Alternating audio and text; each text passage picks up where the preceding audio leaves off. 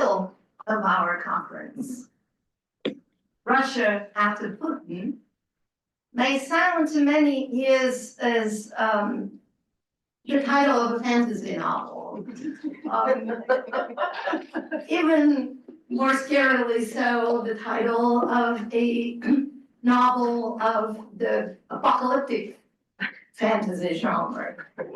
And this is hardly an accident, because regimes of the kind that Putin has built in Russia during the 21st century rule by the illusion of eternity. As the title of Alexei Yevchuk's well-known novel about a book about the Soviet Union, everything was forever until it was no more. In other words, the fear that regimes like that use as the political whip to keep their subjects in charge, in check.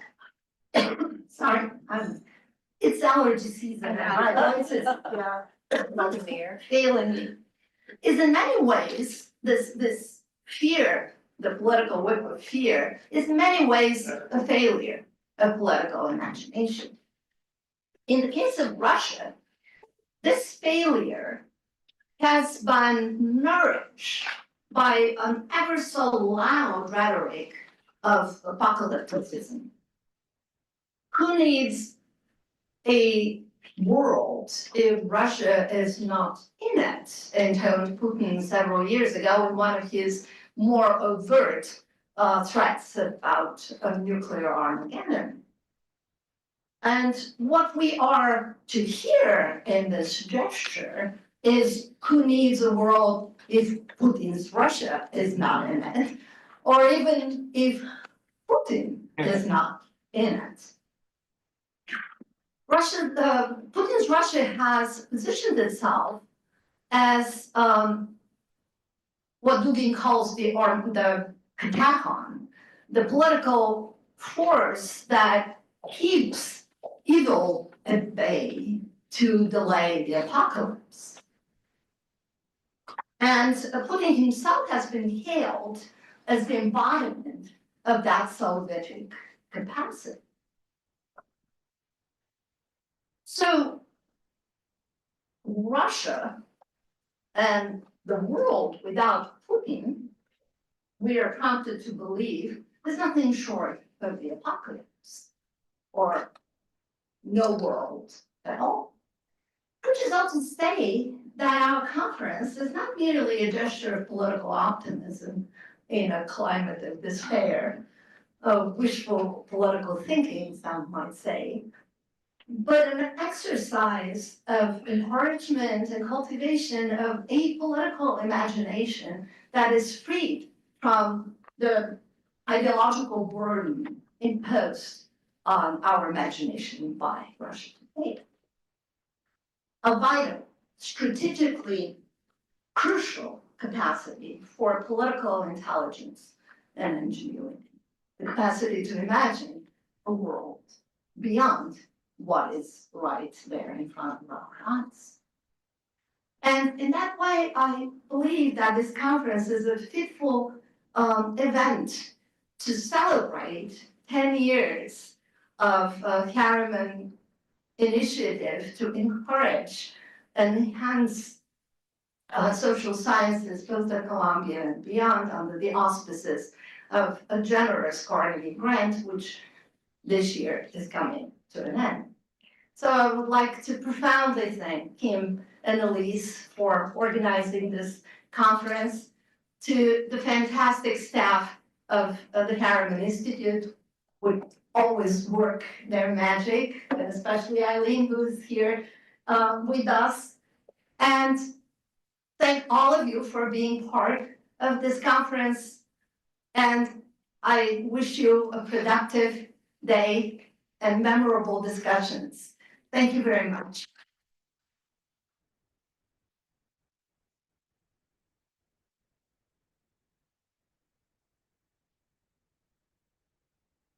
Thank you, Valentina. We're so grateful for the support of the Harriman Institute in making this possible. I just want to say a few words about where this idea came from, then I'm going to turn it over to Elise, and then she's going to turn it back to me to summarize the first paper of somebody who couldn't be here. But where this idea came from is that Elise and I were having lunch. And we noticed that there were a lot of people who were writing various policy predictions about what would happen to the Putin regime, about whether Putin would die in office, about whether he would be overthrown, about whether there would be a coup, about whether he would step aside, or whether there would be some kind of a democratic revolution. And we were thinking to ourselves that what's really missing here, as Valentina was saying, is this really deep social scientific knowledge of Russia.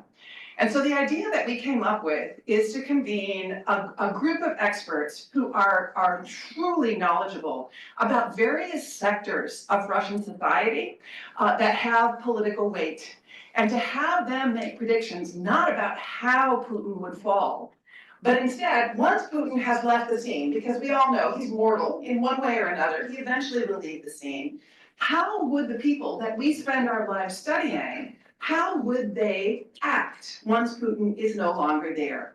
And so that is what you should expect today. It's divided by sector, and it's a unique, as far as I know, nobody else has approached the question of Russia after Putin in this way. We are hoping that it becomes a special issue of a journal, and so we'll see if that ends up coming to fruition. But that is what you should expect today. So welcome everybody, and now I'll turn it over to Elise.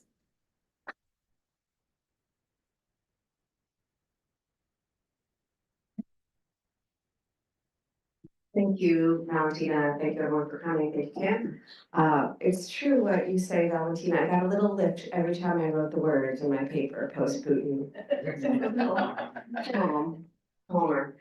So I just wanted, I'm just here to thank you and then we'll get started. So I want to very much thank the Harriman staff, without whom this conference or really anything wouldn't be possible.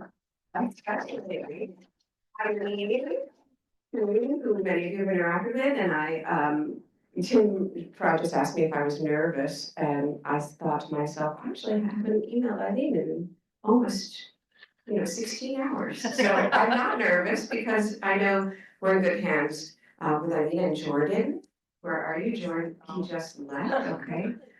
Jordan is the PER assistant and PER is programming U.S. Russian relations under the auspices of the Carnegie grant. I want to also thank the Carnegie Foundation. And of course, I really want to thank our contributors. Thank you to all the participants, the paper writers, for taking this project so seriously, doing such good work, and flying or transporting yourself here today. And thanks to those of you who are here early in the morning, coming and being part of this. We really welcome feedback during the course of the day after we have our presentations. I'll just say one word about format. We have a short 10-minute presentations of each paper. Then we have discussants on each panel, also short. Discussants for ourselves. We have selected 3 discussants from among the professors here today. And then we will have an open discussion, but we're going to kind of move things along at a fast clip. So that's the way we designed it. And with that, I will turn the floor back to Kim, who will present Henry Hale's paper. Henry Hale is at another conference on Ukraine at GW, so he couldn't be here today. But he agreed to have Kim present his work.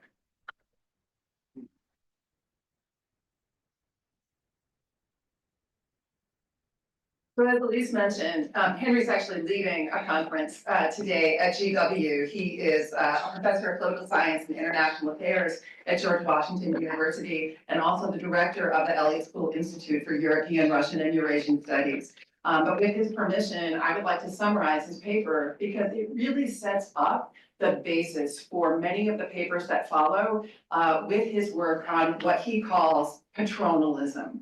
His paper is based on his path-breaking work on not merely Russia, but also comparative with other countries, especially in the post-Soviet space. And he defines patronalism as a country that's in a social equilibrium where everyone gets their interests met in society and in politics by working through extended networks of personal acquaintance. So it's really the relationships between individuals that matter for talking about what Russia is today and what Russia is going to become in the future. The main political actors in these countries, says Henry, are not state agencies. Of course, the state agencies play a role, but instead the main actors are the individuals who are tied to each other through informal networks, including through their work in the state agencies and their appointments to the state agencies.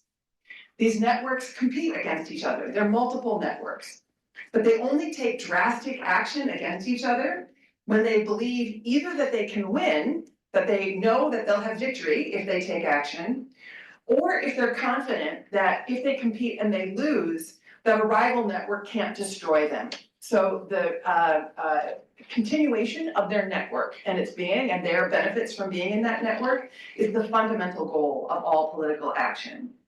Or if they believe that existential issues are at stake for their network and they see a current window of opportunity that might be closing soon and feel like they have to take action now, even if it's risky. And what Henry argues is that this explains the stability of the Putin era. That Putin has been very good at getting these networks to compete against each other, but at the same time to ensure that each of those networks continues to survive. And the implication is that once Putin is gone, since Putin is the fulcrum that holds these networks together, that may portend instability afterwards as the stakes change for these various groups of informal actors. So Putin, says Henry, sits at the top of several competing core networks.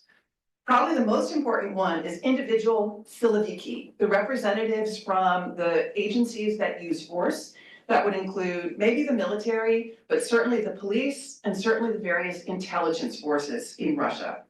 Especially those from the KGB, the old Soviet KGB, and the follow-on force from the KGB, the FSB, the Federal Security Service, where Putin served before he took the presidency. They have long personal ties to Putin, and increasingly their children are being given various roles in the state. The second network that Henry defines is personal associates from Putin's time in Leningrad, which became St. Petersburg, where he worked in the mayor's office, and before that, where he grew up. The third network, Henry says, is the oligarchs who rose to power within the past 25 years because of their personal ties to Putin. And then Henry notes that there are also a few individuals who have been adopted by Putin from the Yeltsin era or from other external backgrounds, primarily technocratic backgrounds. And then Henry also mentions Putin's own family. But Henry points out that this has not yet congealed as a unified network. That doesn't mean that it couldn't congeal as a unified network in the future. So given that there are these networks that are being kept in balance by Putin, Henry then asks the question, what's going to happen to and among these networks following a Putin exit, however that exit occurs? Henry identifies what he calls 4 focal points to concentrate on, 4 things, 4 factors that we really need to pay attention to in order to understand what's going to happen next. The first question, and I think Henry thinks this is a very important question, is do they have the symbolism of succession on their side?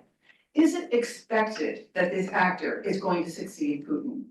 And Henry points out that comparatively, this applies mostly to networks bound by formal rules, but he notes that that's what happened in Soviet times when it worked through the Politburo. But he implies that the Russian Constitution matters here, not so much for institutional reasons, but for symbolic reasons. Because the informal networks are still the primary political actors, but they can use the process of succession outlined in the Constitution to give themselves legitimacy. That's the first focal point. The second is the question of who demonstrates public support through elections, because elections matter, even in a society where institutions are not the key factor in society, because it is an expression of popular will, and nobody can stay in office if they don't have popular will behind them. The third question Henry asks is there an endorsement from Putin that perhaps has not yet been uncovered, but is there some secret endorsement that Putin has made of somebody who would be the person that he wants to have succeed him? And that would also be a focal point. And then the fourth question comparatively is, do these actors have the preponderance of the national political machine on their side? And here Henry thinks that this factor probably doesn't matter much in Russia because the networks are competing. There's nobody who has a preponderance of the national political machine on their side. They're all competing for control of the national political machine. So he dismisses the idea that this would have much of a role. Instead, it's competing networks. So what does he predict? Henry thinks the most likely scenario, unless there is a reshuffling in the meantime of Putin's high offices that he's appointed. But the current Prime Minister, Mishustin, is going to emerge as the default new leader because he has the formal symbolism of the Constitution on his side, and the fact that he's a known quantity, and that people in Russia are pretty happy right now, in spite of the fact of the war and the sanctions and everything else. The people who remain in Russia seem pretty satisfied that most likely he would have popular support behind him. And for the elites, he's a known quantity. So Henry says the Siloviki network, this network of individuals who are in the ministries of power, could try to move against Mishustin, but this would likely lead to regime collapse or chaos. And so they'd only be willing to do that if they really believed that they were in danger if they didn't do it. Henry says there could be some dark horse contender, somebody we haven't thought about yet, but it's not clear how such a person could gain the support of all those various networks that have power in Russia. And then Henry says it could be a member of Putin's family, but would be very risky for the Siloviki to trust such a person. And that's where Henry ends his paper. So he talks about these possible scenarios, the most likely scenario, the role of individuals in these individual networks. And I'll stop there and I'll turn it over to our first panel.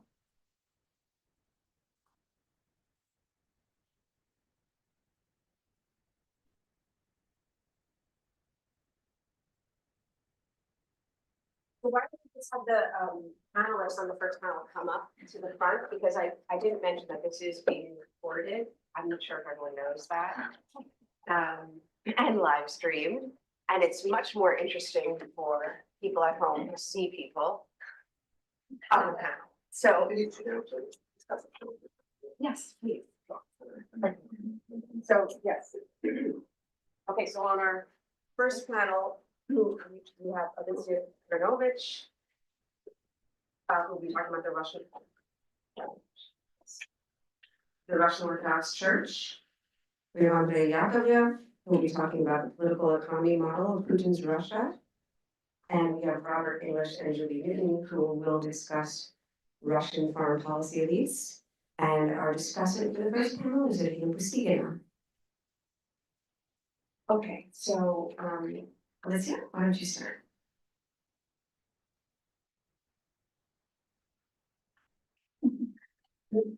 I run this check whether I know how to manage that.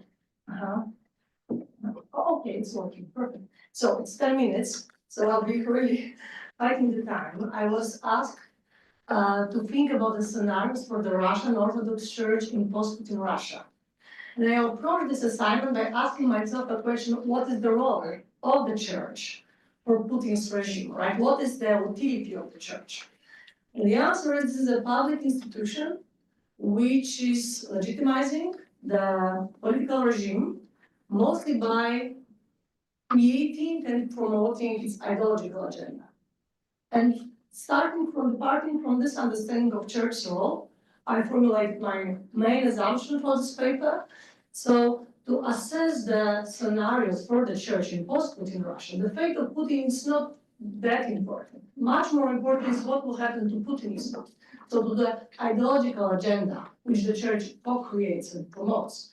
In other words, it's much more important the one who comes after Putin, how he will decide to legitimize his claim for power, using the same ideology or emphasizing that this is something, he wants something completely else. Right? And now let's leave out the whole discussion which is going right now, whether we have ideology in Russia right now or not.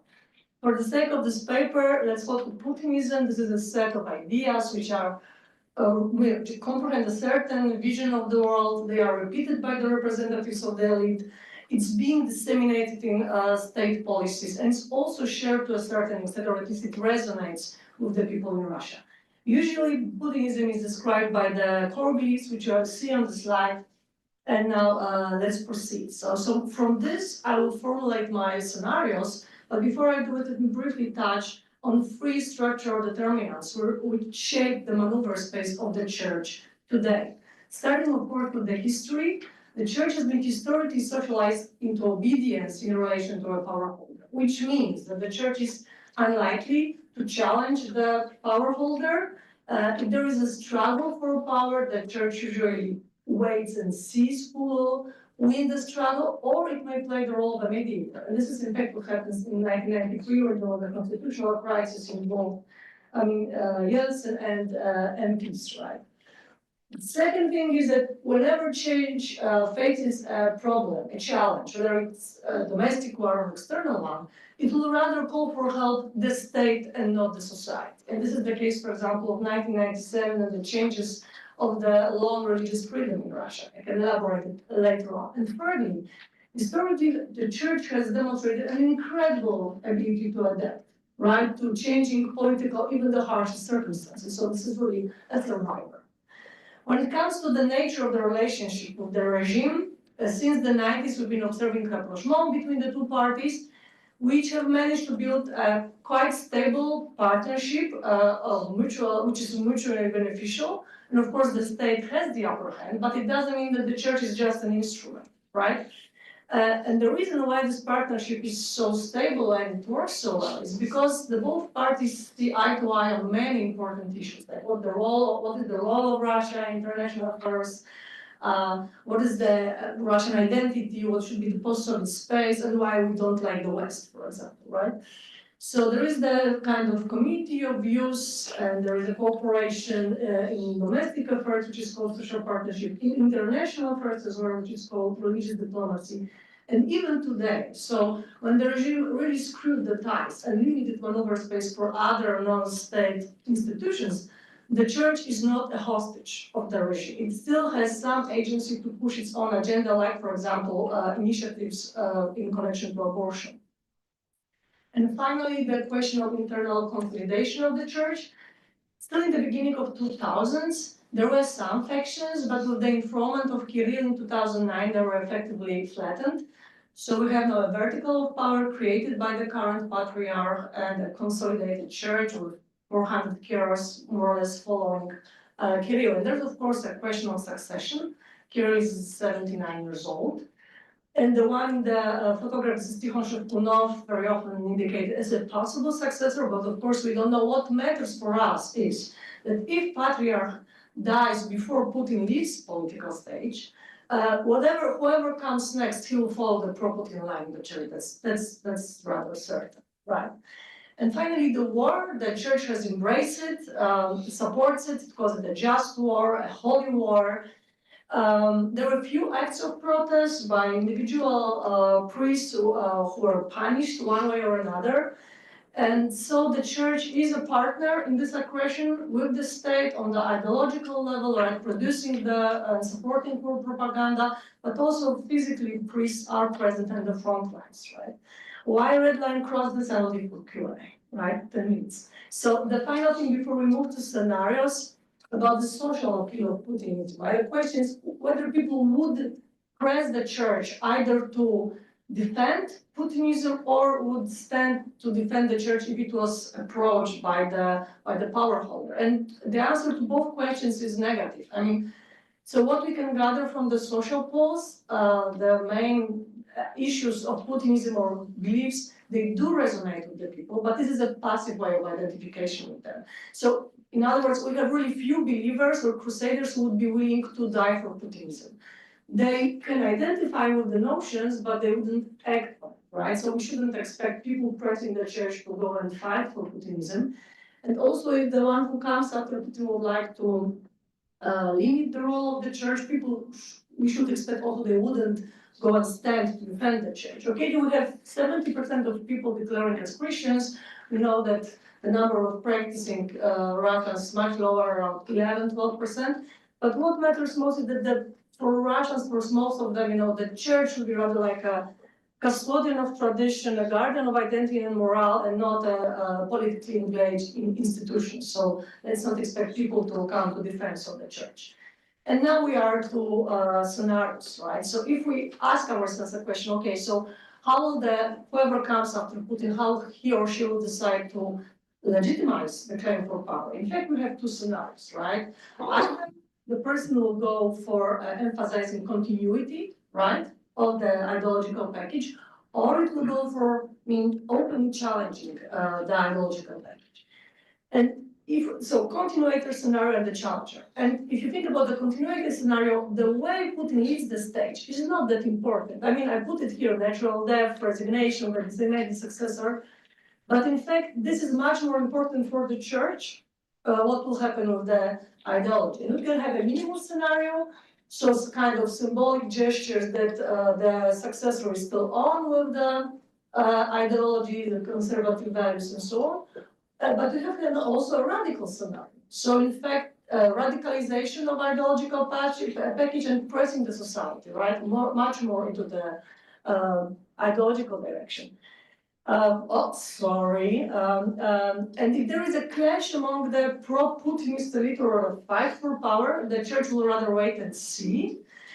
And it can become stronger if the one who comes after needs a stronger ally, right, to support its new position.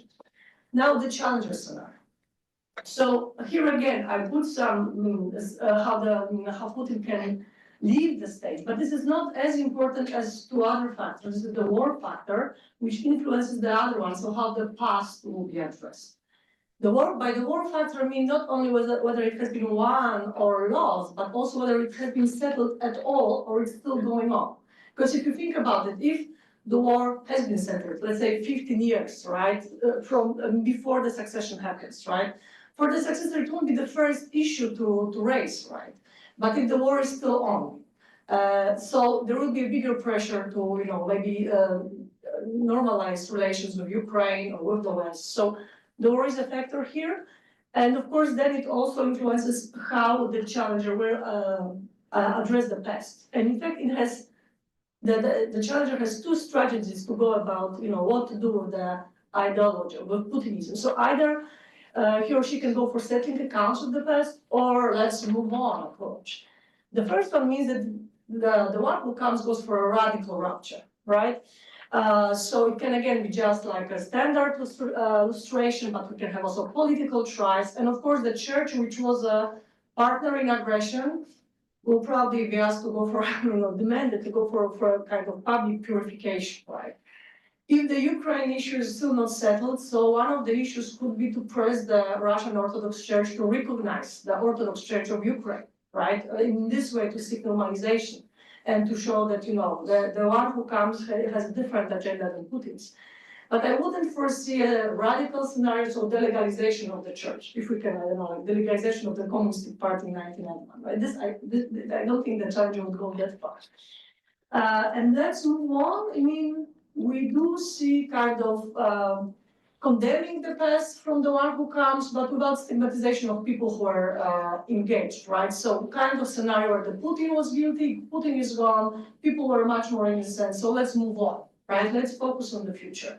And here the church is in much better position. Okay, of course, some symbolic gestures, or installing the priesthood, frocked, or keeping a low profile, but it's not as challenging as the settling accounts of the past strategy. There are two, let's say, difficult moments for the church. Maybe the first one is not that difficult. So what if there is a coup against the Putin and it fails, the Putin survived this? So there is a struggle, but the Putin is still there. But I guess in this situation that the church would side with Putin, if we can follow the scenario with Prigozhin, this is what the church did, right? The patriarch supported Putin. But really the most challenging scenario for the church is the one when we have a hybrid situation scenario. So we have somebody coming and challenging Putin as a leader, but in the name of promoting Putinism in a much more competent way, right? So this would be then a dilemma, let's say, for the Russian Orthodox Church. And the last word, and I'm finishing with this, so the probability of scenarios, right? So of course, what we can say from today's situation, the most probable is the continuator scenarios, right? And then an open coup d'etat, but after reading Tim's paper, right, in personal dictatorship, it's not a scenario we can really count on. And only in the first place, I would say the mass protests. But as the Belarus case of 2020 shows that you cannot ever exclude it, even if it was really dire, right? The lost war could raise the chances for the challenger scenario. And the bottom line is that Vladimir Putin, and I think this also appears in other papers of today, he can survive even the war is not, a truly victorious one, right? Vladimir Putin right now has resources, including psychological one, to survive the negative result of the war. So here I stop. Thank you so much. And yes, I pass the mic.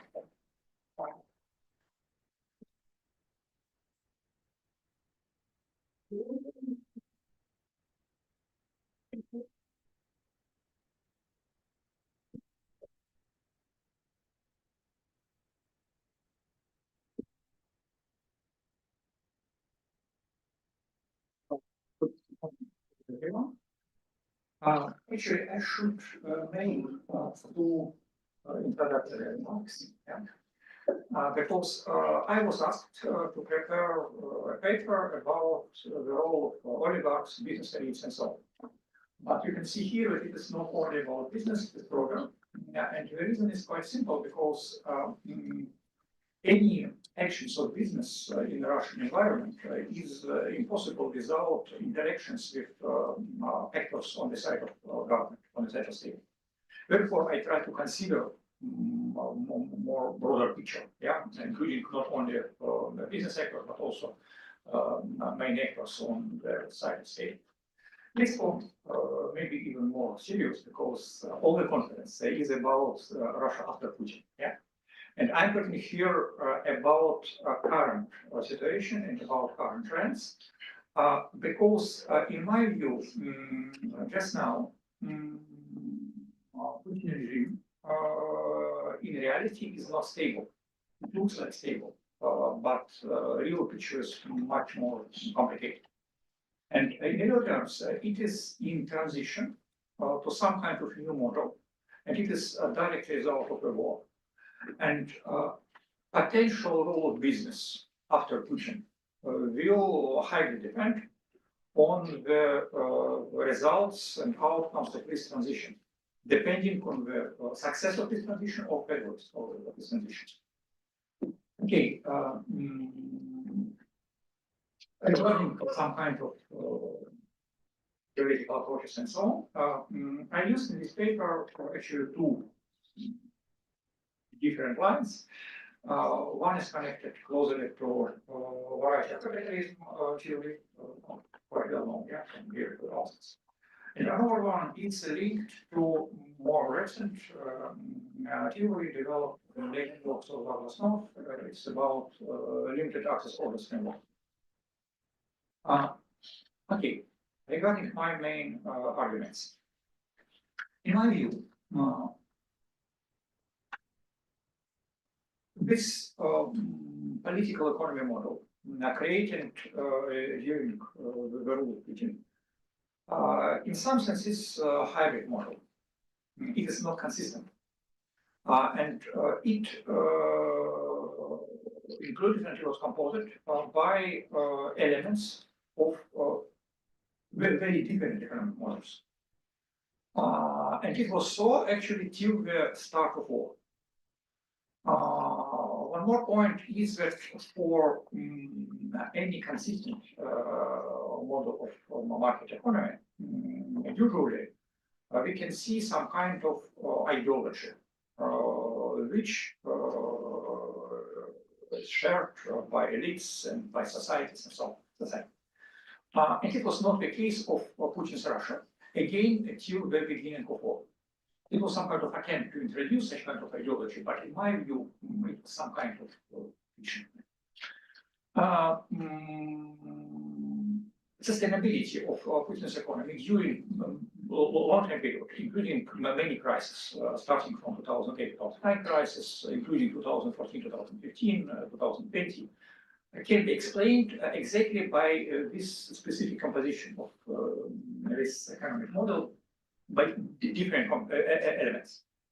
But this war, and maybe one more important point, is that all this economic or political economic model was based, of course, on some kind of balance of interests between key elite groups and the loyalty of these elite groups to the regime was based on ranks provided for them by regime. And it is really very in line with these arguments of North or Western finance, this impassive framework. The problem is that the war in Ukraine really broken this balance between different interest groups, between different elite groups. And also it changed very significantly this sources of rank, which was necessary for this equilibrium for war economy. One more important point is that in real terms, Kremlin and Putin personally were not prepared to this war. they expected something similar to annexation of Crimea in 2014 with some kind of short campaign during 2 or 3 weeks. Of course, with some sanctions after that, but at the same time, with increase in some kind of patriotic mobilization and so on. Finally, it was a real, very bloody war with huge costs for society, for economy, and so on. Due to availability of financial resources accumulated in previous 8 years on one hand, and also, in my view, due to a very contradictory design of sanctions. Because you all know that real sanctions against Russian energy export were introduced only in December 2022. But oil prices increased dramatically due to all uncertainty, instability, sanctions, and so on and so on. And as a result, in 2022, Kremlin could get $100 billion of additional export revenue compared to 2021. All these factors, including also unwillingness of Kremlin and Putin to real war, led to a specific situation during approximately 2 years with some kind of attempts on the side of Kremlin to create the illusion of normality. It is not the war, but it is a special operation. Of course, it is not in Syria now, it is already much closer, it's Ukraine, but it is not your job. For people, for business, you can continue your life. It is our task to manage it, that you can continue. And till, actually, 2024, Kremlin had enough financial resources to continue the war and to finance the war, to cover all social obligations, and to provide rents to elites. But in 2024, the situation started to change. And it is exactly the point for this my argument about this transition to a new model. Okay, it is about main arguments, but now regarding main actors and sources of rent. Actually, of course, I used some kind of ideas from my previous papers, and actually in 2021 I published a paper in Post-Soviet Press, exactly using this approach of not voice and quietness, but of course it was about previous my paper. And in this paper I told, it's not only about me, it's about many scholars. Yeah, I talked about 3 main groups: top-level bureaucracy, oligarchs, and Siloviki. Here I try to extend this list, and here you can see also the main sources of rent, which were used by Kremlin in different time periods, not at the same time. Actually, in my paper, I provided some kind of explanation which groups to which sources of rent that are related and so on, but I think I don't have time for it here. Okay, this is about main elements of Russian political economy model. In my view, till the start of this war, we can talk about 3 main elements, including liberal market economy, according to this concept of variety of capitalism, of Homo socius, with some important addition related to state action. Because for Homo socius, with all discussions about developed market economies, it was not the issue. But if you look in history, for instance, in US, with this liberal market economy, clearly, in late 19th century and early 20th century, we can see clear indicators of really huge state action. And in my view, it was exactly the case of Russia in 90s. Yeah? And for instance, in 90s, actually, we can see mostly this attempt to create liberal market economy and also these indicators of state action. Regarding to our models, in my view, it is mostly phenomena of 2000s and later. And they became possible because for both of them, it's necessary to have a relatively strong state. And in 90s, we had extremely weak state. But in 2000s, situation changed. Here you can see some kind of, it is my personal assessment, but based on quite extensive contacts with people from different Russian elite groups, both on the side of business and on the side of government for many years. It is about some kind of preferences of these groups regarding different models in 2000s, before all crisis, before crime annexation and so on. You can see here some kind of really dominant preferences for liberal market economy model, including also some preferences in Ukraine, especially in early 2000s. We can see here also some elements of mafia state, which were important for some actors, but not for all, clearly.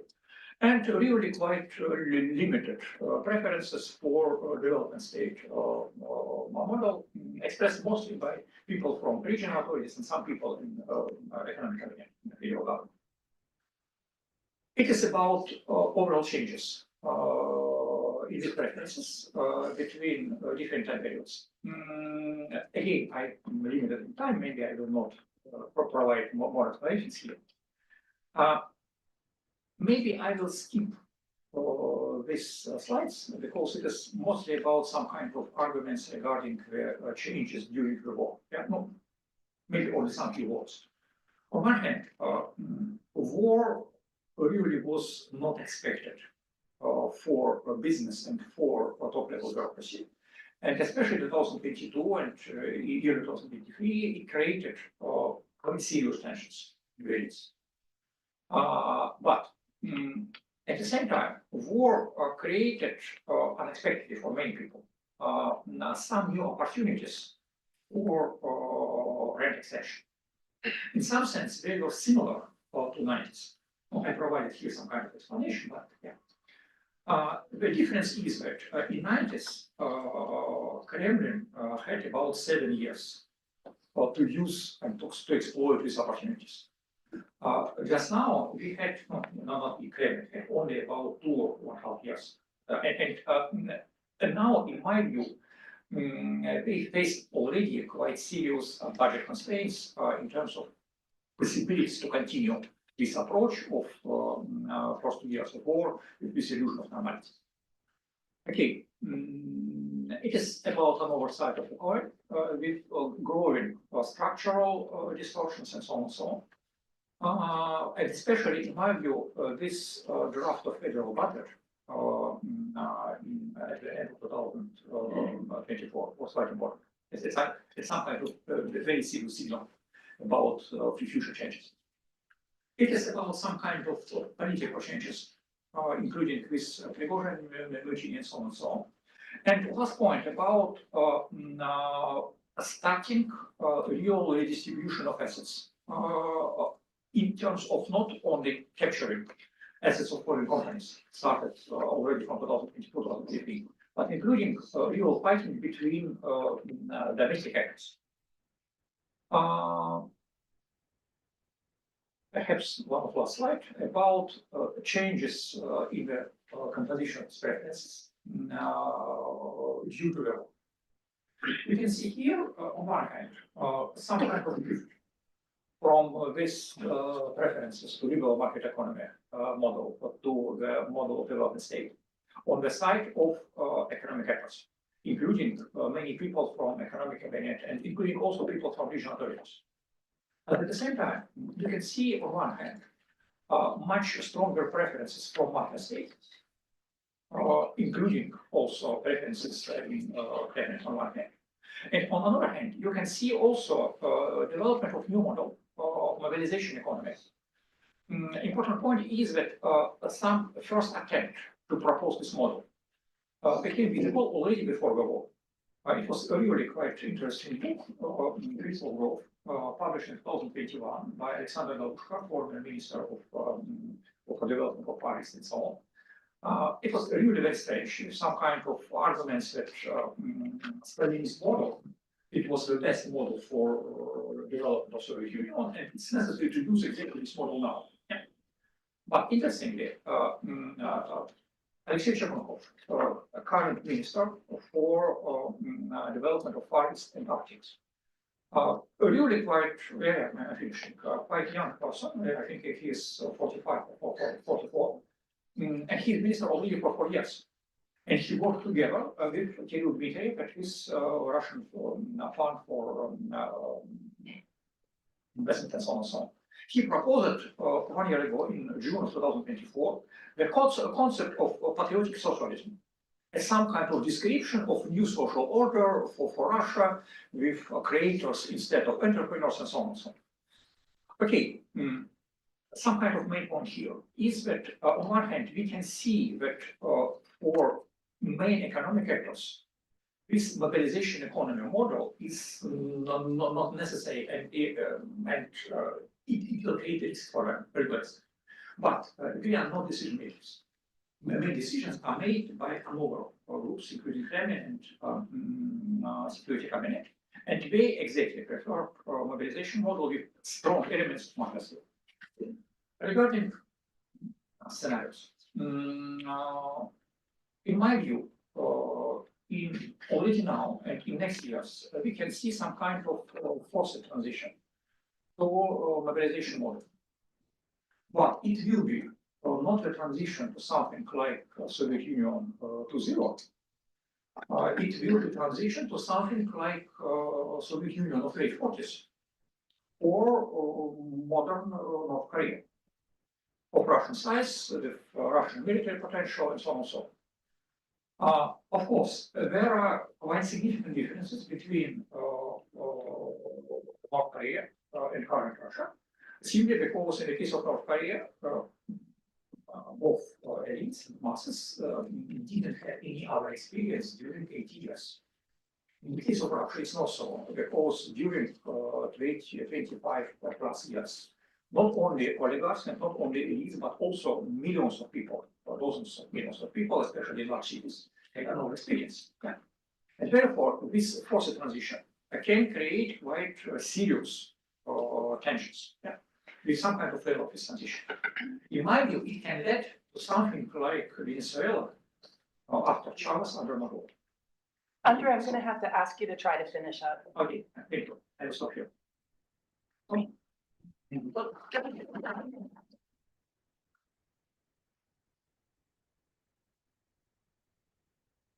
you.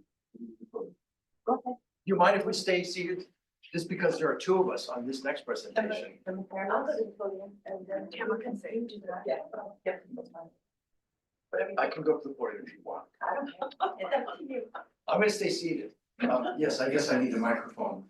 But without wasting further time.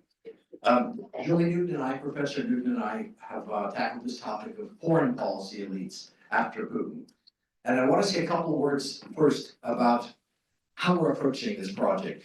Julie and I first met as colleagues en route to Moscow for our own PhD research on one of the first Perestroika era academic exchanges of the late 1980s. You got it. And we also shared kind of academic pedigrees because both of us had studied both at Princeton and Columbia with the likes of Bob Tucker, George Kennan, Cy Black, Richard Wortman, Legvold, Schulman, all of these grandees. And this is another way of saying that we were steeped in a classical approach to politics, right? One that emphasized the study of Russian history and culture as the background of politics. And we brought this perspective to bear on our own research on Gorbachev's foreign policy at the end of the Cold War. And we viewed the foreign policy elite or elites under Perestroika, not just as institutional actors, but also as intellectuals, analyzing their ideas, their identity as part of a larger intelligentsia to help in understanding their beliefs and their behavior.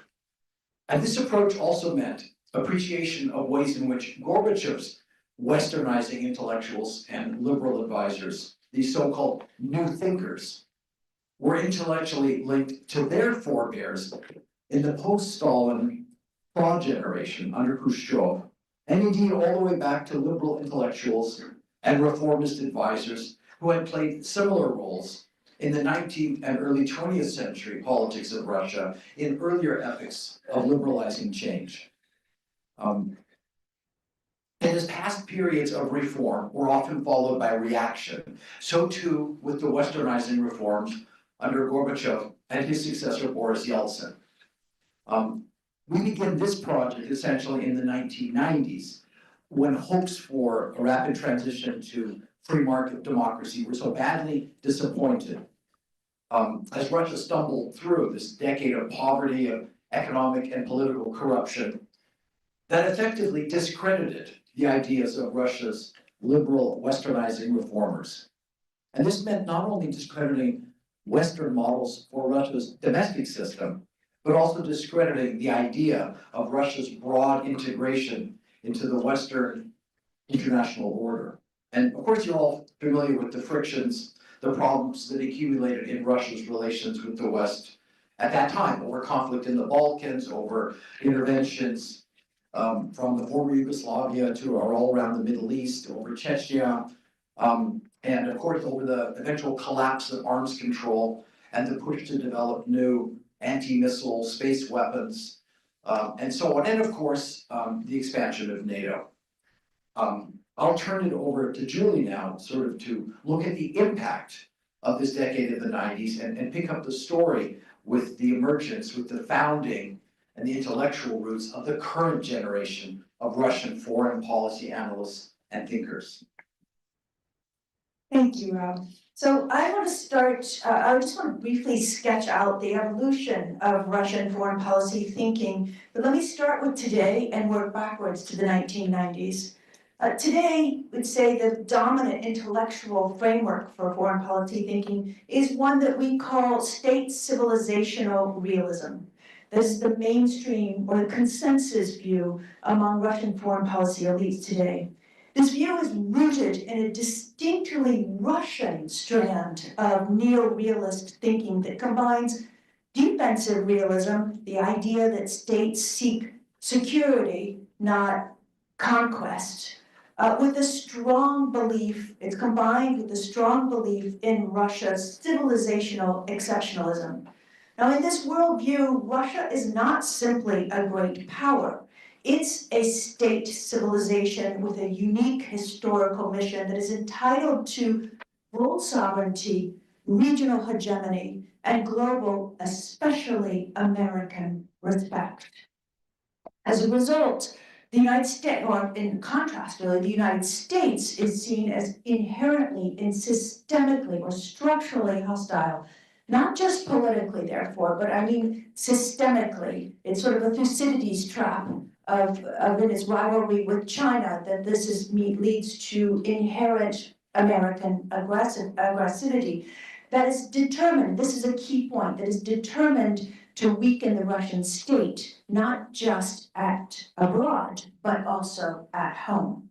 As a result, these Russian strategists are obsessively focused on American power, and therefore they try to balance the United States through ties with China. And combined with that, there is a reorientation towards Eurasia as a distinct civilizational space that is very much apart from Europe.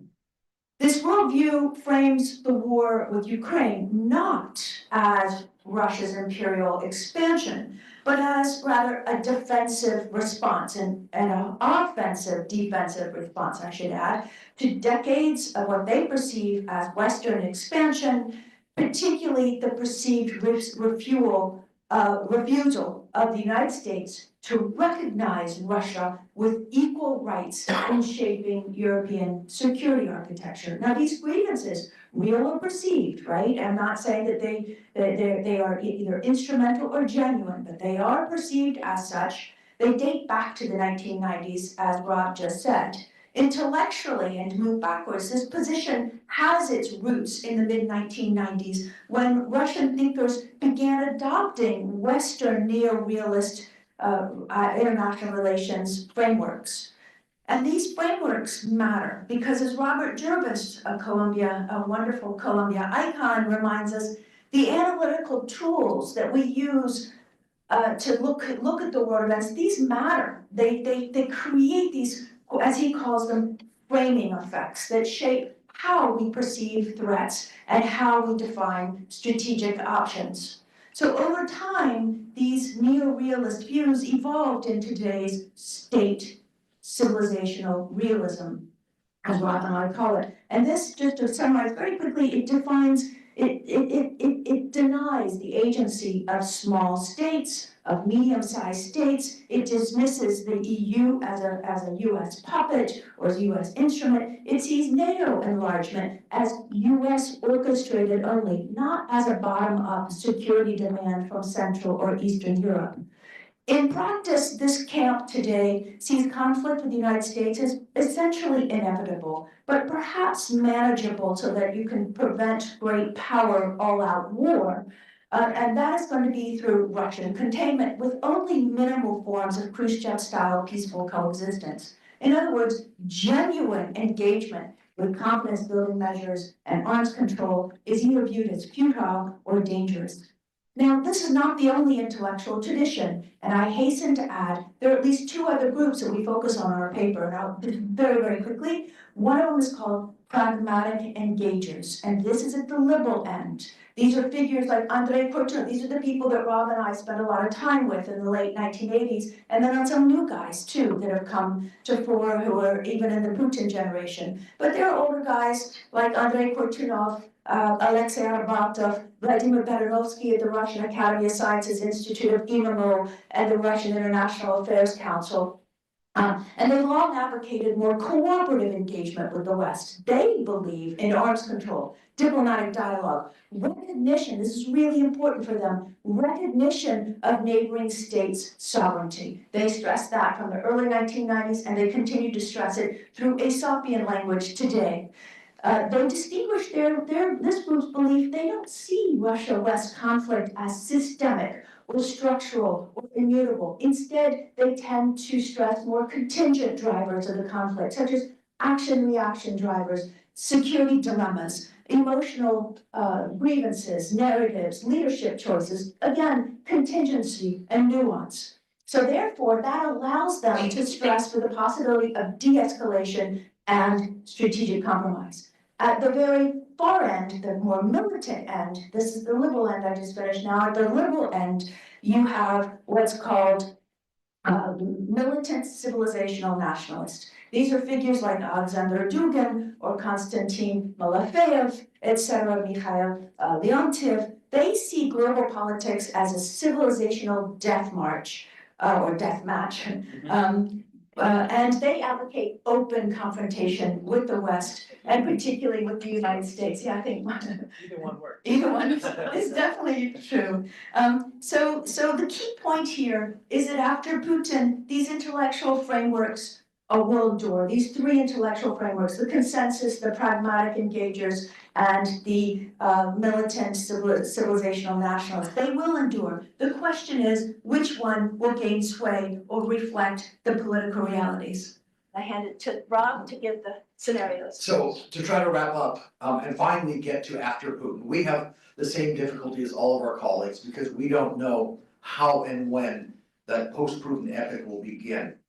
And even more, we don't know how and when the war in Ukraine will end. And in our view, this is particularly important to anticipating the influence of foreign policy leads and the ideas and policies they will advance after Putin leaves the scene. Pretty simply, if the war ends in what Putin can, plausibly claim as victory for Russia, and that is subsequently followed by a period of relative calm and rebuilding, and then perhaps a smooth, managed transition to post-Putin Russia, that will boost the status quo, the status realist foreign policy school, and lead us to expect continuity. And only years after, and particularly under conditions of increasing economic strain, might we expect, out of necessity, the pragmatic engagers, I'm sorry to butcher in shortening their names, the pragmatic school, the more liberal, to find an ear in the Kremlin, because engagement, because of economic and technological lag, will simply make that necessary. But that's the first scenario. We don't know how likely that is. A year ago, when we began, it maybe didn't seem as likely, and a Russian defeat was on the horizon. But now, with the latest efforts under the administration of Trump, perhaps a negotiated settlement, a Russian victory in Ukraine, and Putin triumphant scenario looks much more likely. We're following the news on CNN, same as all of you. But back then, again, a year ago, we began, this defeat scenario did seem more likely, particularly if it came out of a mutiny, a large-scale mutiny like the Prigozhin affair, followed by infighting among the elite, the military brass, could lead to scenarios of large-scale protests, domestic disorder, and violence. In our view, that would, at least initially, greatly strengthen the most extreme elements, the civilizations, the nationalists, I'm sorry, so I keep calling them the extreme hardliners, the national civilizations, for understandable reasons, right? In circumstances of collapse and disorder, the more extreme ideologies would come to the fore, particularly if it seemed that forces outside the country, if the West is encouraging disintegration, decolonization of Russia, and reveling in Russia's disorder, that would boost the most extreme ideologies even further. And we have a third post-Putin scenario, but it also begins with Ukraine, but turns on neither a victory or defeat in the near future, but simply continuing war, right? This is the scenario that begins to understand Putin, and maybe we see this today in the Russian response to Trump's best efforts to give Putin all that he wants and then some. Instead, continued war, and it's an understanding of the Putin regime and Putin himself as invested in continued conflict with the West, because he believes it, because it's become part of Russia's identity, and because, of course, it justifies continued repression and militarization at home. This is almost a Stalinist view of Putin, who needed conflict with the West, and so would have had Cold War in any case. This Putin, of course, stays in office. All of the domestic, social, and economic problems only worsen. It's sort of an après moi le déluge kind of leadership, which would, of course, leave if he departs the scene 10, 15 years hence, after this additional decade or more of continued conflict, of continued repression, and tightening control of Russia, whose domestic, social, economic, and other problems have only reached the boiling point, and then again, very likely disorder, chaos, and at least initially, a greater opportunity again for the civilizationalist nationalists, the most extreme ideologies.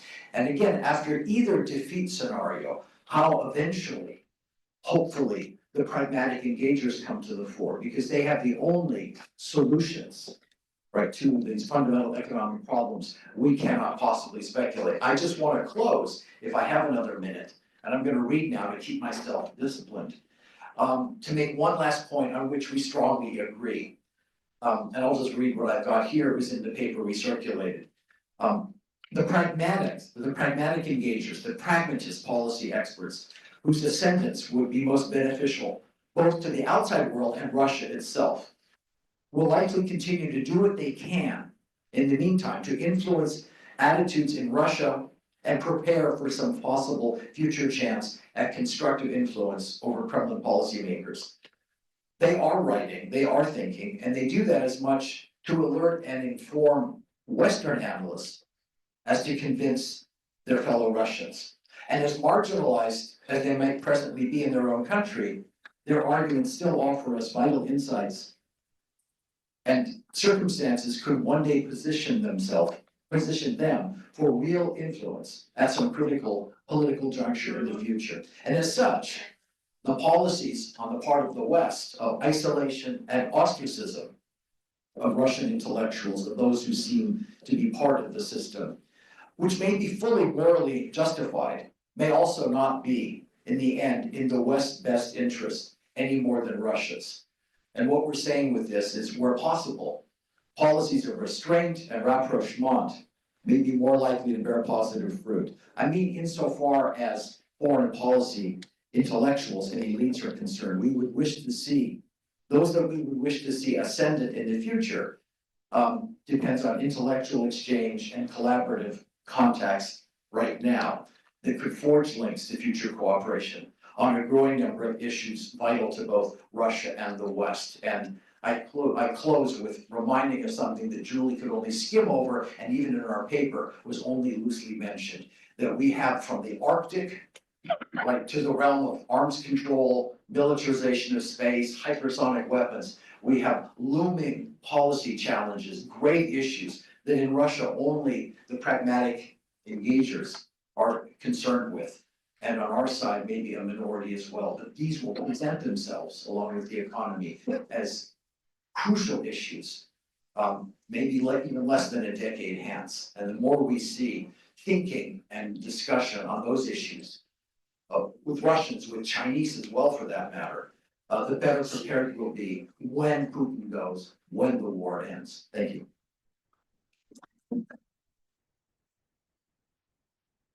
Go ahead, Harriman.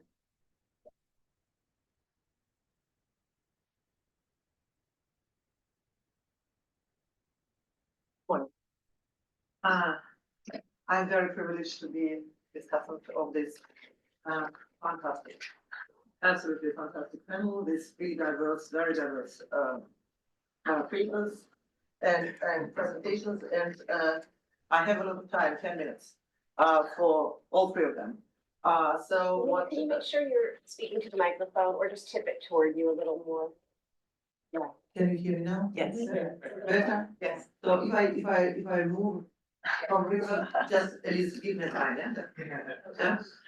Okay, so again, very privileged to be the discussant of this fantastic panel, and I have 10 minutes for presentations, and that's why I will say that I'm thrilled. They were so really I enjoyed them very much, and here I will start with positive things because of the 10 minutes, you know.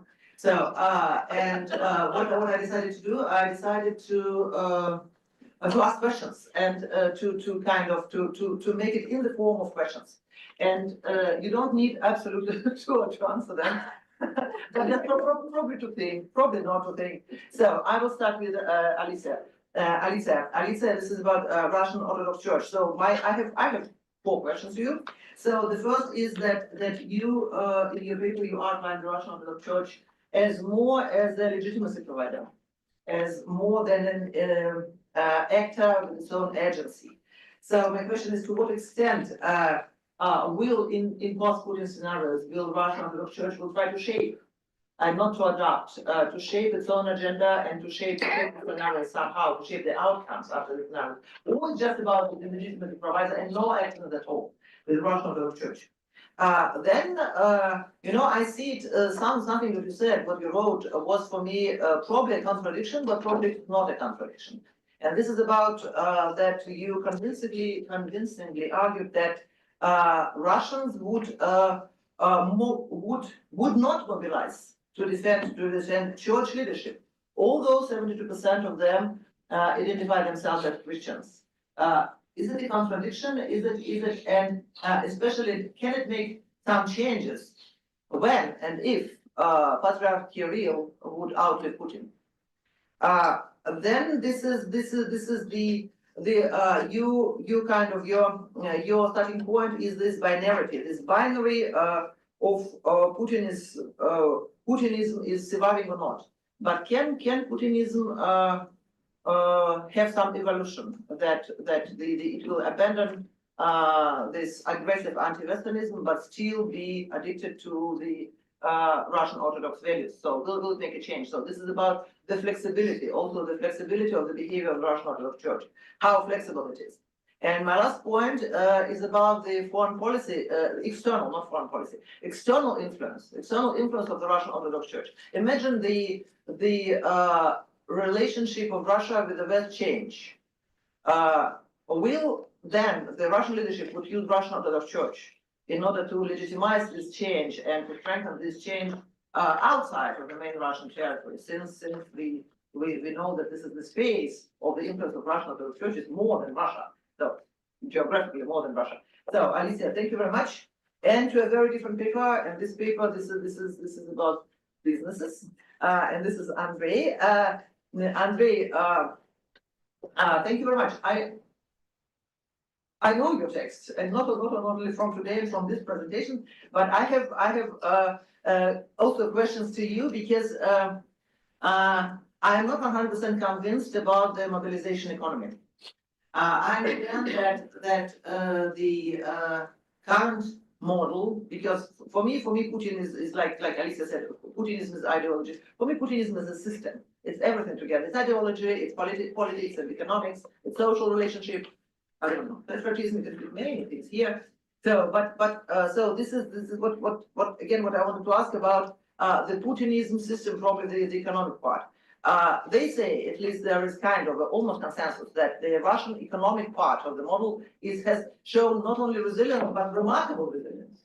Remarkable resilience. So this is what does that mean? That means what justifies the need to change to mobilization economy, and who's going to do that?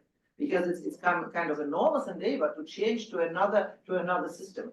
And I have, studying different aspects of Russian politics, but the Russian situation, that Russia is kind of a country which can live with a lot of problems. Accumulates, nothing happens. So this is, and you're talking about this big change. Is it so? Then this is, how do businesses, this is the second question, how our businesses are really feeling in this current model? Do they feel unhappy? I'm not business, but I'm not sure that the businesses are feeling unhappy. They can be arrested. Can they be arrested? Yes, they can be arrested. But they can earn a lot of money out of a sudden. So this is the rule of the game. This is the game. If you are not inclined to risky behavior, you don't go into business, into big business in Russia. So I think they are doing quite well. So this I want to say. Then another question after Putin. If we imagine that after Putin, the situation with the state will lose state capacity, there will be chaos in Moscow, or the competing for power, the competing or fight for power. Will businesses participate in it? Will they have their own, I don't know, candidate, or whom? What they're going to do? What will be their interest? Can they coordinate? Are they coordinating? For me, the question of coordination in current Russia is one of the most important. Not only in the business. How this coordination goes? What are the horizontal links, and not only this Russian vertical links? Very generally, Andrei, the last question to you: what kind of force is business generally? I understand it's probably a silly question, but still, is it a conservative force?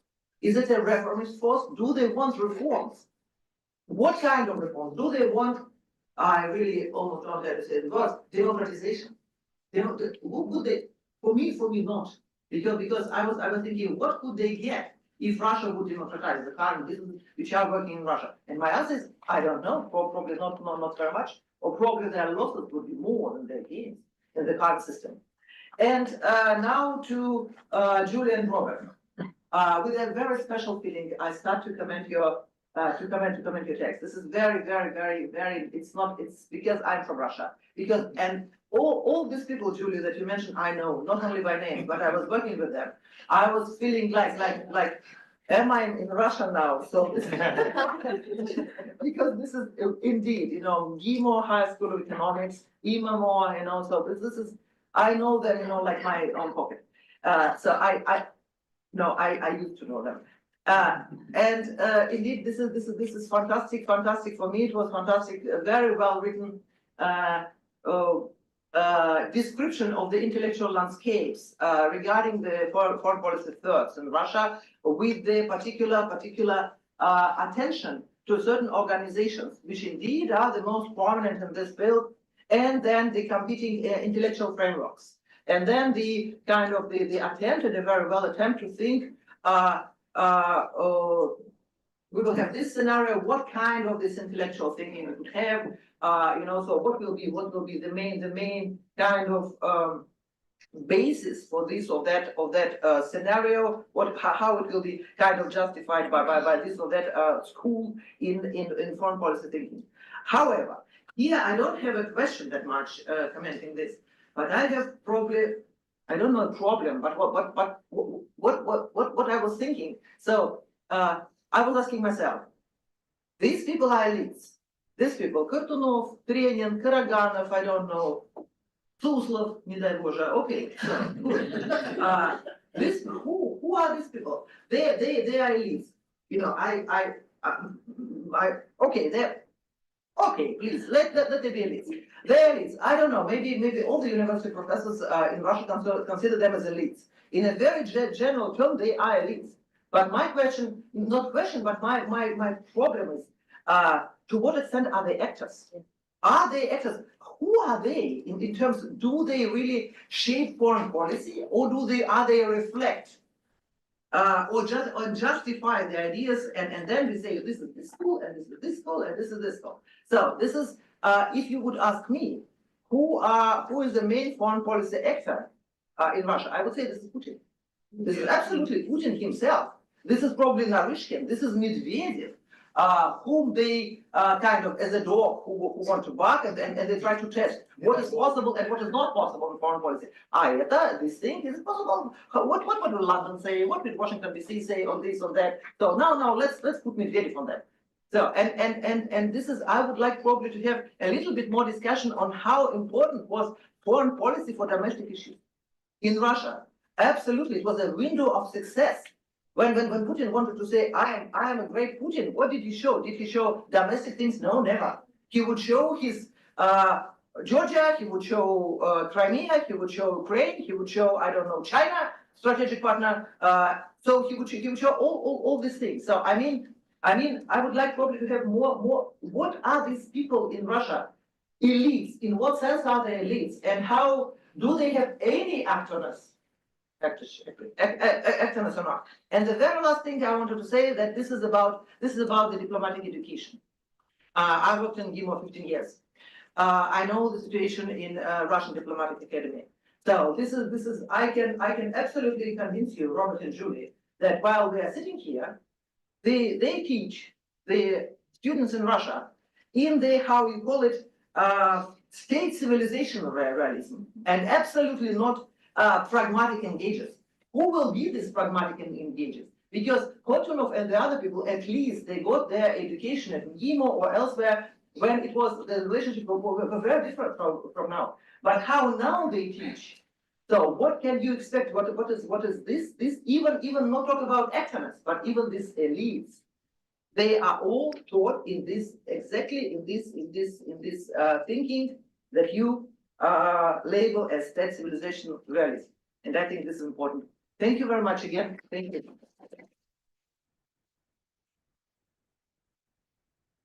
So, Ida, do you want to stay as moderator and take questions from the audience, or? Me? You. Yeah. Yeah. If you don't want to, I can come up there and do it.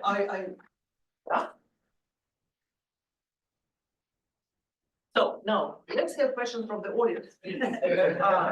Team, please. And you. The first three really interesting papers really made me think a lot. I had a question for Rob and Julie about how the first two groups, have responded to Trump, and I'm especially interested in how the more pragmatic wing, do they say, oh, Trump is trying to build better relations, this is a good thing, or do they see him as populist and a bringer of ideas that are not really conducive to their worldview? And how have the first group, the kind of not the hardliners, not the extreme hardliners, how do they explain the shift in U.S. foreign policy from Biden to Trump? I know it's early days, but can you at least give us some hints about, this seems to directly contradict their worldview that all of a sudden the U.S. is giving them everything they want. How they responded to that? Would you like to respond? Well, first, Tim, yeah, thank you for that. A lot of responses to you as well, but we'll come back to those. But to Tim, I'll start with your last question about how does the sort of consensus view, how do they respond to Trump?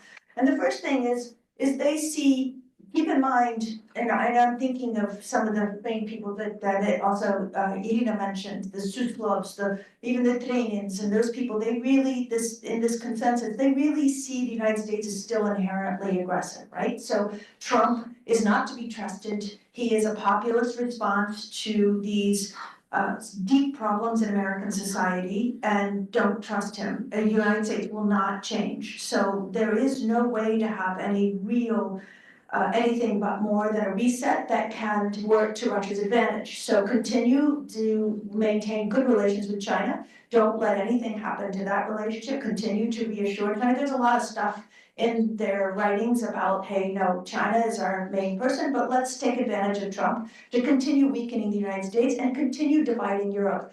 It's one of the most interesting dialogues in this MPMO blog that I've been following is whether Europe can be independent. And this view really does, I mean, it's as if they've learned nothing, that these small and medium-sized states cannot have agency on their own. And so Europe cannot have agency, so just divide and conquer. And what do you do about when Poland wants to have nuclear weapons? And this is where the pragmatic engagers come in. And there's almost a debate between IMMO and MGMO where they say, hang on, be careful what you wish for. If you divide the transatlantic alliance, which has been basically Soviet policy towards the West, all the way through. It's been a consensus thread all the way through Soviet policy to this consensus today. If you divide the transatlantic alliance, be careful what you wish for, because the United States is a stabilizer. And you're going to have Poland and Germany that want nuclear weapons. Is that really what you want? So this debate inside the Russian foreign policy community is absolutely fascinating. The other thing that I would say is that the pragmatic wing says that the pragmatic said Trump is very dangerous because of this division of the Atlantic Alliance. And that is really interesting. I mean, you could read IMMO and it feels like anything that any of us might be saying in this room. They can't say flat out that they're against the war, obviously, but they describe what happens in very factual terms. You know, they will, but without going into the, horrors of the war, but they will talk about, hey, Europe does have agency. Europe can, they will have nuclear weapons and these hypersonic weapons and things are very, very dangerous, and let's be very, very careful. So I'm really intrigued by this debate that seems to have broken out between these groups. Yeah, I have nothing to add except to the very just point in the initial response. Who are these people? We call them elites, but commentators, academics who have no line to the Kremlin, no influence, and no appreciable ongoing, as you say, who makes foreign policy in Russia? Putin, Medvedev, a handful of others. And I would only say in response that what we hope for and what we've seen in the past are junctures where the depth of the crisis or leadership transition at the same time, generational change, occasionally gave opportunities when there was outreach or more fertile contact, when these ideas, which in some sense were policy programs in preparation, did have an impact.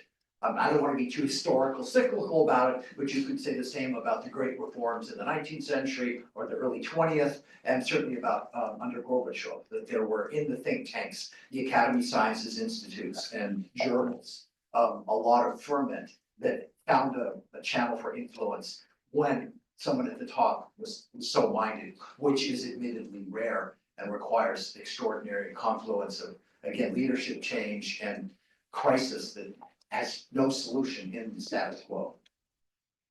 Thank you very much. Alice and Andre, I think it would be fair if you.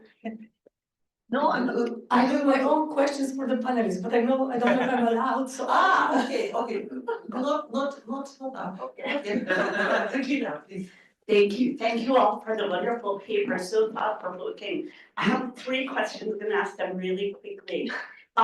First, Alicia, there seem to be growing tensions around the church between policies like abortion and then the very public show during the war of meeting with mothers, meeting with wartime widows, attending death announcements and so forth.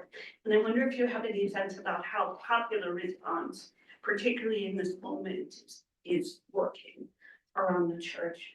And I thank you for your paper. I've been thinking, I was teaching authoritarian capitalism this semester and thinking about how it really isn't a viable model. And so you've you've sort of provoked some new thinking, but I wonder, Russia seems to be facing a potential crisis, some structural changes, and also rising corruption during the war.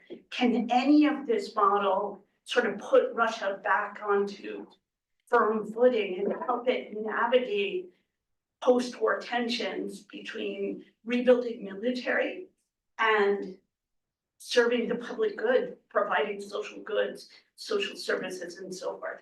And then last, there's some really interesting thinking in the US foreign policy community about authoritarian realism, about the benefits of rebuilding realist powers around non-democratic states in which Trump can be co-opted into that system. And I wonder if that strand was also being reflected in Russia. Repeat the last thing, what That there's this idea that building great powers around non-democratic regimes is a really profitable and good goal for sustaining a lot of bad things. But I wondered if this thinking was entering into Russia. All right, yeah. So briefly, I mean, giving comfort to the mothers who lost their sons, that's a pretty straightforward thing, and you can, I mean, this is recognized as something positive. But abortion, of course, is problematic because this is against what most of Russians would expect. So, and what the church is pushing, so narrowing and severing the right to have abortion in Russia, which is right now legal. So the church is doing this, and this is controversial. And it seems that the initiatives which we are observing, this is exactly the church and not so much the political elite, because they know it's not popular, right? And in general, this fits into the broader issue which the church is raising about demography, right? This is a serious issue. We have to do something about it, and banning abortion will be one of the means to deal with this. And plus, then it's in the package with migration. So we have to have more Russians. So please, Russian women, keep it in mind, right? And on the other hand, we have to block the people who are coming, especially illegal migrants, who are destroying this kind of demographic balance of the Russian population. Thank you, Andrei.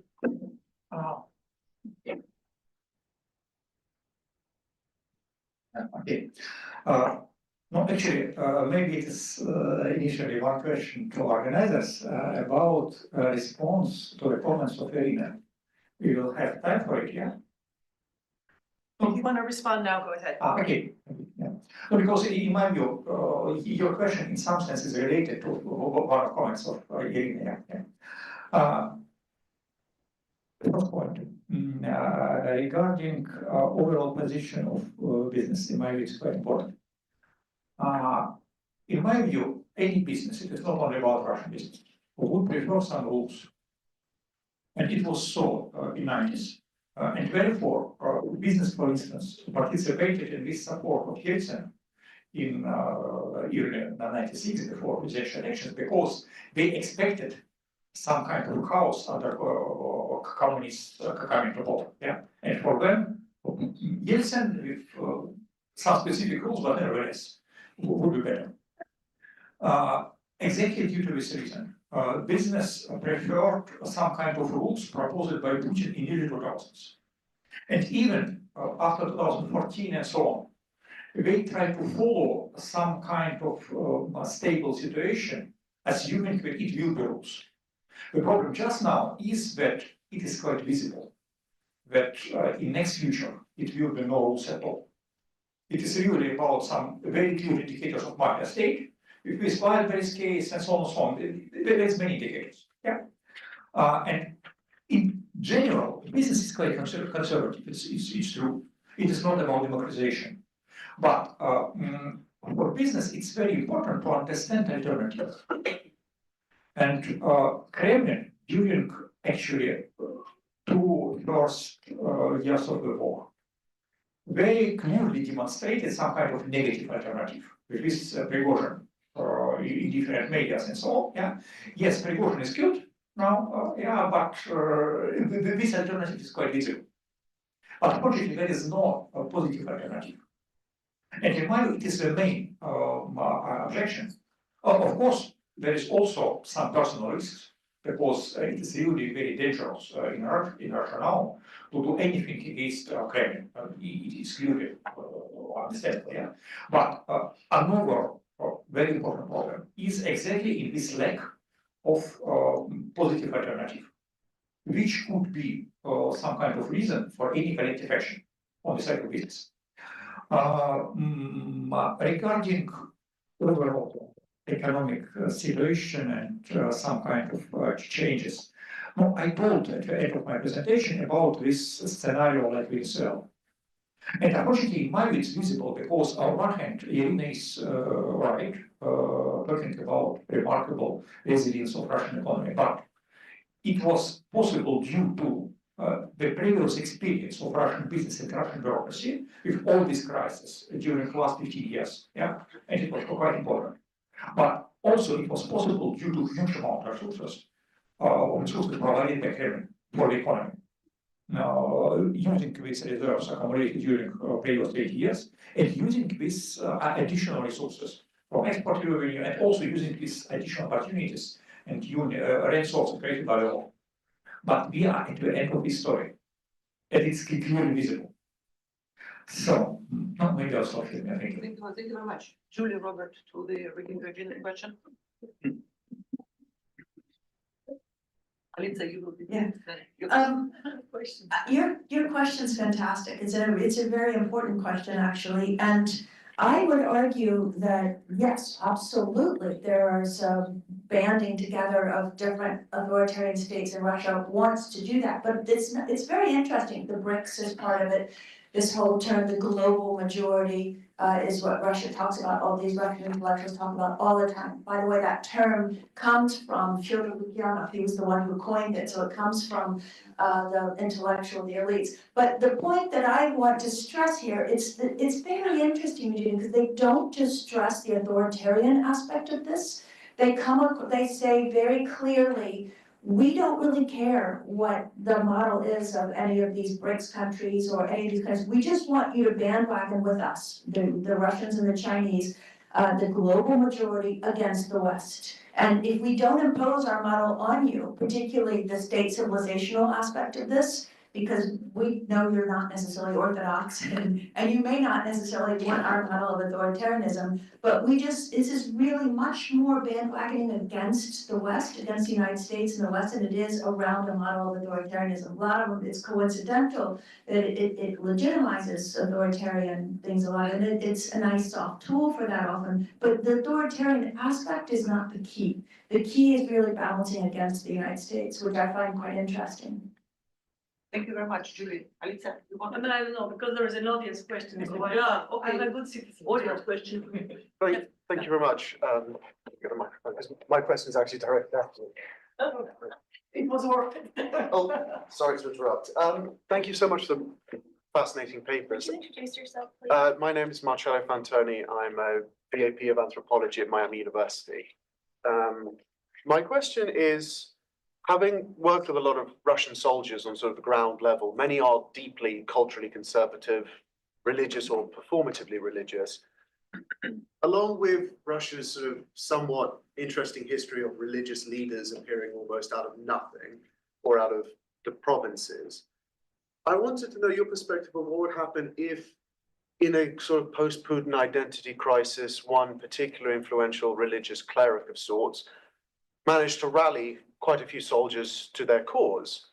How would the state then react, and well, the state and the, let's say, church in support of the state react to an armed group that all of a sudden was raising the Orthodox flag and going to battle?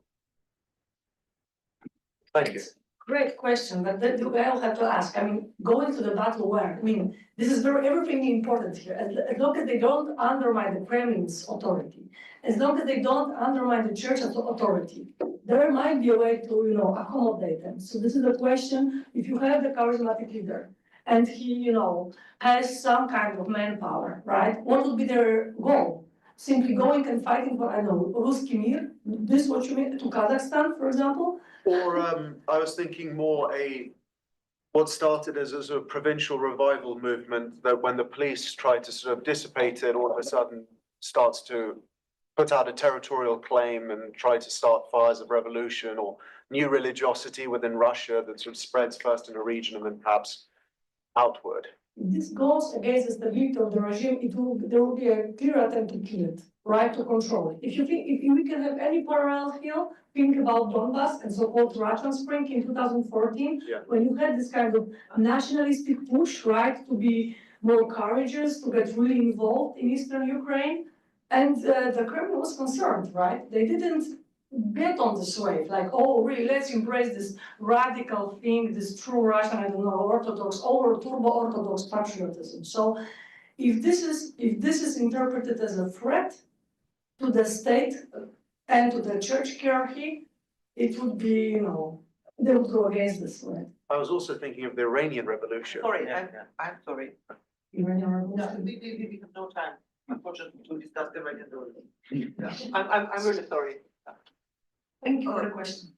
Thank you very much. Yeah, Julie, please, you wanted to. No, at some point, I don't It's wanna. not, okay. Hi, I have some questions that are follow-on questions. The first is for Julie and Rob. You didn't mention the foreign ministry. In a post-Putin world, first of all, what do you think the foreign ministry is doing today in Russia? Does it have any role whatsoever? But in a post-Putin world, who's going to staff the foreign ministry? And this really relates to Alina's question about how are people getting educated? If Putin hangs on for another 10 or 15 years, are there going to be any reformers left to populate the foreign ministry? Or are they all going to be, in their 80s and 90s and sort of waving from the sidelines? So that's one question. And then for Andre, you didn't mention the huge diaspora community that includes an awful lot of people who are entrepreneurs. Do you expect that in a post-Putin Russia, they would come back? Would a post-Putin Russia try to welcome them back? And what kind of impact might they have on the future? Yeah, well, why don't Rob, you answer the role, please. The best way I can do this briefly is just with an analogy, which may or may not be persuasive. Of course, the old Soviet foreign ministry in the late Brezhnev years and in those of transition was what we know it was. It was under Gromyko most of the time, Orthodox, basically functionaries who carried out orders. Fairly quickly under Gorbachev, by replacing the foreign minister with a non-foreign policy expert, but a kind of interesting, open-minded figure like Shevardnadze, and then appointing a modest number of deputies who were either from academia or people like a Besmertnik or others who had been on the liberal side within the foreign ministry, simply because they dealt with the West a lot on arms control or trade issues. They found enough at that top level to populate and push through their policies, even though the great mass were this gray functionary blob that you're describing, or at least that we're all assuming. So I guess that's something that could happen again. Can I follow on? Because in your first version of this paper, Rob, you had a very convincing argument about generations. And you pointed out that the people who were in Gorbachev's generation were educated in the Khrushchev era when there was an opening. Do you see a similar generation waiting in the sidelines to take over when the current regime ends? In a different form, because, and I'm not sure how well I can compare those epochs, because those who had been strongly influenced by the chance to study abroad or had access to writings and all the things we know happened in the sort of thaw détente era that prepared them for Gorbachev, are different now. I mean, in a sense, anybody can access foreign literature and think openly. In some ways, at least their exposure to ideas is much greater and less controlled, but their own publishing, their own travel, their own professional advancement is strictly tightly controlled. And I don't know how that plays out, but ideally, the optimist in me hopes that there are proto-reformers, liberals who are just keeping their head down, but actually have even more interesting ideas, and in some ways contacts with the West, even if they're not personal. No, I think your question is, it really does connect to Irina's question and is quite profoundly important for after Putin. Not your question on meat, that's a different issue, but who is going to, what kinds of people will staff it, and how are they being trained? You're absolutely right that they are being trained very much in a classically neo-realistic, it's all about structure, it's all about, it's very narrow, it's a very narrow, they use John Mearsheimer incidentally, not to criticize, whatever, but, they use his textbooks, and this is the way they are, and we've seen it, where they say, Irina was even there, when they say constructivism or liberalism, what is that? That makes no sense to us. So they're being trained in this very, very narrow fashion, but it's really interesting, because you still see some of these younger guys unsatisfied with that, and as Rob said, they are still reading outside to get access to it, so they're more sophisticated than meets the eye. Igor Istomin, those kinds of people are a little bit, you're not convinced. All right, so maybe better examples, but one thing that really interests me is some of these older guys are very concerned about precisely the issue that both of you mentioned. And they're trying to create new institutions. Recently, an exchange between IMMO and MGIMO to bring these younger guys into IMMO to train them a little bit more to think more broadly. And that's something that was just started by Alexander Dinkin, who's quite careful, very. But nevertheless, maybe a bit like Panomariov in the International Department of the Soviet Union, who protected younger, slightly more intellectually open people. I'm hoping that that's really what Dinkin is all about. In any case, there seems to be a lot of intellectually open young people that are being trained at the Russian Academy of Sciences, and we can only hope that if we can open up again to have these kinds of educational exchanges the way we used to, and Columbia was the seat, and for all of you guys in the audience who may not know, it was the heart of the first international exchange between the United States and the Soviet Union in 1957, was it, 55? Well, 57 was when Yakovlev came. Yeah, but Yakovlev first came here, and he then became a reformer. The fundamental difference now is that the West is no longer the beacon on the hill the way it was in the past. So what is going to influence these young people and I don't have an answer for that question. I think it's a very sad and very worrying, unless a lot of it will depend on what happens within Western countries, whether or not we can overcome a lot of our problems, and then maybe we will be beacons on the hill. But I do think reaching out to some of these young people again to show them that there are ideas, that there are principled engagers on our side, and I use the word principle on purpose because Trump is an engager, but not a principled one. So principled engagers on our side, and the principal engagers on their side, that we need to try to reestablish those links when the time is right and when we're ready for it, for precisely the danger that you highlight. Yeah. Thank you very much, Julie. Andrei, would you like to answer Kate's question? Yeah. Thank you. Important question, yeah, that's true. My assessment is the following. Under current situation, firstly, we cannot expect, for instance, the stop of this war without political changes in Russia. And it is not only about Ukraine, because yes, maybe it will be some kind of ceasefire, we don't know, but maybe, yeah. But very important consequence of last 3 years is that war became one of the elements of regime. Without any kind of war, without any kind of external enemy, it will be very difficult to support some kind of political stability in a country. But any political changes in Russia can be conducted only by domestic efforts. From this point of view, diaspora can be important, but only as some kind of community that can elaborate and propose exactly this positive alternative, which is stated now. So.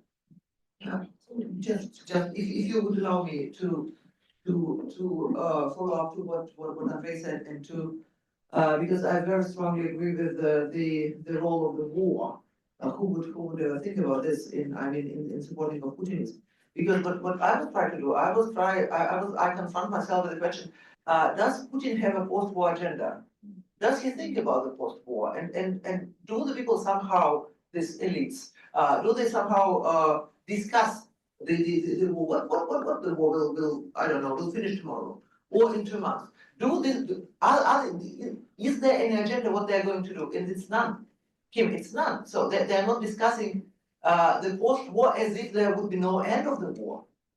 So I don't know, are they afraid they don't have agenda or what? But this, it is frightening that there is no post-war agenda discussed in the Putin system. Please. Um, Oh, go ahead. Alicia wanted to respond for a few I minutes. wanted to ask a question. Alicia, Alicia, on this, you know, so. Oh, Alicia, sorry. I have two, yeah. Right, okay. There's I mean, someone in the audience waiting.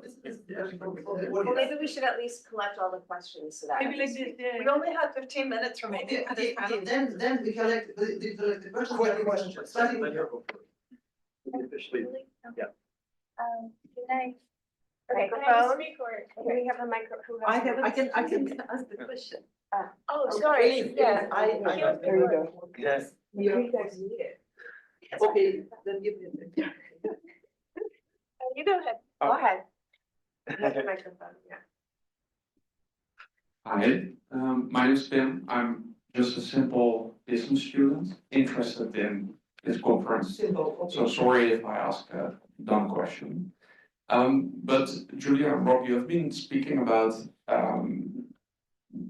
Trump's goals of aligning with Russia, and I think the optimist view of this foreign policy move is that it's an attempt to divide Russia and China to basically reduce the threat of China to the US.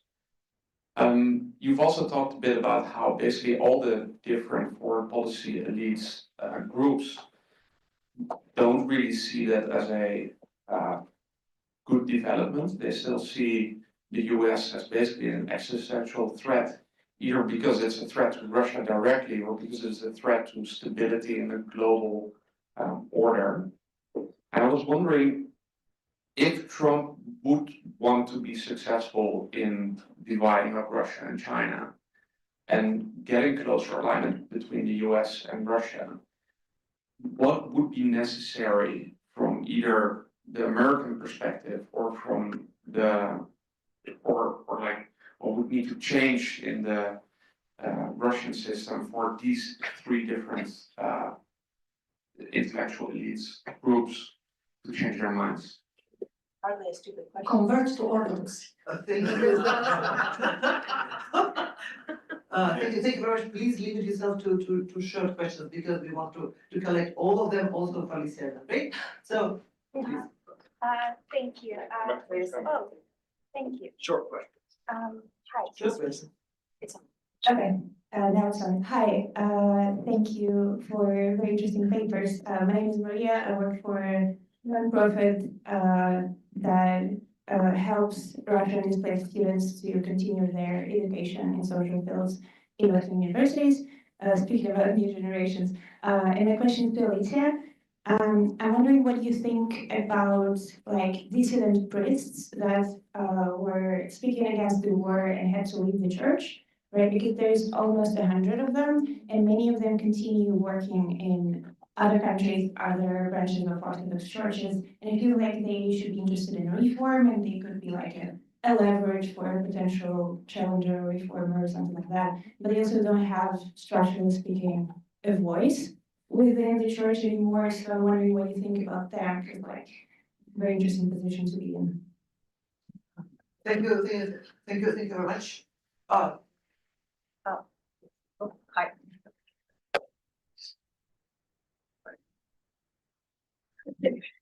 Hi, very short question.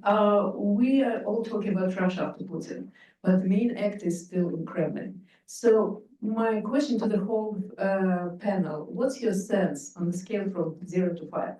In 3 years, it will be Russia after Putin or with Putin, or what will happen? You want a date and a time? Wonderful presentation. My name is Itari. I did my PhD here in history and I'm a clinical professor. My question is, most dictators don't like having a successor because that successor becomes the power to be. Is there someone who's best positioned right now to be the next Putin or to be after Putin? Thank you. Thank you very much for the short but very substantial question. Please. No. My name is Andrew Goodman. I'm a retired from foreign service and also from academia. I have the advantage of having had 18 months of intense personal discussions with Putin before he became a national figure. And my question is directed both in terms of foreign policy elites and economic models, because Putin was not a conceptual thinker, but the elements of the three different foreign policy models and at least some of the different economic models were all sort of part of his worldview. And my question is, have you actually seen any indications that Putin has moved to align himself with one of the foreign policy movements or one of the economic schools?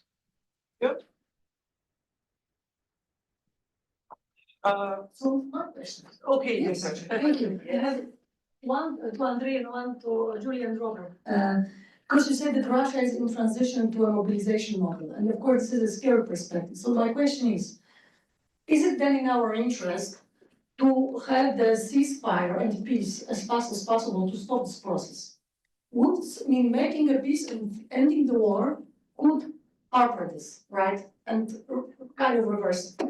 And the second question is to Julie and Robert. You say state civilization realism is about status quo, if I got it right. But in my understanding, this is about, no, it's not. So it's not. Well, the question would be, what would be the status quo? How do you understand status quo when the war is going on? And in fact, state civilization realism is legitimating revisionism in post-Soviet space, right? Because this Russia is a state civilization with its own sphere of influence, and it decides where are the borders, historical territories, and so on and so forth. So it has a very clear revisionist dimension. So how the status quo plays in it? What would you mean by status quo? Thank you. Thank you very much. You have a question? Yeah. So this is. I have also a question Will be the last one. to Julian, and first of all, it's about China. Because in my view, some kind of relation to China on the side of different groups in Russian foreign policy is quite important now. And second, no, actually, it's part of this question in real terms. What about Kirill Dmitriev? Who is Mr. Dmitriev in your system of coordinates? Thank you. Thank you very much. And now we have 10 minutes and each one will present us, you both 3 minutes. Okay, so briefly, dissident priests. This is an important group, a small one, but diaspora, for example, follows them, right? But they will play a role only if we have a challenger scenario, right? Challenger scenario and the way to kind of purify the compromise changed by the war. Bring them in, and this would be a chance for them to, you know, have kind of influence within the church, but only within the scenario, right? I had another question secondly because the paper is who could be the best position. I think Henry Hale's paper put it that it's Mishustin, right? If we take all the things, so it was around the answer. And from 5 to 1? Oh, from 5 to 1. From 5 to 1. In 3 years. In 3 years. And 5 is that he's out. He's completely out. This is the 5, right? Yes. Is it the 5? Yes. 1. Because he might die. Otherwise, 0. Oh, 0. Otherwise, 0. Thank you, Alicia. Andrei, please. Okay. No, I remember 2 main questions for me. The first one about the model in the head of Putin. Yeah, I think it's a really very good question. Yeah. And second one about ceasefire. Yeah. I mean, ending the war. Yeah, of course. Yeah. Regarding first question, you're fully right that Putin is extremely flexible and he is no strategist. But in my view, the problem for him is that in early years, he could interplay between different groups, using some kind of advantage of arbitrage between them. Yeah? And it was about oligarchs on one hand, top-level bureaucracy on the other hand, the security cabinet on another hand, and so on and so on. Now, in my view, he became really very constrained, because just now it is not only about dominance of this Silviki group, it is also about very important changes in the social base of regime. Because in 2000s, It was not only about top elites, including oligarchs, Siloviki, and the bureaucracy. It was also about millions of people in large cities, including small and medium-sized business, and including urban middle class, which benefited from economic growth. And they really voted for Putin. It was not only about manipulations. They were dissatisfied at the end of 2000s because it was increasing personal incomes, but without improvement of public goods and so on and so on. And we participated in these protests of 2011. Starting from this point, from 2012, Kremlin started to change some priorities in support of social base. And from this point of view, for instance, this may decrease in 2012 with promises to increase salaries for doctors, teachers, pensioners, and so on and so on, were quite important. But the problem now is that, for instance, yes, we had a real increase in real incomes during the last 3 years at average numbers. But in reality, it is about average temperature in the hospital, because it was 4 or 5 times increase in the incomes for these men contracted to the army and their families, and 0 increase for in real terms. Doctors, teachers, pensioners, and so on. And just now, not only Siloviki as a group, but also these hundreds of thousands of people participated in the war. And their families, and it's about millions of people, became a real social base of this regime. And they have not only personal experience in the fighting in the front, but they are also much better coordinated. It was also quite important question raised by Irina. Yeah? And it became dependent on that. And therefore, yes, he maybe would prefer more market economy, but his choice is really constrained now due to these structural changes.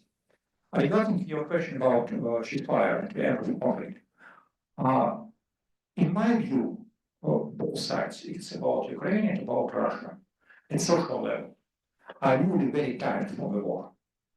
And therefore, in the real terms, both, again, I'm not personally about Putin and Zelensky, I'm about ordinary people and also about business on the Russian side too. They would prefer to start fighting just now. But more generally, it is not about the outcome of this ceasefire. It will be only temporary, in my view, if Putin will be in power and it will be no political changes on the Russian side. So the main question from strategic point of view is exactly about this positive alternative for domestic actors in Russia. And in my view, it is not only the question to Russian diaspora, it is also in some sense the question to the West.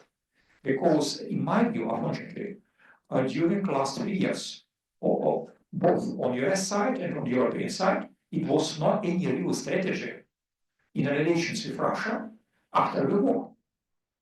All sanctions and other actions were in some sense reactive. It was a response on some actions of Kremlin side, without any strategic vision for the future. But under such conditions, it's really quite difficult to expect some kind of actions on the Russian side, because people in Russia, it's less about business, about bureaucracy, and so on and so on. Because again, answering on this question of Irina, many people in Russian business are really unhappy, but they cannot talk about it. It's personally dangerous.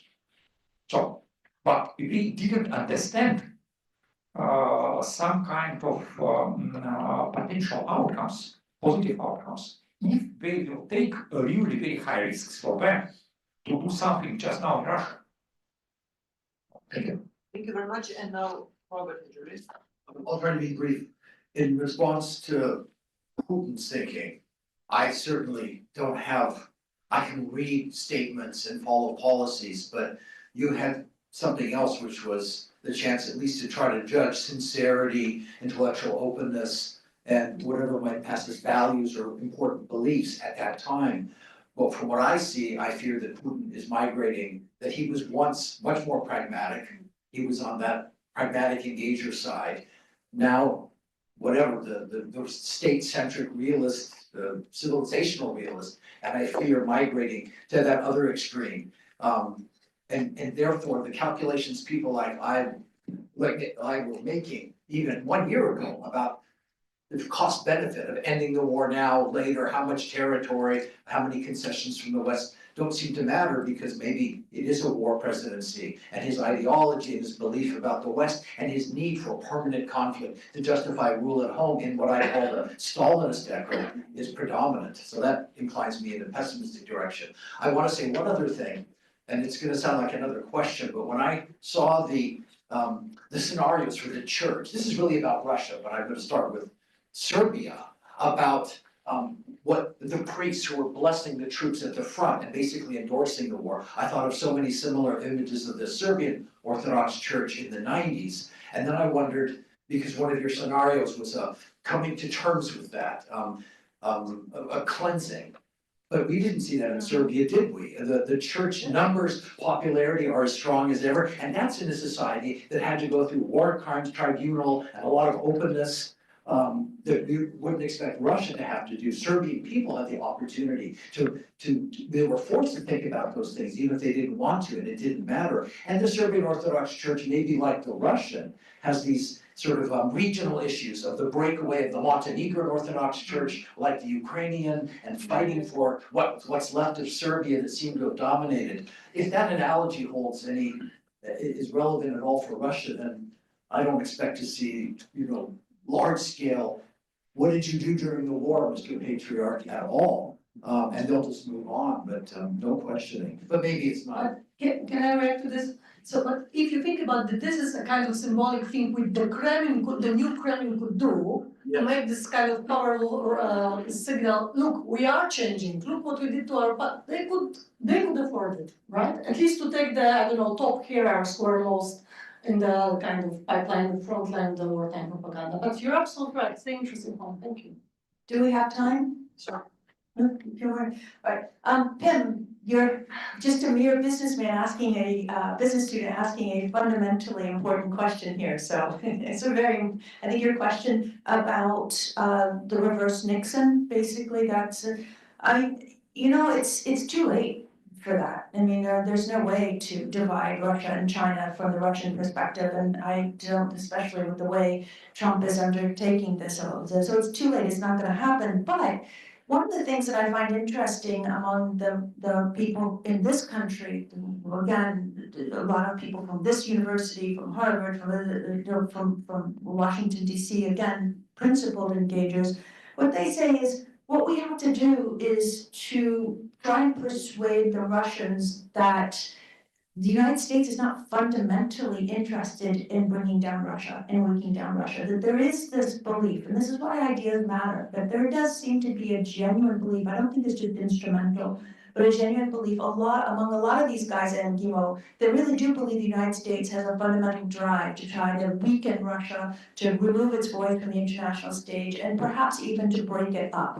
And it doesn't help when Lloyd Austin says things like this. It just says, "Yaha, you see that?" And so these are all gifts to Putin. So that's one of the things that is proposed, is saying, we need to try and work on persuading them. Also, in the meantime, insist on containment and deterrence of Russia, but at the same time, sort of a 1967 Harmel style, that was the NATO approach that preceded détente, or that ushered in détente, to containment plus levels of engagement, to really push arms control and the things where we really do need to talk to Russia about these global issues that we still have, the European security. But this is all for the future. I mean, it's a little bit right now, but it's hard to do this while we're fighting a war still. And the way Trump is going about this is probably could very well make this much harder.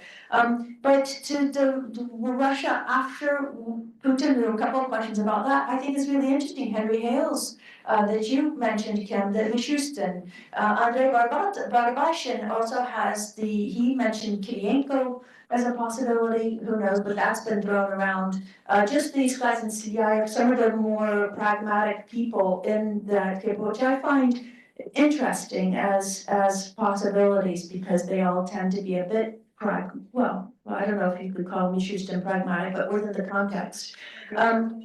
Andrew, you asked just to Rob answered that question, but I see him moving towards, and he does represent that consensus view. He has seen the consensus view of the state civilizational realism, but he does seem to, up until now, has sort of held the militant side at arm's length despite his, extraordinarily aggressive behavior. But who knows which direction that will move. I agree with Rob, it's hard to tell. Alicia, your question is really important, and I want to make sure that we stress that status quo does not mean it's not revisionist. It just means it's the consensus. The status quo for Russian foreign policy is revisionist. It has been since 2014, when they attempted to revise the European aspect of Russian foreign policy. And then after 2022, it went global. Revisionism went global. The idea of revising the entire international order to really replace the United States as the leader of the international order, to replace it with China and Russia in a bandwagon move. So it is revisionist, even though we use the word status quo, just to say that is the status quo foreign policy in Russia. Irina, and Andrei, your point about China, yeah, I mean, China enables, the fact that Russia and China are such a partnership enables them to be so, enables Russian foreign policy and the elites to, I think, this is the option, this is the direction for Russian foreign policy, and that China choice, which they haven't had in centuries, now that it exists, and it's a real choice, this orientation, so it allows, I think, Russian foreign policy to switch away from the West. Now, whether that's a permanent shift, I think I'm a bit more optimistic. Irina and I were talking about being optimistic. I don't think anything is, I don't believe in inevitability except for taxes and death, I guess. But certainly if Russia's orientation is permanently towards China now, I don't buy that completely, but certainly this relationship is, as Sasha Gabur says, is extremely important. Finally, Irina, your point about, are these foreign policy actors, are they really actors, or are they just puppets of, do they just reflect policy? My answer is both. They reflect, but they also do inform, they shape, and they legitimize. And the nuclear debate is a very good example where you had the whole nuclear doctrine that shifted as a result of this dialogue between the Turanians and the Karaganovs and the Ryabkovs talking about, hey, using a tactical nuclear weapon on Poland is a good idea. Ultimately, Putin rejected that, thank God, for now, better. But still, it sort of socializes people around these kinds of ideas, but it also pushed the debate further. And that came from the academic side, that came from Karaganov, from what I understand. I mean, we asked, where did that come from? So they do push things at times. And the last thing is a hopeful one, and that is that eventually, if we can continue these kinds of contacts with our Russian, more, I think, principled engagers, then eventually, if the time is right, if the conditions are more propitious, we'll have a storehouse of ideas that, to Kim's very important point, with some more nuanced reformer ideas that are more constructive for the kinds of things that our countries need, that will be in Russia. But for now, it's a very small, it's a minority. But what about Kirill Dmitriev? Oh, I don't have, I mean. Julia, one sentence, please, we are. No, I was. Who is Kirill Dmitriev? Well, he's. What about Kirill? Not who, what about? What is the essence of your question, or the fact that he is very much involved in all of He these? is a real political figure just now. Yes. In terms of negotiations with US. Yes. And it is about deal with US. And in my view, it is a bit contrary to all this story about development of relations with China. So. Well, I mean, whether or not Dmitriev is somebody who, I mean, I'm interested in the role of sanctions and talking about the sanctions. From what I understand, a lot of the Russians don't even want sanctions lifted ultimately, and that was my question for you. According to Alexander Prokopenko, she's very worried that they don't even want to really improve the business relationship with the United States because that creates more competition for all those winners from the war. So that's my answer. My answer to you is with another question. Fantastic panel it was.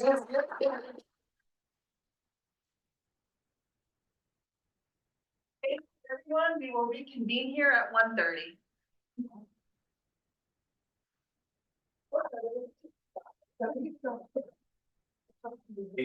But people who are actual participants in the conference, we have lunch for everybody.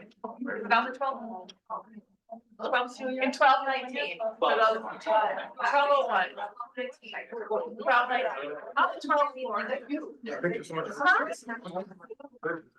I'm glad that you're.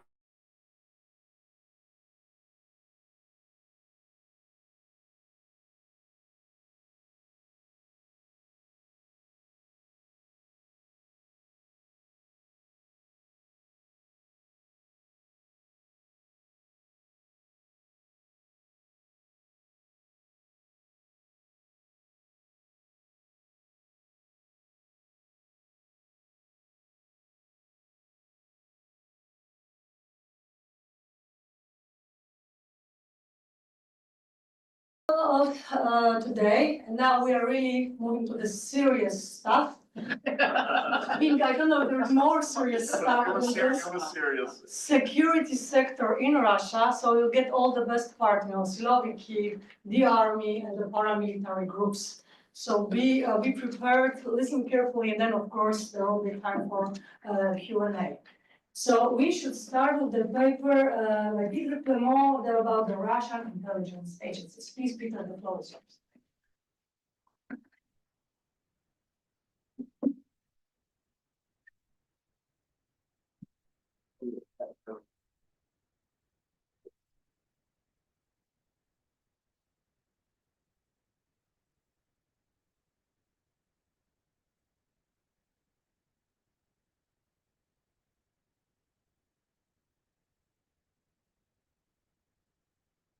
Yes, the IT high-tech stuff, I can hardly do this. Need help? Yeah. This is one of the disadvantages of being short. You always have to move things down. Okay, so actually, the word I would use rather than serious is the scary part of the day's events, because we're going to be talking about the people with guns and investigative powers, scary things. So I had to start with a footnote. This is part of a larger paper. My initial focus was on the evolution of the role of the intelligence services and security folks in a variety of successions going back to 1917, starting with Lenin, and working my way through.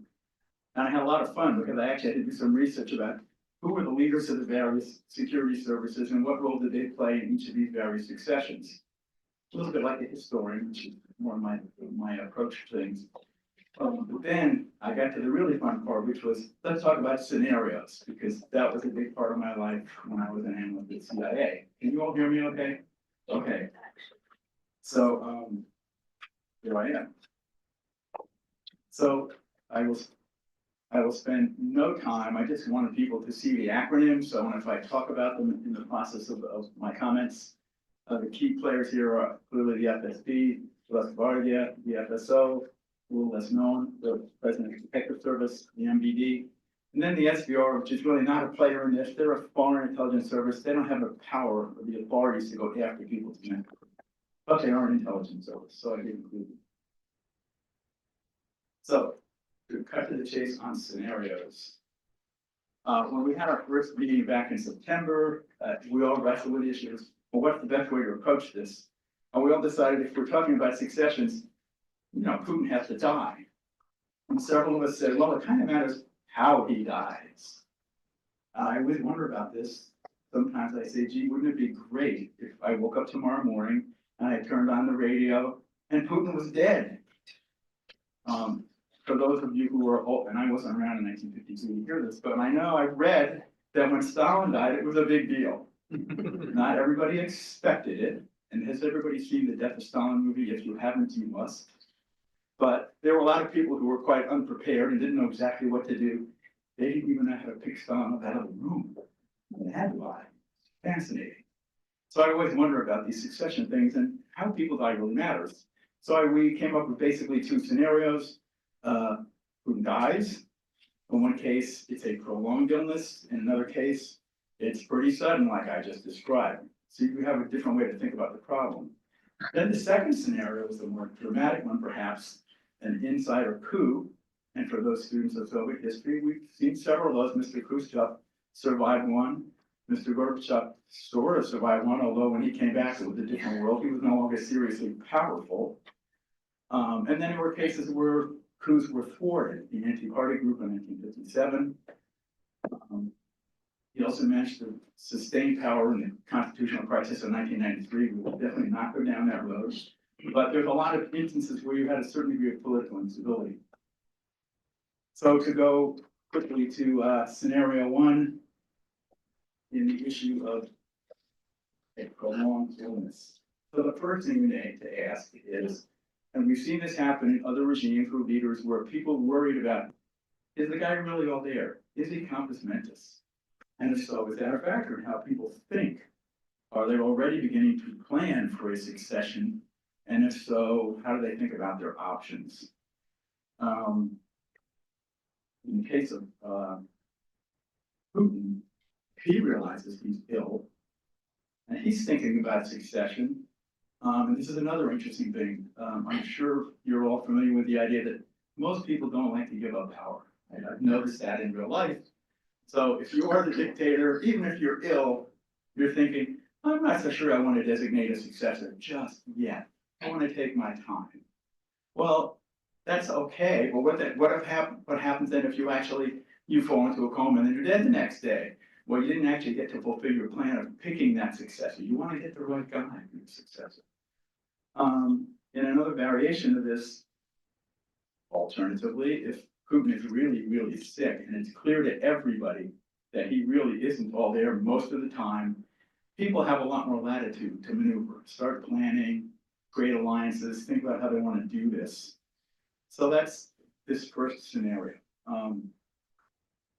If he's that weak, the people, and this is another whole panel discussion, who are the insiders?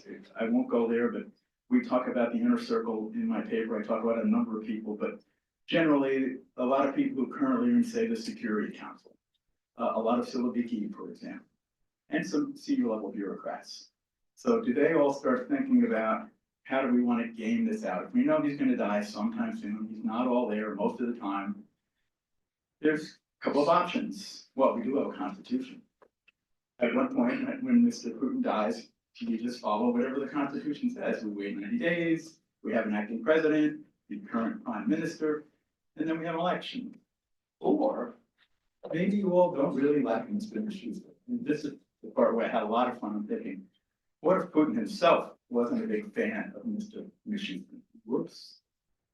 As I was thinking through this, I immediately thought of my graduate school days when I first learned about Lenin's testament. Oh my, here we have a really interesting situation. Lenin was ill for a year and a half or so, between 22 and 24, and he did magically write a document, as a testament that not everybody was aware of, and in it he did the classic thing of not giving you an answer. This guy has these good traits, but others that are not so good. But Stalin, he was very clear. He's coarse, he's rude to comrades. Maybe not his first choice. However, that really didn't affect the outcome. And in fact, over the next 5 years after Lenin died, Stalin prevailed, and we all know what happened after that. So, in the next scenario, I'm trying to follow my slides here. If Putin drops dead tomorrow, here again, you don't know how much Putin may have planned about a succession. Did he actually talk to anybody? And these are all the big unknowns. Who knows? Who are his best buddies? Who does he confide in? Has he told more than one person, ideally? Well, I don't think Mishustin's up to the job. You guys, we need to figure out who's the best successor. If he did that, that's great. If he did say, I don't want Mishustin, then these insiders who were close to him are going to have to figure out, well, how do we kind of carefully and in a stable way, remove Mr. Mishustin from the game plan here on the succession. And here's where I think the FSB plays a very, very important role. If in fact they threaten Mishustin and he says, you know what, I don't really want to go. And by the way, there is a constitution, and what will the public say if it's clear that I was forcibly removed? Do you really want to risk a little bit of political instability? So they'd have to convince him he was really ill, maybe help him get ill. This is really nasty. Or say, you know what, we just discovered all this amazing amount of money that you have in various bank accounts. It would be terrible if that was revealed, et cetera, et cetera. So one way or another, they have to do something to finesse the problem of forcibly removing him. Then, of course, the next problem is, and I looked at the Russian Constitution, if the prime minister somehow is not capable of executing the functions of the acting president, they don't tell you who the next person in line is. The way we have in the US, we have the Speaker of the House, number 3. Well, there isn't such a thing in the Russian Constitution. That would add to the complexity of this maneuvering.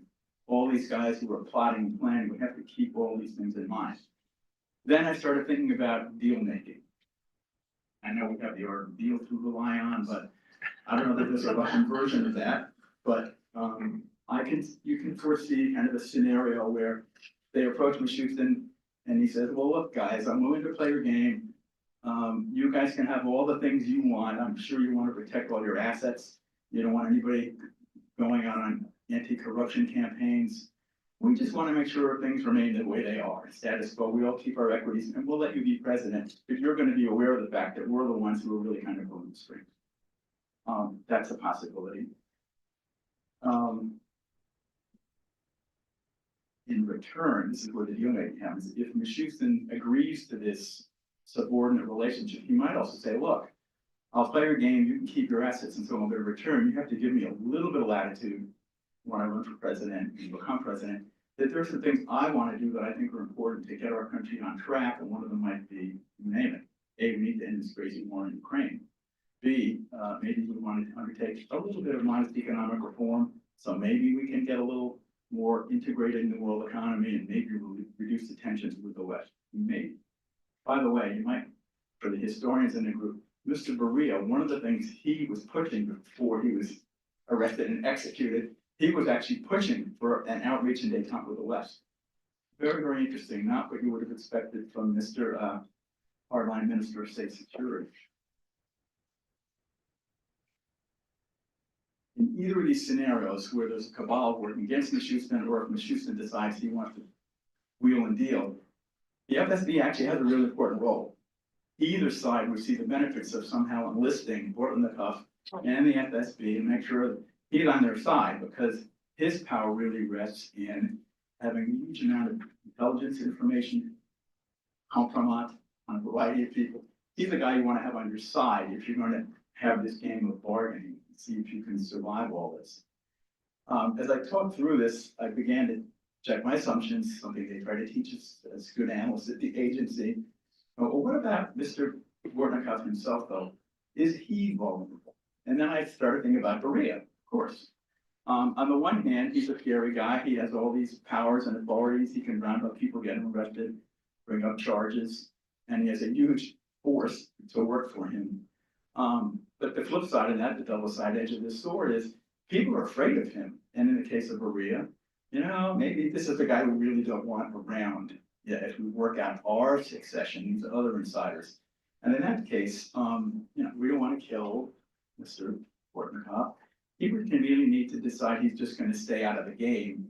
And to that end, we might remind people of things that he may be vulnerable to. Now, for those of you who followed Putin's decision on invading Ukraine, most of the accounts I read say the FSB provided him with this amazing polling information and assessments about how much time it would take for Zelensky to fall, and how the East, they were going to be greeted pretty happily by a lot of the people in East Ukraine. Didn't quite work out that way. Maybe that's something that's a vulnerability to this.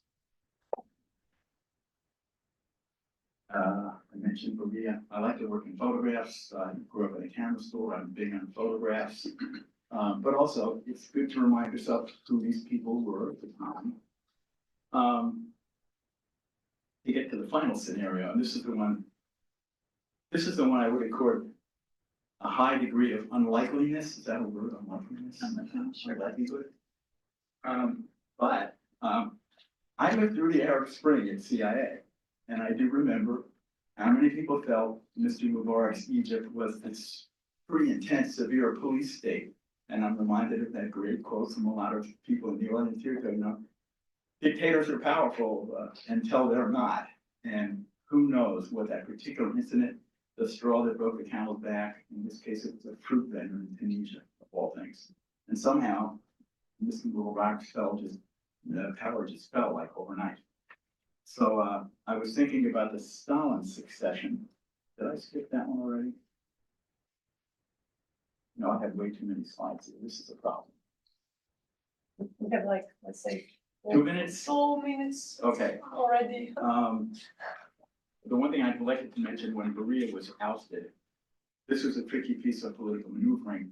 They got his deputy, a gentleman named Ivan Sirov, to work with the others in the Politburo to get rid of Beria. So the other thing is here, you will go in the weeds, but you need to know who all the other actors are in these various bureaucracies to kind of game out things.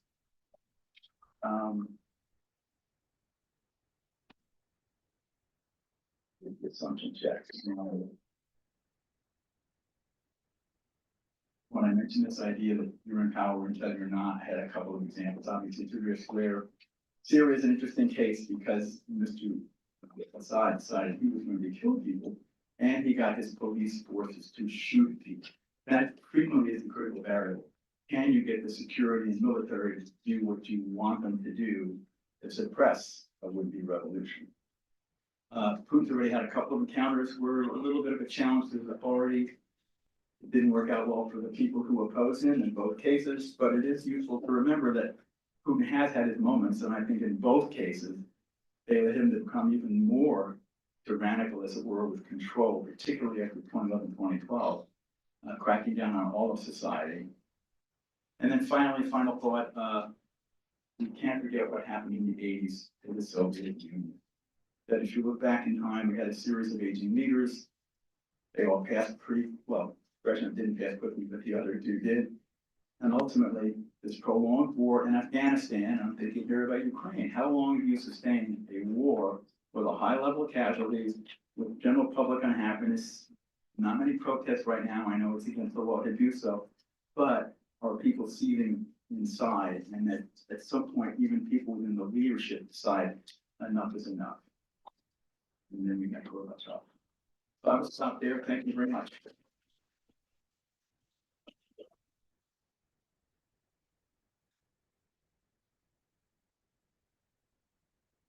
We move to the second paper by Dima Gorenberg on the role of the Russian defense. Right. I'm also short, so I don't have to adjust anything. Okay, so we talked about security services, and sometimes they end up getting conflated with the military, but that's incorrect. Two very separate organizations and very somewhat different incentives.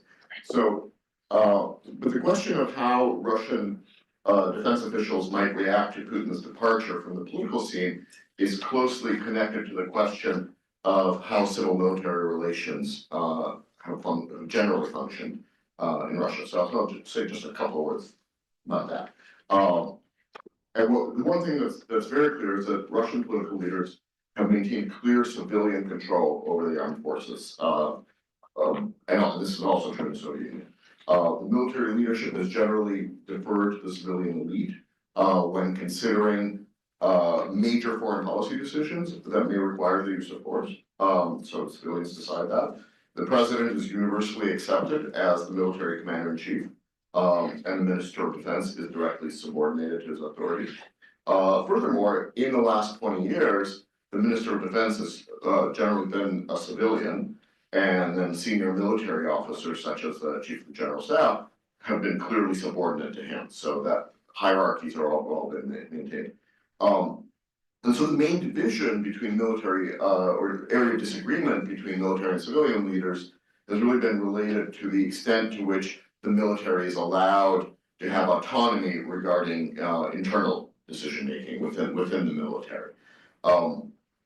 And so that's kind of where it's at, and it's, and if you look a little bit at history, it's very similar. So in the Soviet period, only the ministers of defense generally engaged in politics, from the military side. The best known generals of the late Soviet period, people like Nikolai Agarkov, Sergei Khameyev, Admiral Sergei Gorshkov, they all remained outside of politics. In the Yeltsin period, defense ministers did come from the ranks of senior generals, but they also largely refrained from getting involved in political intrigue outside their immediate sphere of influence. So they did get involved in political intrigue when it had to do with military things, and the invasion of Chechnya is one example of that.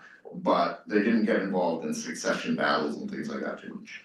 And then under Putin, defense ministers have been much more politically influential than under Yeltsin, but they've not come from the military. They've come from other security services or from other aspects of civilian life.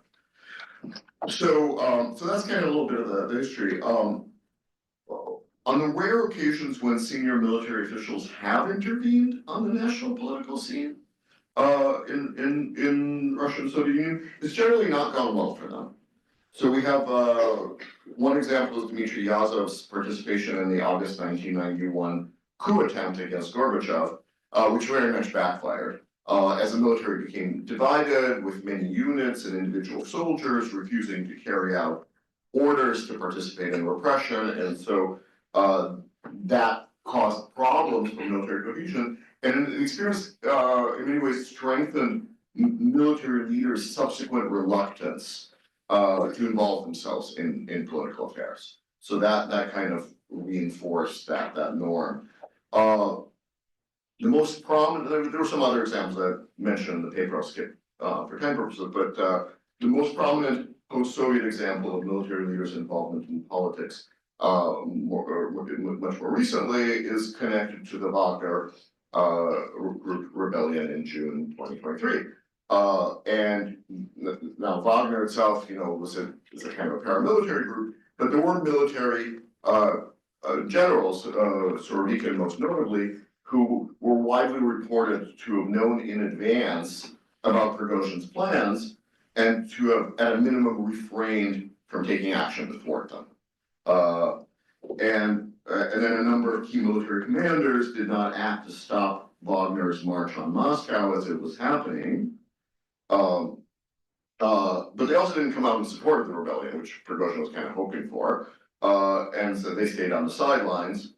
And so that kind of affected how things played out. And so there's no, it's hard to get this kind of information. So there's no clear evidence for the moment. But the suspicion is that the punishment that Surovikin received afterwards, which being basically under house arrest for a bit and then sidelined to a very unimportant position, whereas previously he was kind of on track to be perhaps the next chief of general staff, and that again may reinforce the general reticence of Russian military figures to engage in political intrigue, and we'll see. But that's sort of my suspicion anyway. And then the Prigozhin rebellion may have contributed. Again, this is kind of speculation because we don't know what Putin's thinking, but may have contributed to recent decisions made by Vladimir Putin to act to weaken the Russian military as an institutional actor. So in the last year or so, at least 10 senior generals and defense officials have been arrested for fraud and corruption. I think one was sentenced to prison just like in the last few days. I think it was the first of the trials to conclude. And these arrests suggest that there's a concerted campaign underway to remove powerful defense officials from their positions and thereby to weaken the defense ministry.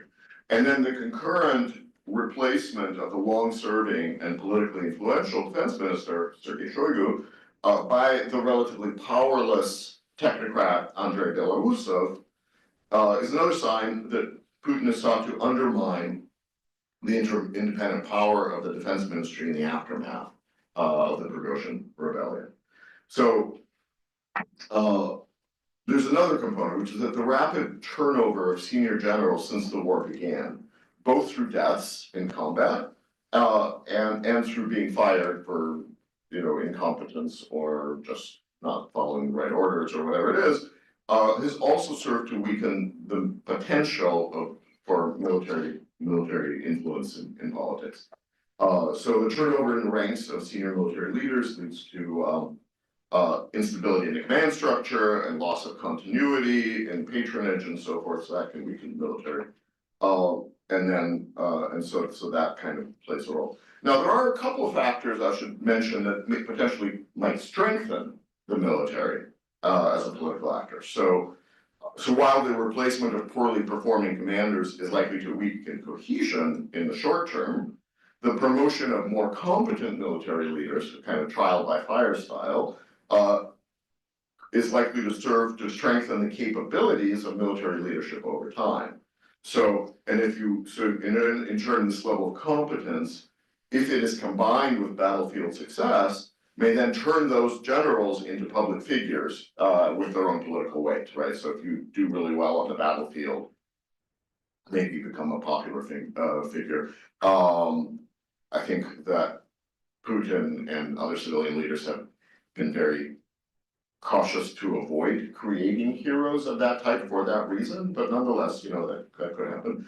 The second related factor is the potential that the large number of veterans of the war, as they come back into society, might become politically engaged in a similar way to the role of the Afghan veterans in early 1990s Russian politics. So they could be mobilized around, they won't be in the service, but they could mobilize around some of these commanders that have popularity and so on.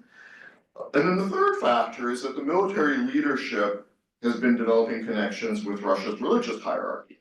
And the moral weight provided by support from senior Orthodox clergy in a society where at least parts of the society still assign a lot of sort of moral weight to the church, and that may serve to make the military a more formidable political actor should circumstances result in it becoming involved in the Russian political scene, despite all of the sort of conditions militating against it that I already laid out. So that's kind of where I come. This is all kind of like the civil military background for the scenarios, which I think is, you need to know for it to make sense. So in the last couple of minutes, I'll just go through a few scenarios. Now, if there's an orderly succession, however it happens, it's unlikely to result in any out of the ordinary actions by the Russian military. So if there's a clear candidate for leadership for the next leader, or a clear consensus among major political figures on how the next leader should be chosen, then the military will fall in line and accept that choice.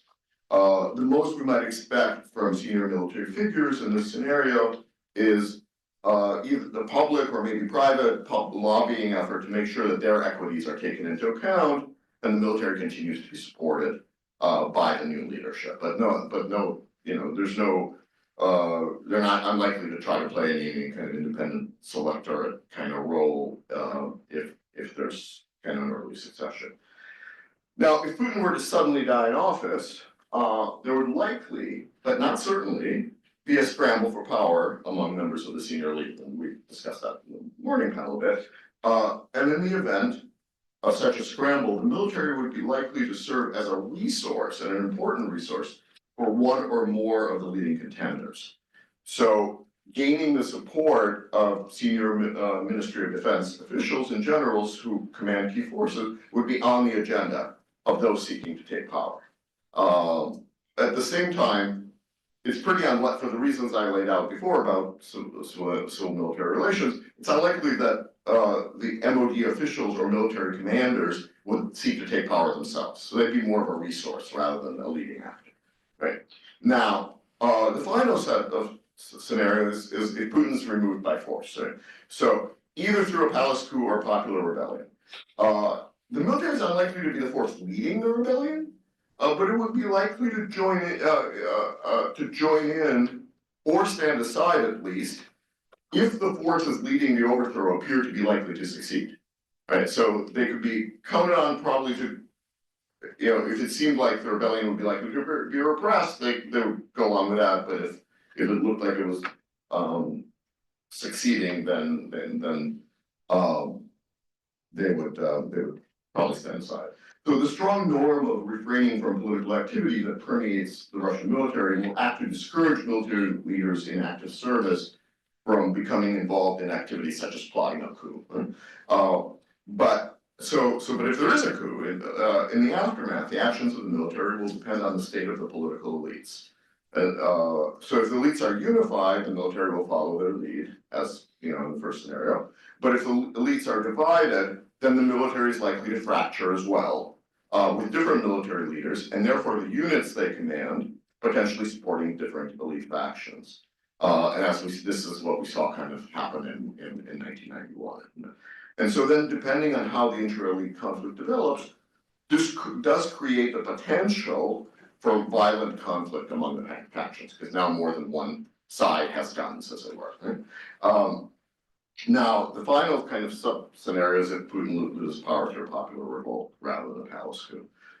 In that case, the military leaders would want to highlight that they were loyal to the new authorities and not a potential threat to them.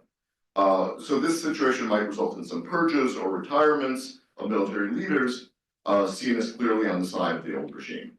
But then they kind of, fall in line beyond that.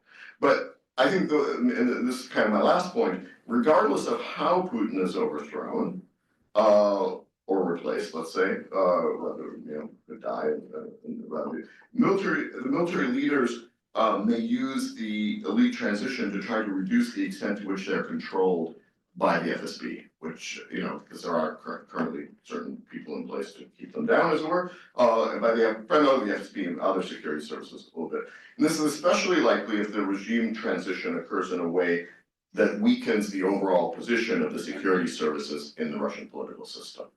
Because I think the military does kind of chafe a bit under the security services supervision, let's say. So that's what I have. Thank you very much. Thank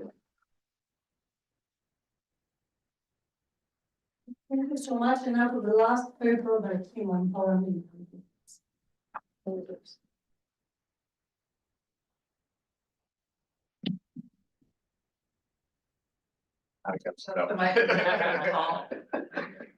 So hi, everyone. My topic is Russian paramilitary groups after Putin.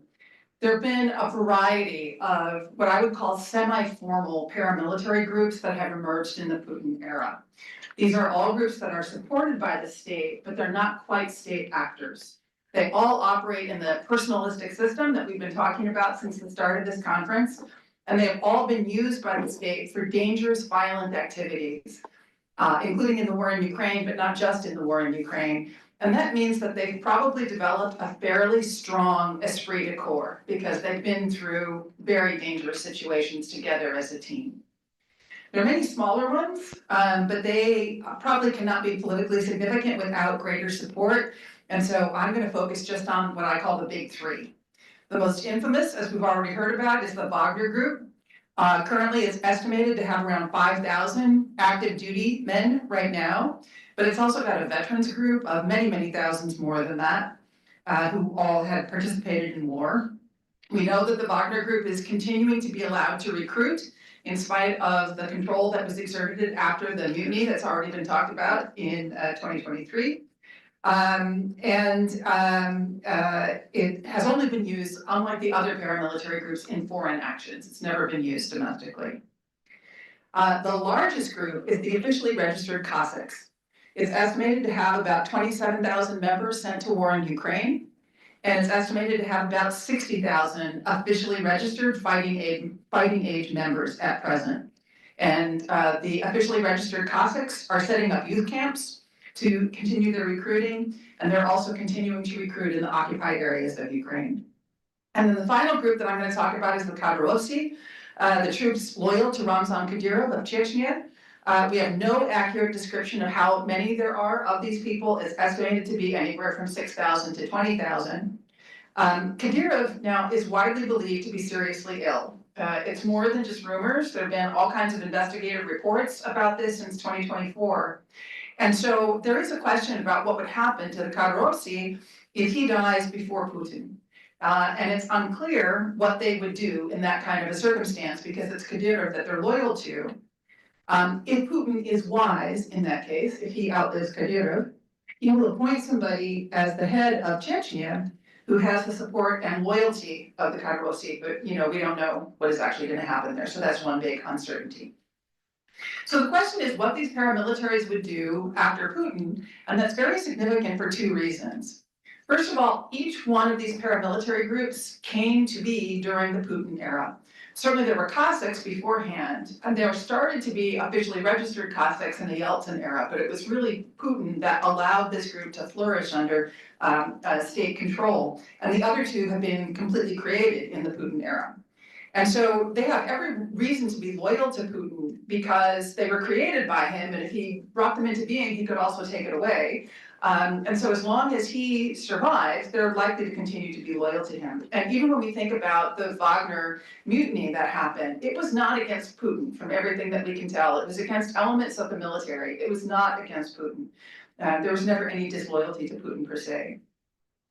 The other reason that it's significant is that because we know from the Wagner mutiny of 2023 that at least some of these individuals have been willing to take violent action as an organized group against members of the state, right? So we know that the Wagner group in 2023 shot down a military plane and a military helicopter. And so that's an indication that these groups in some form or another might be willing to take violent action in the future. So all three of these groups grew up in the divide and rule environment that we know of the Putin era. And that means that if we're thinking about what they might do after Putin, they might end up being engaged in rivalry against each other during a transition. And if you think about it, a wise post-Putin leader would likely continue that divide and rule strategy, right? Because that would make it easier for that person to stay in power without some kind of a unified group rising up against them. And in particular, what we might lead us to believe that there would be some differentiation and rivalry among the groups is that they have very different institutional histories. The Wagner group is most associated with the Russian Military Intelligence Agency, the GRU. The Cossacks were traditionally most associated with local governments. Those are the people that gave them contracts for local policing. And the Kadyrov, of course, with Chechnya, and in working with Kadyrov, perhaps with the FSB, the Federal Security Services, the follow-on domestic service from the KGB, because the evidence, at least early on, was that the KGB very strongly supported putting Kadyrov in office in Chechnya. Now, in the meantime, all of them have been put under the formal control of the Russian National Guard, Rosgvardia, which is itself a very personalistic organization that was created in the Putin era. As we've already heard, Zolotov, Putin's personal bodyguard, has been made the director of that organization. They are personally responsible only to Putin, not to some other bureaucracy. And then those who have fought abroad, either in Ukraine or in the case of Wagner in particular, in Syria or Africa, have had to sign contracts with the defense ministry. So it's also possible that whatever institutional rivalry might have existed in the past have been overcome by these common experiences they've had in the past couple of years. Another thing we should consider is that there's enough overlap in membership and in the activities that they carried out that they could also act in concert. They're not actually completely separate groups. In each case, there are members of one of the three groups that are also members of the other groups. And I think that this is especially the case because all three of them share a basically conservative, nationalist, militaristic mindset, what Alicia has called Putinism. They all are Putinist in the way that they approach things, despite religious differences, for example, between the Kadyrov and the Wagner group, perhaps being more Orthodox Christian in its orientation, and certainly the Cossacks being Orthodox Christian in their orientation. So if Putin is replaced by a strong leader who shares Putin's ideology, then if that replacement keeps these paramilitaries happy, continues to give them funding and things to do, they will likely be happy and they will not take political action. And so if there's continuity, they will be quiescent. But what could they do if they were unhappy? Let's say a liberal pro-Western government took over. I don't think anybody in this group thinks that's very likely, but what if it did happen? Or what if there was chaos at the top because of some kind of inter-elite rivalry about who the next leader was going to be and no clear leader emerged? Well, I think in either of those cases, there's four options to consider of what the paramilitary groups could do either on opposite sides or in concert with each other, uncertain about how they would act in that way. So the question is, could they lead a coup? Well, they lack any independent source of weaponry and any independent source of funding. So when we think about paramilitaries in many countries around the world, let's say in Northern Ireland or in Syria or in other places where we've seen paramilitaries involved in fighting, they have external state sponsors or diaspora sponsors. And there's no evidence in this case that any of these groups have any diaspora or external state sponsors. And that means they are dependent on Russian state budget and other Russian security forces for their funding and weapons. And Wagner learned this the hard way in 2023 when they were deported to Belarus and had their heavy weapons taken away from them when their mutiny failed. And so as long as the Russian military in particular remains cohesive and well supplied with weaponry, which is maybe a big assumption, but nonetheless one that, all the current evidence indicates will continue to be true, these paramilitaries could not lead a successful coup against a new government that had the support of the military. So that's not very likely. The second thing that they could do, though, is they could flout Rosgvardia, their current overarching police force overhead, and they could create public mayhem. All of these groups have a lot of experience in really targeting violence against civilians. And so that would be something trivial for them to do throughout Russia if they chose to do it. And their purpose in doing this could be to undermine the functioning of a new regime, even if they lack the ability to establish their own new regime on their own. They could really make things difficult for whatever regime emerged. A question was raised in our previous conference, could they become like the Black Hundreds, which was the anti-Semitic and anti-immigrant militias of 1905 and 1906 that carried out pogroms in Imperial Russia? And the answer that I have to that specific question is that the Black Hundreds had Russian state support.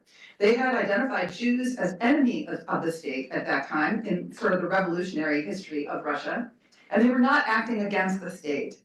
So we could think about these groups potentially acting on behalf of state interests against other contenders. That might be a way that they were used. If an extreme nationalist were to gain power, for example. But I think they are unlikely to use their resources for pogroms if their goal is to undermine an existing liberal state. But then I thought about this more, and this is something I just came to terms with in the last couple days as I was preparing this talk. I really looked at the history of Hitler's brown shirts as I was preparing this talk. And I think there might be more of a lesson to learn there.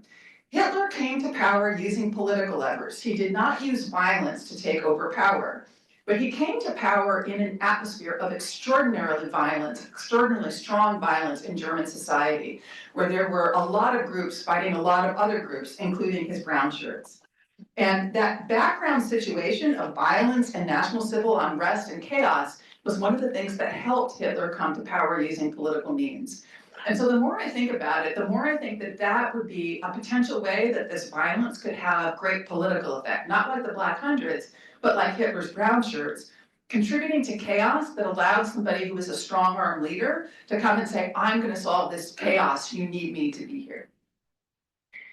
So that's a second possibility. The third possibility is that they could turn to organized crime. And on our way in this morning, Andrei Yakovlev and I had a conversation about one example where they have already been used in organized crime, and this was the Kadyrovsky, who were unsuccessfully involved in the Wildberries scandal that happened relatively recently. They tried to use force against the people that had been appointed the new leaders of the Wildberries conglomerate, and they failed. But that's an indication, nonetheless, that these people could take that kind of organized criminal action. But I would argue that they're not likely to follow the path of the 1990s violent entrepreneurs, that Vadim Volkov has talked about in great depth in his book. And the reason is that they don't have independent intelligence knowledge. And as we know from the work of Mark Galeotti, these organized criminal groups in Russia have largely become interpenetrated by the Russian state security agencies.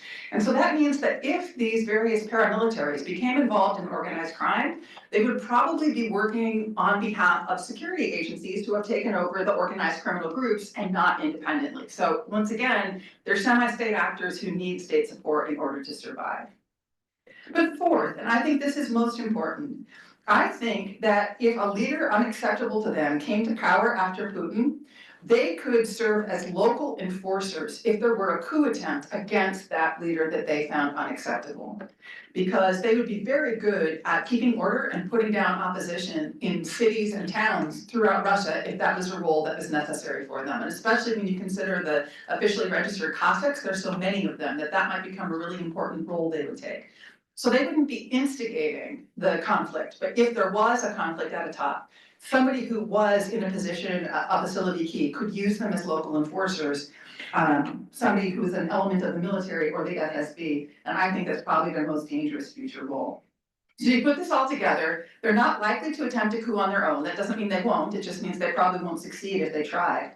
But these are dangerous people who could be used either on behalf of the state domestically or could create mayhem against a new leader they did not support, or could be used by a breakaway state Siloviki actor to support a coup attempt.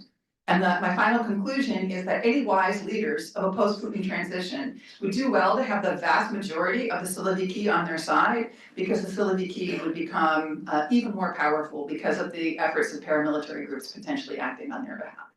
I'll stop there.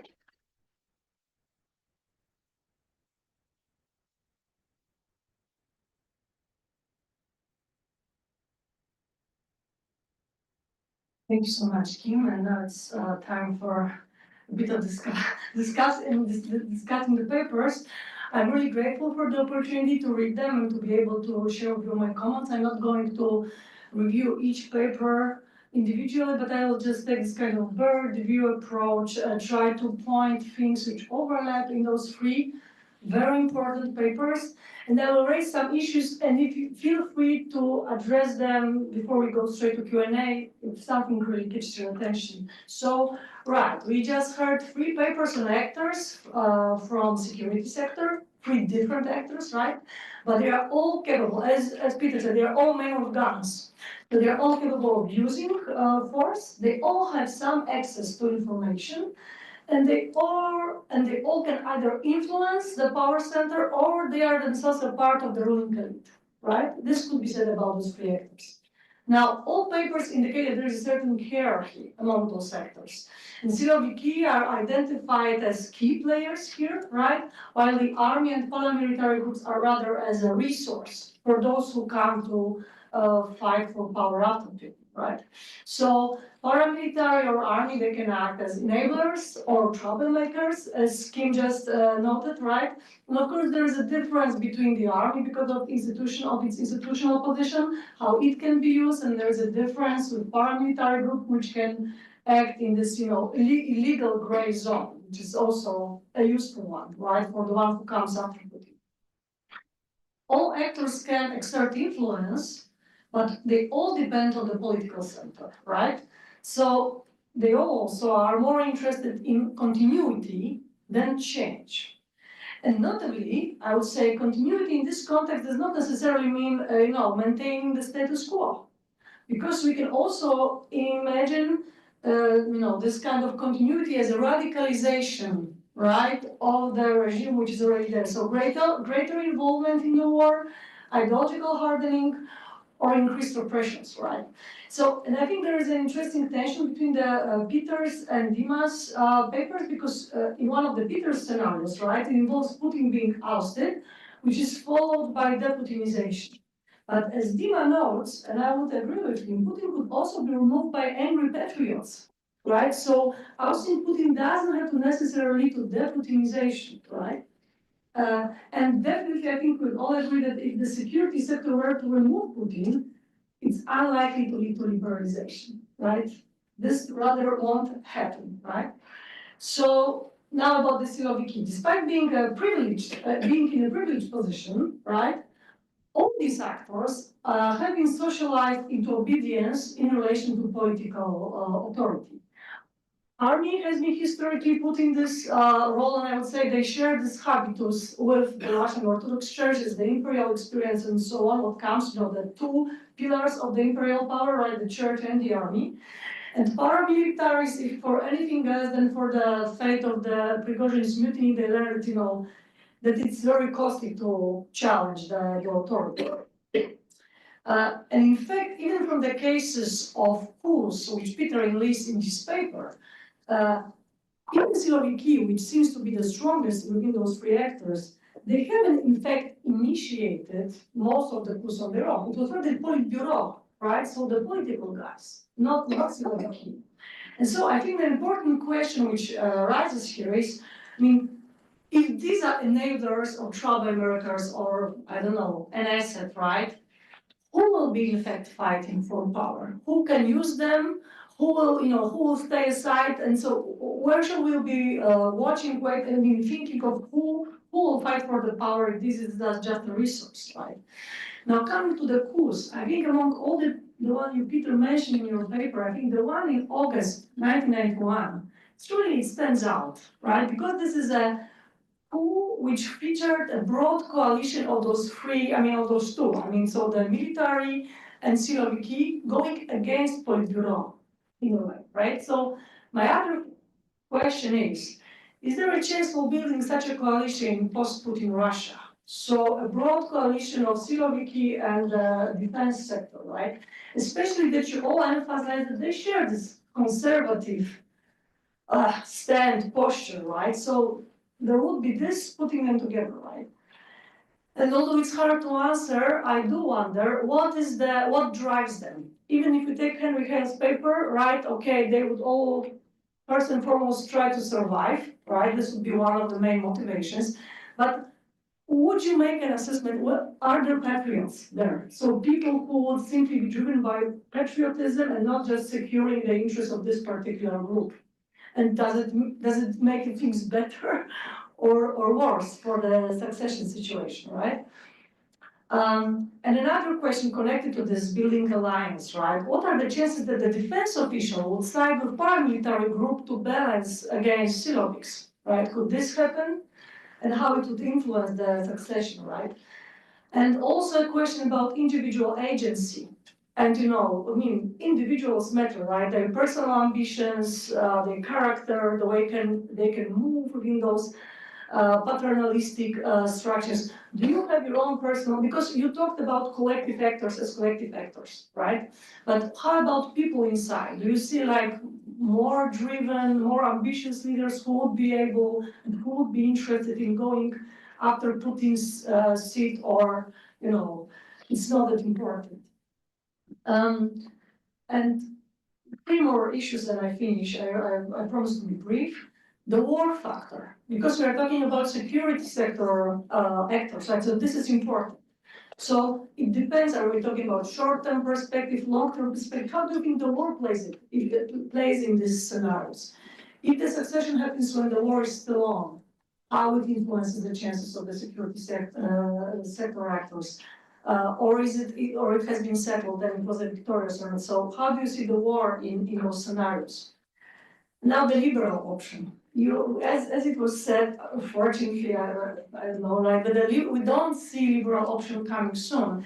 And maybe it's a trivial question, but let's put it, what would we take as a liberal option? Does it mean, when we talk about liberal option, are we waiting for domestic political reforms in Russia, or would it be already enough to pass the test that we have a normalization of the West, for example, right? So this, leaving this anti-Western edge and normalizing relations, would it be enough for us to take it that this is already a liberal option in the Kremlin?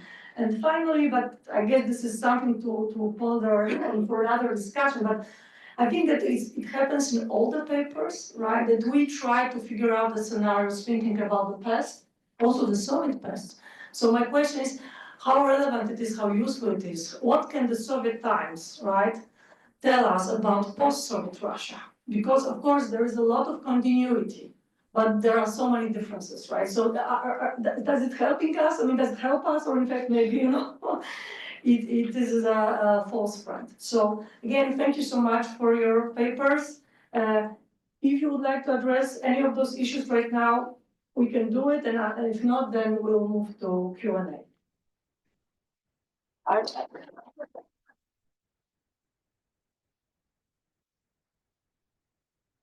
Would you like to go, or we go for Q&A? All right, so, who would like to start? Please introduce yourself. Oh, but we need a microphone. We got a microphone. Oh, maybe before we go, shall we collect maybe like 3-4 questions? Yeah, that'd be good. All right, okay, so, Well, thank you, professors. My name is Charlie Sagner. I'm a senior undergraduate studying Russian political science here. I wanted to first ask Professor Clement, how has, in recent years and over the duration of his regime, how has Putin, in what ways has he completely or permanently altered the structure and relationship among the Russian security agencies, and has the role of the FSB relative to the FSO fundamentally changed in recent years? And is that something that's likely to stay in the event that Putin is no longer in power? And the other question I wanted to ask was for you, Professor Martin, as far as paramilitary groups and their role in Russian policy, do you see their exploits in Africa and in the Middle East, outside of the current invasion of Ukraine? Do you see a future regime maintaining this practice of using paramilitary groups in pursuit of foreign policy goals, or is this exclusive to the Putin era? thank you, please. Yeah, Rob English, in thinking about a hero, a coup, someone from the military in that position, and some of the historical parallelisms that were drawn, it came to mind, I thought to myself, there are no more Zhukovs. It's not that kind of war. Who has a military exploit that would be heroic? Surovikin saved 2023 with minefields and trenches. That's not very romantic, and besides, he's out of the picture. 2024, it's guys who crawl through tunnels. I don't even know, and I looked briefly, who commanded those raids, if there's any, sort of reputation building up around them. And then I thought back to, of course, the guy who tried, Prigozhin, and his reputation, which he had. But I wonder how much was as a military hero, and how much was simply because he did so much good PR on himself. And nobody will be allowed to do that again. I wouldn't imagine, to Facebook and post and build up a cult of himself. And finally, this is slightly connected. On the question of funding, what is the truth about Wagner's sources of funding in Africa? Because I just knew sort of hearsay stories about their business interests in oil and diamonds, that they were skimming off this or that operation, and actually had considerable commercial sources of funding of their own, which presumably they haven't anymore. Thank you. There are 2 more questions there, and, Hi, thank you. Professor Gerenberg, thank you for the presentation. I have a question about what your opinion on possibilities of institutionalization of current generals, for example, and war heroes. Russian politics have seen it with, for example, General Lebedev in early 2000, who decided to become a political actor after he was quite successful war general, and he had some success. He was quite popular among the public. So are there any chances, possibilities? What do you think? yeah, and the last question is round, and then I promise we'll start the second round of your question. This question is primarily for Peter and Andrew Goodman again, sorry. I tend to agree that Putin is only going to go out with his boots on. But what about the possibility that Putin decides to follow the Yeltsin scenario? He's going to retire with his riches, but he has to have his personal safety guaranteed. The only person who can do that would be somebody from the security services. Now, we talked about the current prime minister, who may or may not be the successor, but what about if Putin appoints somebody from the security services as prime minister?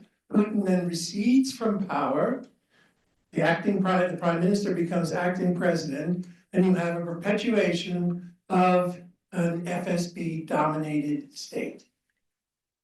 Is that a possibility? And if it is a possibility, and this goes to the other 2 panelists, is there anybody who could actually resist such a, in essence, legal coup by the FSB?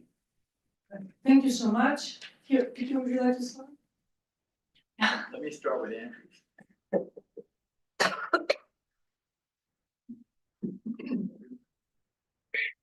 That's great. I think that's a great scenario, actually, Andrew. I will confess, I'm one of those who thought that most dictators can't get away with this. The quiet retirement thing, the only quiet retirement that I can think of is Khrushchev. They did let him live. But Putin to step down,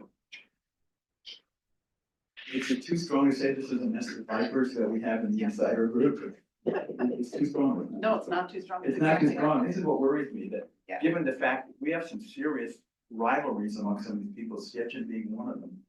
But, and Sergei Ivanov, I think he's out of the picture for health reasons, perhaps. Patrushev has a son. And by the way, when I was thinking about successions, Patrushev's son is a deputy prime minister. He's one of 9. There's a first deputy prime minister, and then there's 9 others. It's considered weak, though. I agree, but I'm a little skeptical that that he can peacefully transfer. Now, if we got to the late stage of an illness thing, and by the way, we all kind of agree Yeltsin was exactly in that mode, definitely by 1999, maybe you could get away with that then, but I think if you were still alive and vibrant, I'm not sure he'd be naming somebody for the reasons somebody said. You don't want to be a sitting duck when you've got a strong man living next door to you in a succession. It's a good scenario to think about. Great. Thank you. There we go. Okay. So there were 2 kind of closely related questions about kind of popular military leaders and war heroes and that sort of thing. So in the paper, I actually talk about Leibniz a little bit. And he was most active in the 90s. Right. So, and I think the key thing to keep in mind is that there's a reason why we don't know about any of these exploits in the Ukraine war. Okay, because if you think back to the histories of World War II, there were lots of exploits, real or imagined, that, with names attached, right? Of, various kinds of war hero type things. But I think there was a very deliberate decision made by political leadership in Russia this time around to not create those kind of war heroes, right? Even if it was more recent in World War II, if you think about Afghanistan, right? You have somebody like Boris Gromov, who, was on the last vehicle leaving, leaving Afghanistan, and then had a political career afterwards, right? So I think that there was a very deliberate effort to prevent that, and that sort of speaks to the, the institutionalization aspect as well, then, right? The question, there was the question of resistance to the FSB takeover type scenario. I think for the reasons I laid out in my presentation, I don't, if there was the military will not resist if it sees the, as much as it dislikes, being subordinate to the security services, in effect, it's not going to take a stand if there's unity around some new FSB type figure, and it doesn't have to be. You called it a coup. I don't think it wouldn't be a coup. It would all be done through very legitimate kind of channels, right? Like, if you remember when Putin became president, right? Yeltsin was trying out different candidates for this office, right? And for various reasons, as if that person didn't work out, they'd put in the next one, right? So, but in the end, when the musical chairs stopped moving around, Putin was there, and Putin seemed acceptable, and so then it was all done legally. I'm sorry, but from my knowledge of Putin, it wasn't that Putin was necessarily there in the chair. Putin manipulated and actually blackmailed Yeltsin to get there. I'm not saying that he accidentally was in the chair. For a combination of reasons, I don't think we disagree, a combination of reasons he was seen as, I mean, he may have blackmailed Yeltsin, but he also was seen as reliable in protecting Yeltsin's security and health and so forth when he stepped down, right? So both sides. And then one last thing I just want to say on this, the children of the, right, some of the overseers in the Ministry of Defense now are this next generation, right? Fratkov, son, I forget his first name, but Fratkov was a former head of the former prime minister, head of the SVR. Is, you know, his son is a deputy there. Civilova, who is niece, cousin, something of Putin, is also there in the fight. So there are these people who are there to keep control of things. Go, I'll stop there. All right, thank you. So I have 3 questions to answer. The first is, will a future leader continue to use Russian paramilitaries abroad? My answer to that is that for 2 reasons. The answer is if they're smart, they will. The first set of reasons is that just about every country in the world right now who's a great power has started using one form or another of private military force abroad, and paramilitaries are an example of that. And the reason everybody uses them is sort of twofold. One is that they're cheap, and the second is that's a way of hiding casualties for foreign adventures because they don't need to be reported as official military deaths.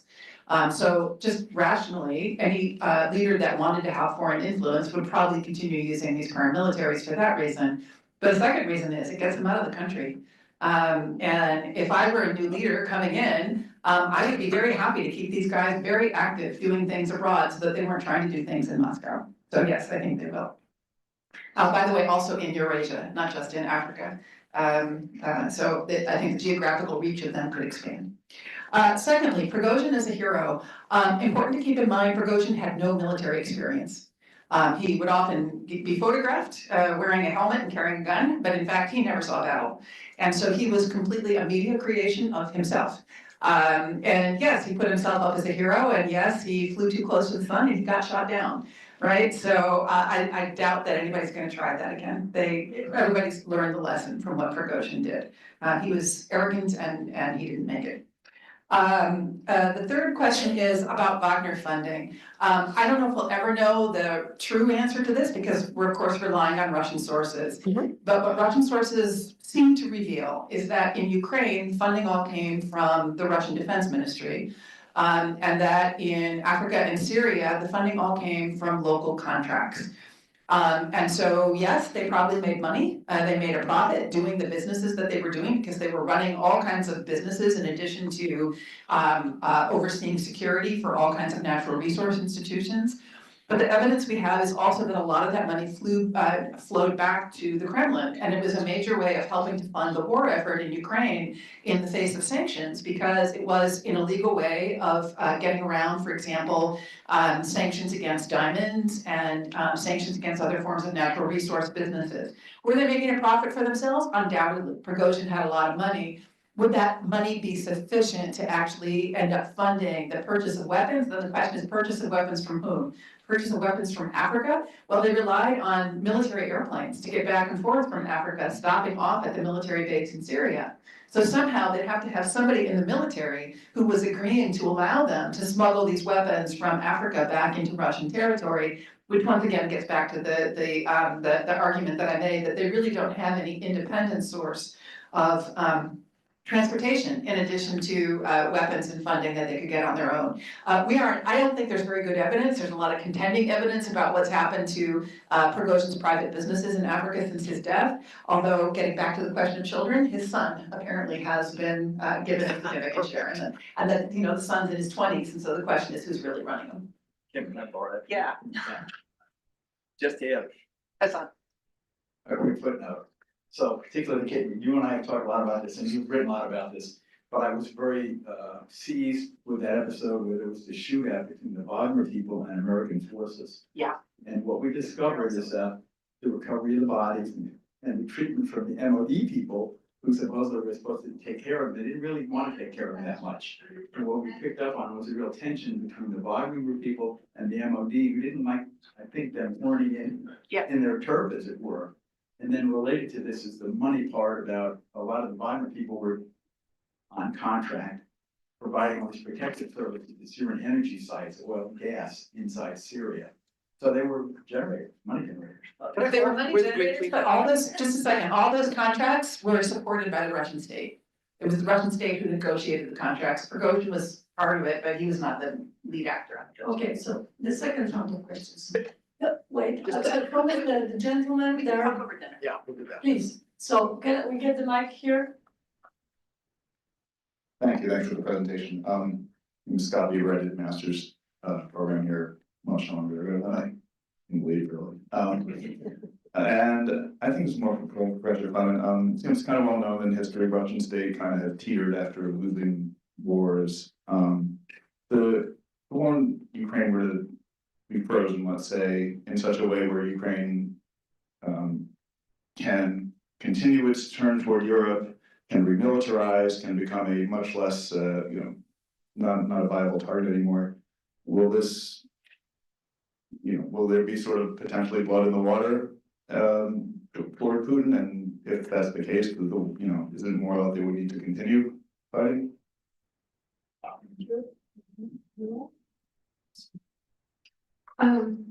Hi, this is probably a question for Dima. Introduce yourself. Yes, I'm Aliona, I'm a Harriman student here. There's been a discussion which elites Putin and the post-Putin leader would prefer, if it was the children of the current elite or if it was the war heroes, the PTSD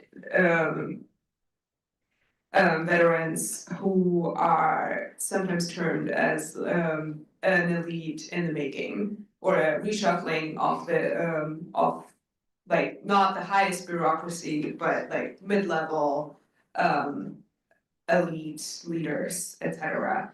Do you think there is another group that could be important in these discussions, or if there is a preference for one of them? A preference in Andrei? Putin or first person? One. You can.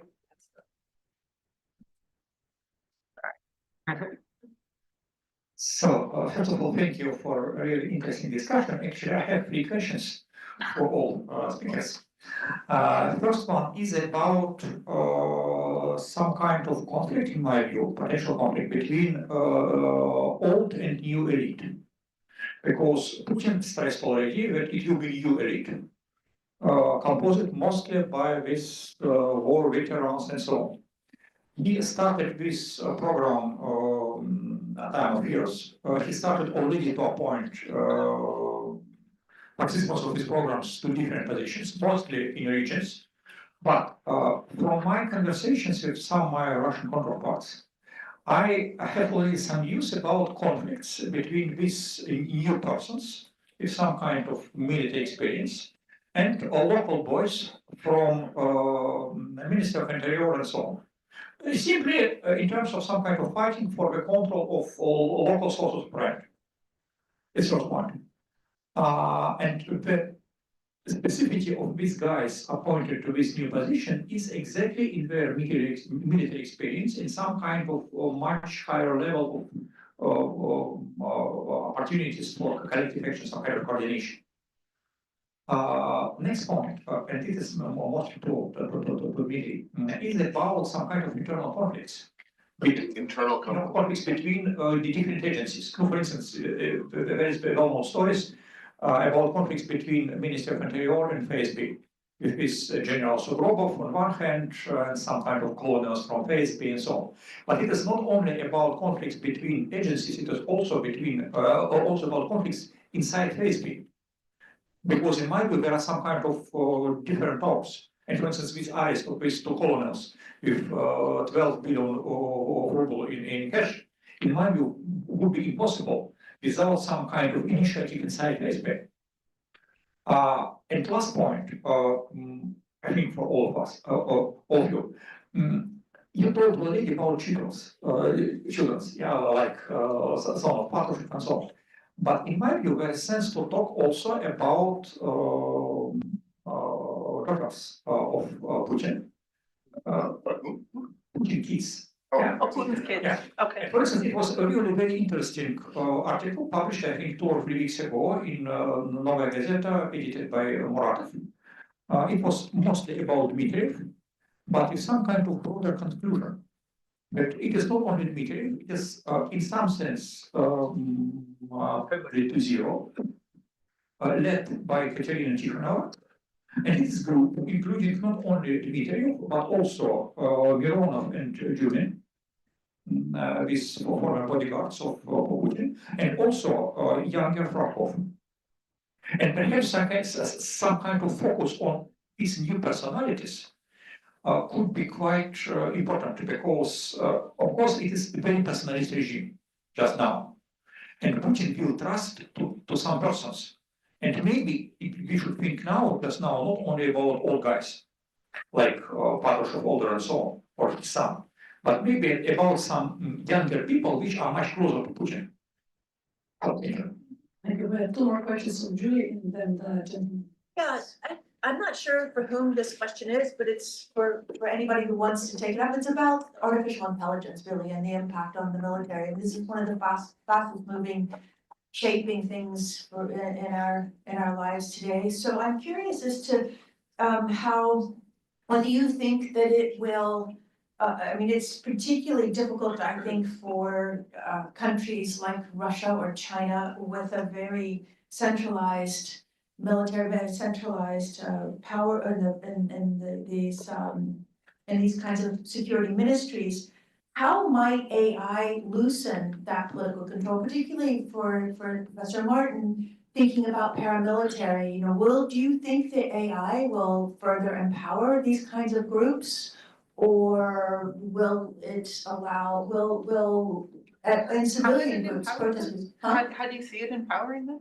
Well, just by giving more opportunities for weapons, for control, that don't need as many, you don't need soldiers, you know, you have many more manless kinds of weapons and things like that. I mean, I'm just thinking about decentralizing control. It's one of the things that has come up a lot in certain conversations among a lot of AI people as to how this is going to affect military control, particularly in authoritarian countries.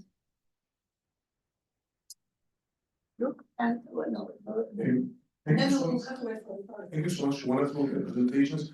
2 quick questions. The first, keeping in mind that Putin became a power in St. Petersburg, are there any local in big cities or among governorships and any local troops that are beholden to the leaders there that could be involved in the power struggle? Second, troops? Local police,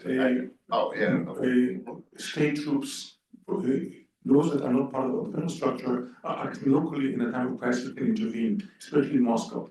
And secondly, seeing the growing importance of China, are there any options of foreign intervention? The Chinese would like to install someone who's favorable to them. We've said that in the past about the West, but that's now less likely. But China is emerging as a major power in Russia. So do they have any favorites and if so, are there any generals that are associated with them? Thank you very much. Thank you. Let's try to answer. Kim, would you like to start? Okay. Sure. So I think there are 3 questions that I want to answer, 2 from Julie and 1 from Itai. So Julie, I think that the FSB has taken over most of the cyber functions. That was not originally within their bailiwick, but my understanding is that many of the things that are related to cyber activities have come under FSB control. And so that might be part of the answer about new technologies, that they might still be under centralized control. But I guess one of the questions breaking out from what you said might be the question of using drones, for example, for activities. And that would be kind of interesting because drones are cheap, but then you'd still need centralized support to smuggle those drones in. And so even if you somehow managed to get cheap weapons that you could use, I'm not sure, first of all, that you could do more than create mayhem with them. I don't think you could lead a coup using cheap weapons. And I think you'd still need centralized authorities to still look the other way to get it to happen, and that means they're gonna be implicitly supporting you. So, I don't think that new technologies are necessarily going to empower actors who are not connected to the center, in Russia. And this relates to Itai's question as well. Richard Arnold and his co-author, who I was just looking up because I haven't met her, so I wanna make sure I get her name right. Let's see, it is Elisa Neiman, have written about how the centralized authorities in the past few years have really done a great job of taking over control of the Cossacks. And so the Cossacks might have been a group that maybe 10 years ago you would have thought could have had more localized senses of identity. And maybe for the people who are the hereditary Cossacks, that's still true, but the hereditary Cossacks are not the ones that are in these formal groups. And the formal groups have been coming under centralized control. And so I think maybe that was partly for the reason of trying to make sure that they did not have those local identities. And I think later on in the next panel, Elise Giuliano is going to talk more about how regional elites are really, and also, I mean, I think also Irina, both are going to talk about how regional elites are really kind of constrained in many ways. Okay, so a few different things I want to say. So first of all, on AI in the military, there is no real AI in the military, right? We need to be careful to not conflate unmanned systems and AI, right? Like those drones that are flying around are controlled by people, right? Like there's a person guiding it around, right? So we don't really have there's computer aided weapon systems, right, where a lot of guidance is being provided, right, but the direction is coming from humans. So I think we just need to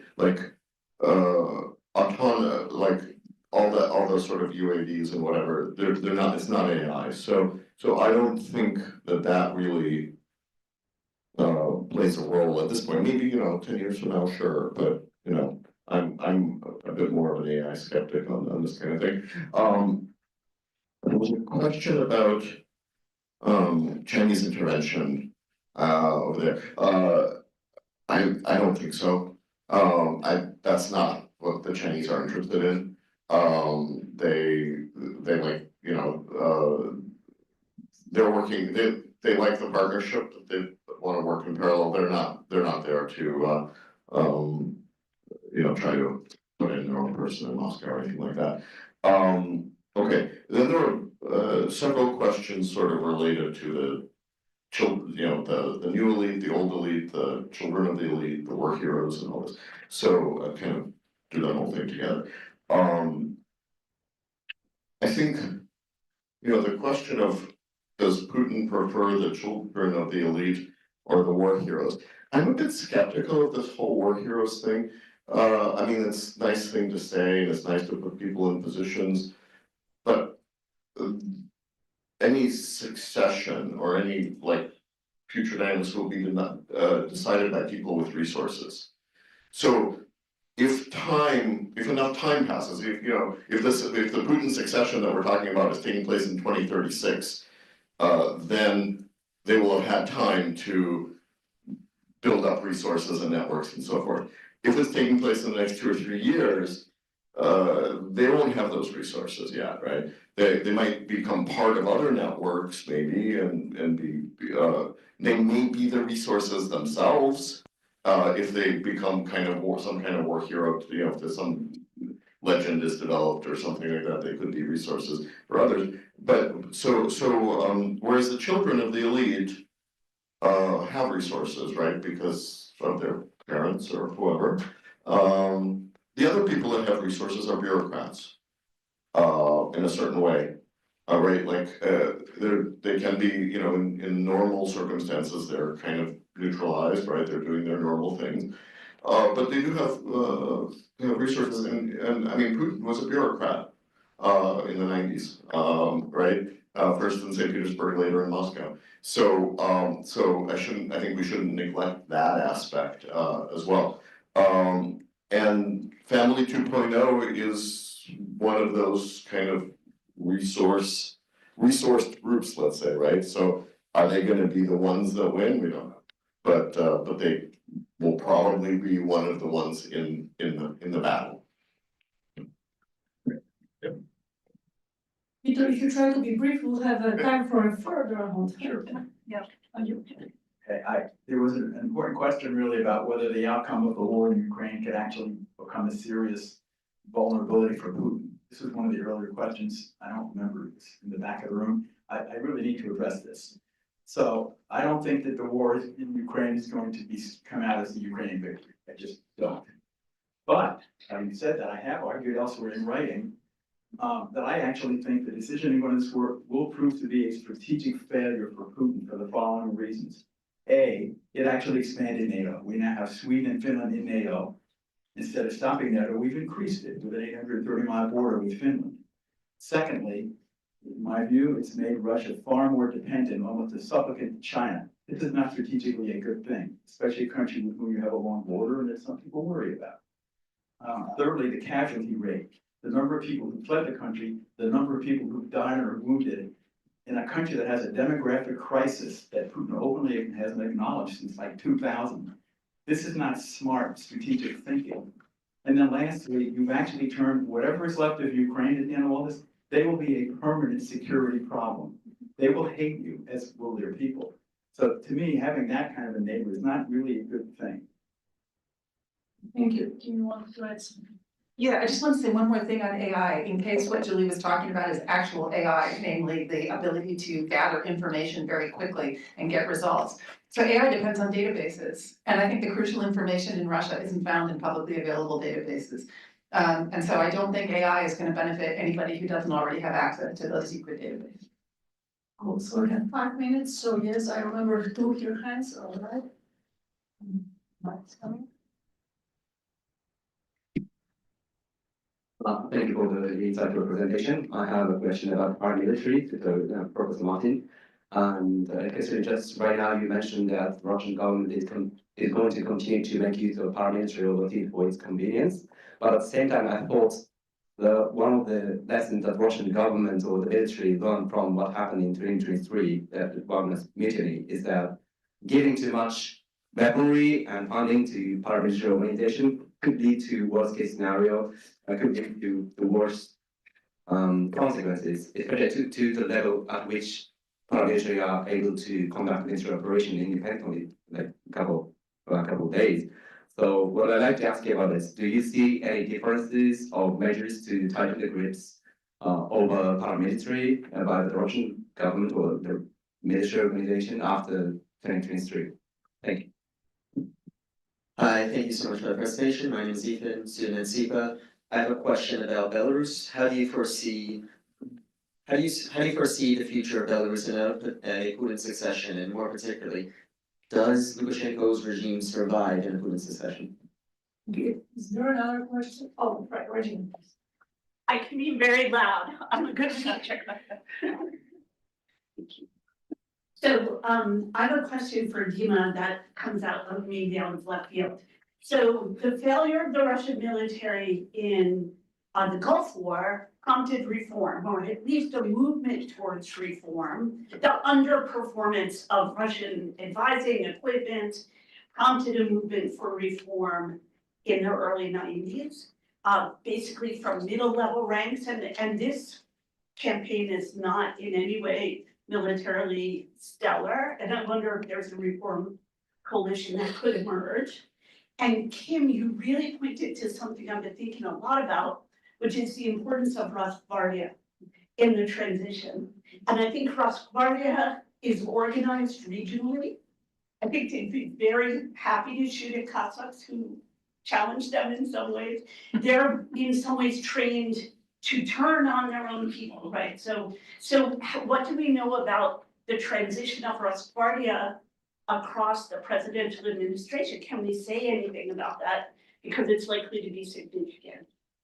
Thank you so much. Here, we have nice time to address these issues. 3 minutes. What order? Okay, you must. Let's Okay. start. All right, I'll do the military reform. So, I'm actually involved in a study that's just wrapping up on sort of what Russian military thinkers, like strategists, are thinking about the future of the Russian military. And what we found, and what other colleagues who've worked on this have found as well, is that they are thinking everything is great. That this was all kind of any problems are the result of an unexpectedly high level of Western support for Ukraine, and the fact that it was Ukraine and not the fight that they were prepared for, which is NATO. So there are very few strategic level innovations being discussed. There's a lot of tactical innovations involving, UAVs and all sorts of, things. But they're sort of the way they think they will fight in the future is the way they were thinking of fighting, 4 or 5 years ago. So from that perspective, that's kind of the military thought perspective. We're not seeing a lot of change. Now, what are there going to be potentially like structural kind of organizational reforms? That I think is possible. I'm not sure how that affects, the topic of this conference, but I think that there could be some, especially in terms of who command and control and who, operational units and so forth. But we can talk about more in break. Thank you so much, Peter. Can you go first? Okay. So I think I have 2 questions to answer. The first is, did the Wagner mutiny experience discourage the use of paramilitaries? 2 things to think about. First of all, the mutiny was not carried out by Wagner as a whole, and it was not even carried out by the people who were the long-serving leaders of Wagner. The mutiny was carried out by Prigozhin as an individual. The evidence that we have is that his goal was not to overthrow the government, it was to get an audience with the parliament, which he thought he was going to have, and he was denied. And he decided that having a march to Moscow would get him the attention of Putin and allow him to speak before parliament. The people who participated as the foot soldiers in that mutiny were primarily the prisoners, the former prisoners that were fighting in Ukraine, that he had gotten out of prison to become cannon fodder in Ukraine. The people who were in Syria, the people who were in Africa, there's no evidence whatsoever that they were even informed of the mutiny or that they participated in it. The second thing is that as soon as the mutiny happened, the central government was very careful to reinforce the level of GRU, Russian military intelligence control over the paramilitaries, and they especially put them under the division that's responsible for special operations, including assassinations. If you know that the guy who's responsible for assassinations is your supervisor, you're not going to try anything, right? So I would say that's not an issue. On Rosgvardia. Maybe you know more about Rosgvardia than I do, because I'm not an expert on Rosgvardia, but I think the question is very complicated. So for example, in Chechnya, Rosgvardia is the kind of, there's no separate thing that is, that's who they are. So I think Chechnya is the one example where there's the possibility of having some kind of regional identity. But they are so dependent on the central authorities for all of their funding and all of their operations, and they have this experience passed down from their families of what happened when they tried to rebel against the central government.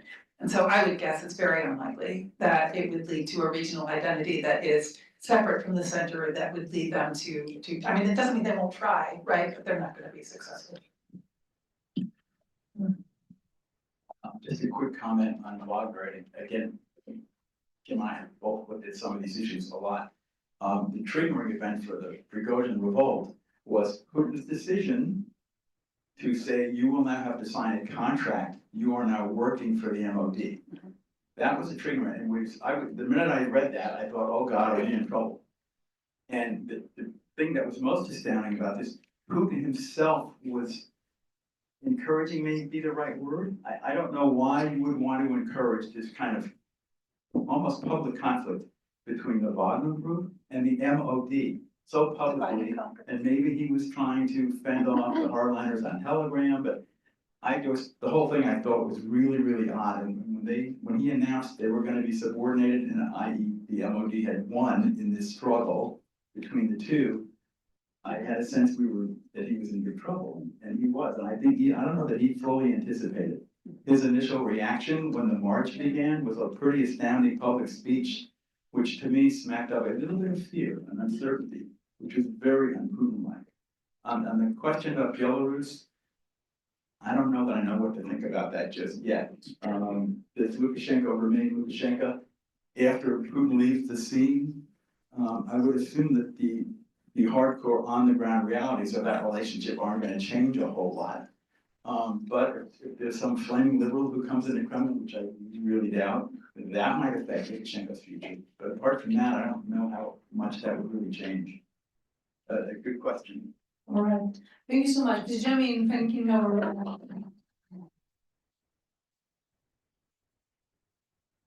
We have a 15-minute break, right? Yeah, we're gonna take a very short break. Actually, run a little over. We'd like to start at 3:15. We have to end at 5. The next panel is for.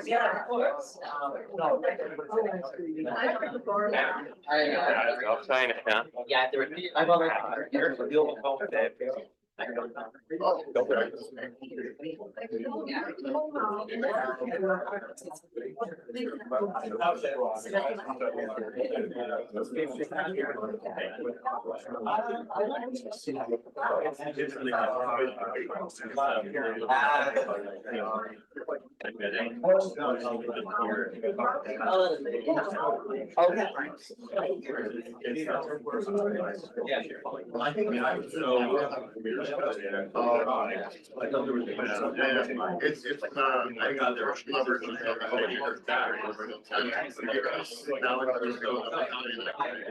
No, I do. Why?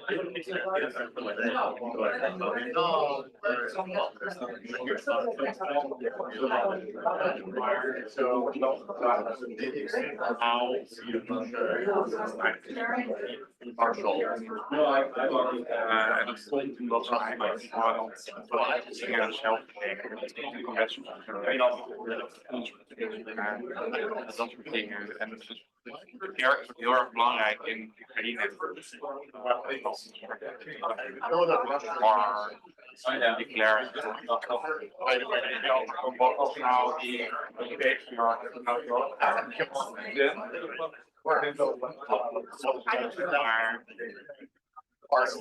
wat zijn dan de scenario's got the job in Russia. Zoals er iemand die over de economie vragen van een hele interessante economie, kapitalisme, kapitalisme, mensleven capture en maffia-state. Ieder daarvan. Maar hij zei nu op lijkt dat ze eigenlijk shiften naar een mobilisatie.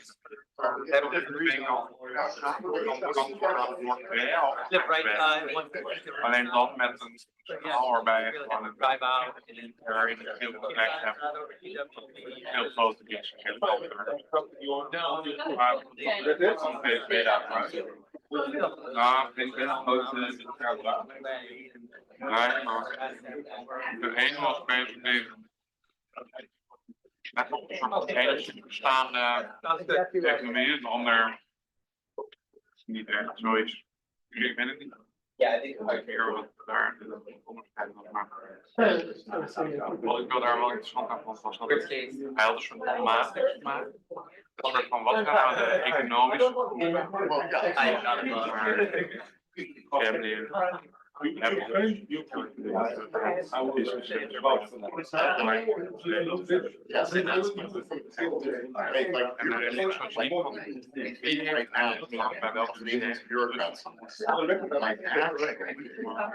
running something in that city. That's my Eigenlijk zien we eigenlijk die mobilisatie in Kremlin.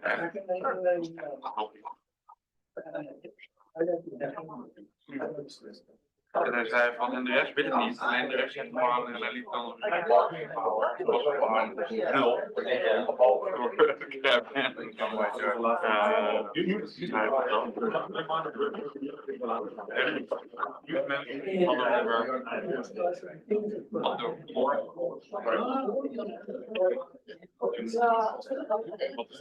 They're not raising the conversation yet.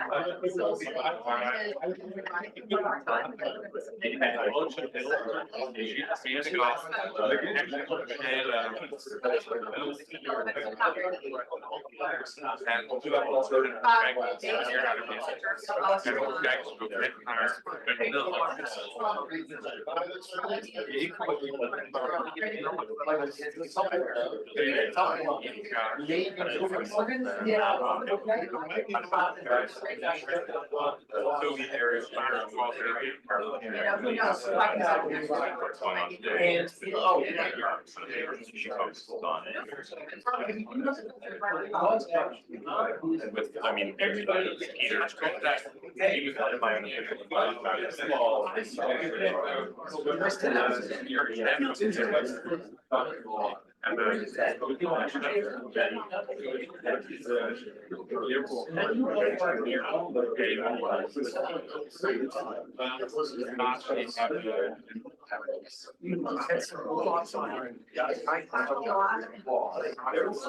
Pretty strong. The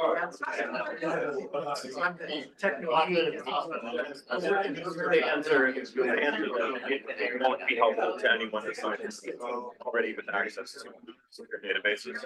I tend to agree with you. I don't know. There's so many things. When.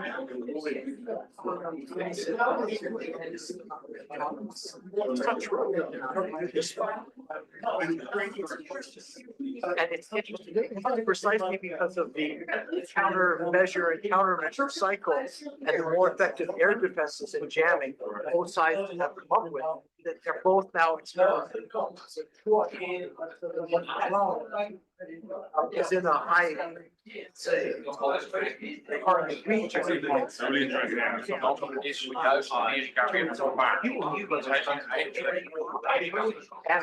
Do the final thing autonomously, because that is happening. Deployed in here. I think maybe so. At various points. Project Maven. Yeah. That's being tested in here. Yeah. And that, of course, is being tested. But that's autonomous targeting. Hasn't been done so well in here. Winter conditions. Identifying 70% accurate. Seeing what's going on versus. It's moving rapidly in that direction, but I'm not sure that's what she meant. If she meant more human control And disinformation. yeah. But I think even in that sphere too, I don't know. I don't want to disagree with her, but I find it hard to believe that AI, even in the hands of, not, people who aren't, high up in the end, access to your database. That's alone for fake news and misinformation. And it's all so close to accurate. It's actually quite scary. I've hesited myself to use kind of the generative, ChatGPT or Gemini or whatever, but I know as far as generating images, video, audio is getting, it's very rapidly advancing, and I have to think that even in the hands of the casual, quiet voting is still, there's still implications for how that might affect public perception of the war, public perception of Putin or of Trump or of anyone, regardless of if they have access to your banking records. No, I saw something, again, in some of the defense cyber journals I read, I don't remember where, it was about 9 months ago. And it was a case of a deep fake, an election video in India. And it was a deep fake done of someone who's dead.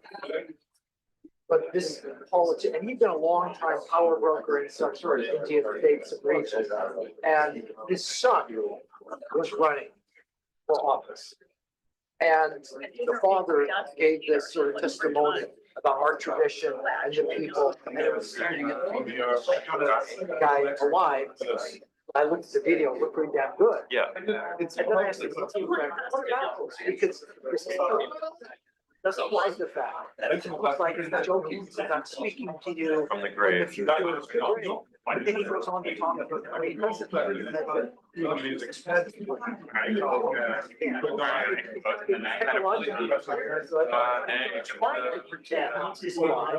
he explained to me this Indian tradition of tinkering with families, you know, like the Gandhi family and all this. In a very Indian concept. Right. So that's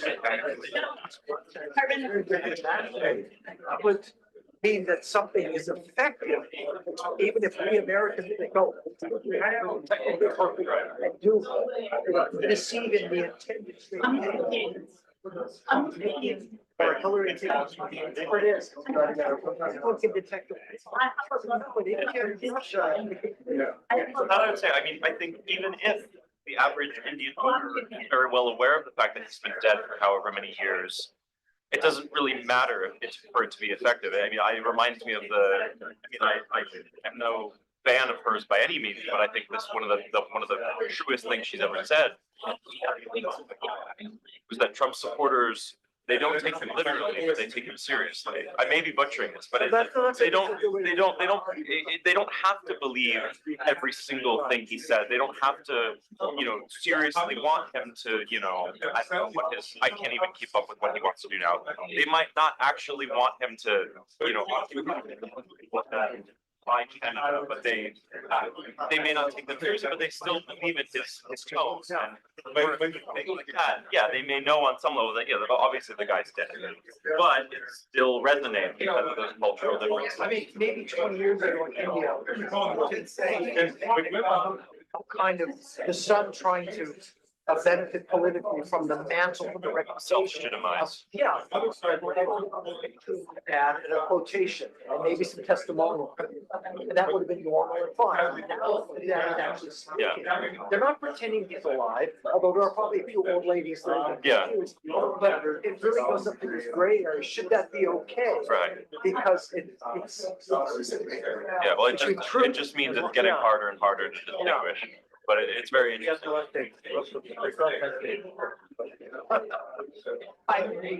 the rest of them always.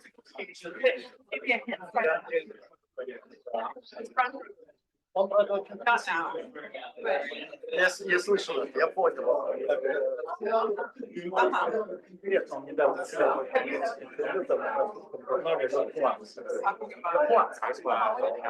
Левая, правая, центристы.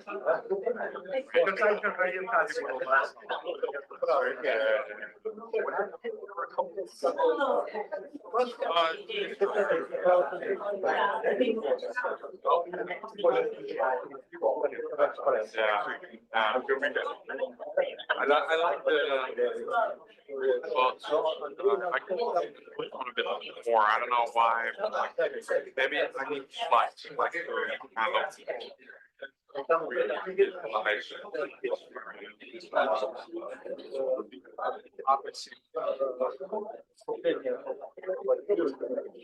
It's like a one direction, like why get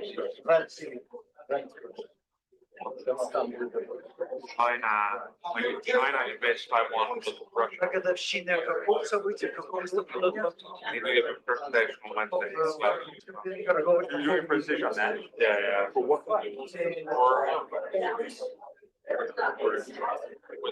Like the rules where they create time to get this question. Yeah.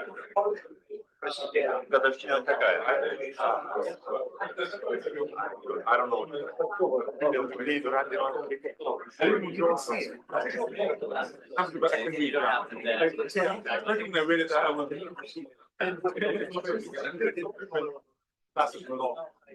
because we first week, so Gorbachev's gambit. I know there's the guy and Did Gorbachev like it?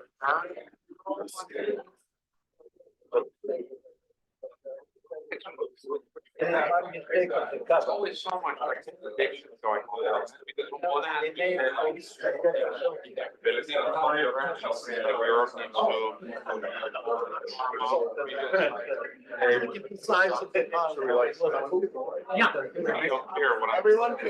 Everyone can please come in and take your seats. I don't think they will do anything.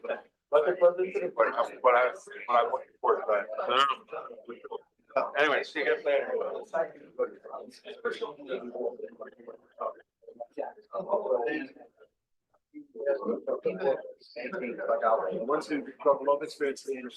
Everyone, please come, please take your seats. Oh. Right? Yes, but it's because it's a local government. Ah. Oh, that. Yeah, just do it. Quick announcement before we start. Can I ask everyone to clear the aisles of your bags so that we can walk through when we're passing around the microphone quickly? Yeah, including the side ones, not just the little one. Yeah, I'm the chairs. Thank you. Can I also ask, just now when we have the chance for everybody to hear, that those who are speakers in the conference, please gather afterwards and we'll talk about future plans before we all have our dinner. Should we gather on the 12th floor? 12th floor, yeah, that'd be great.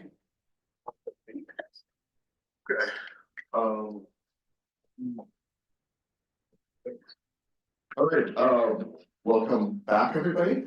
So we have one more panel. This one is on maybe the last introduction was what really matters, the people with guns. I'm going to say the people what really matters, the public, right?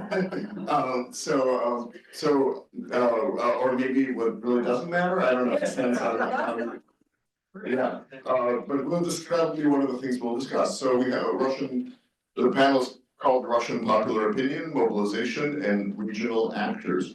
And so we'll just start off with Irina. Let me.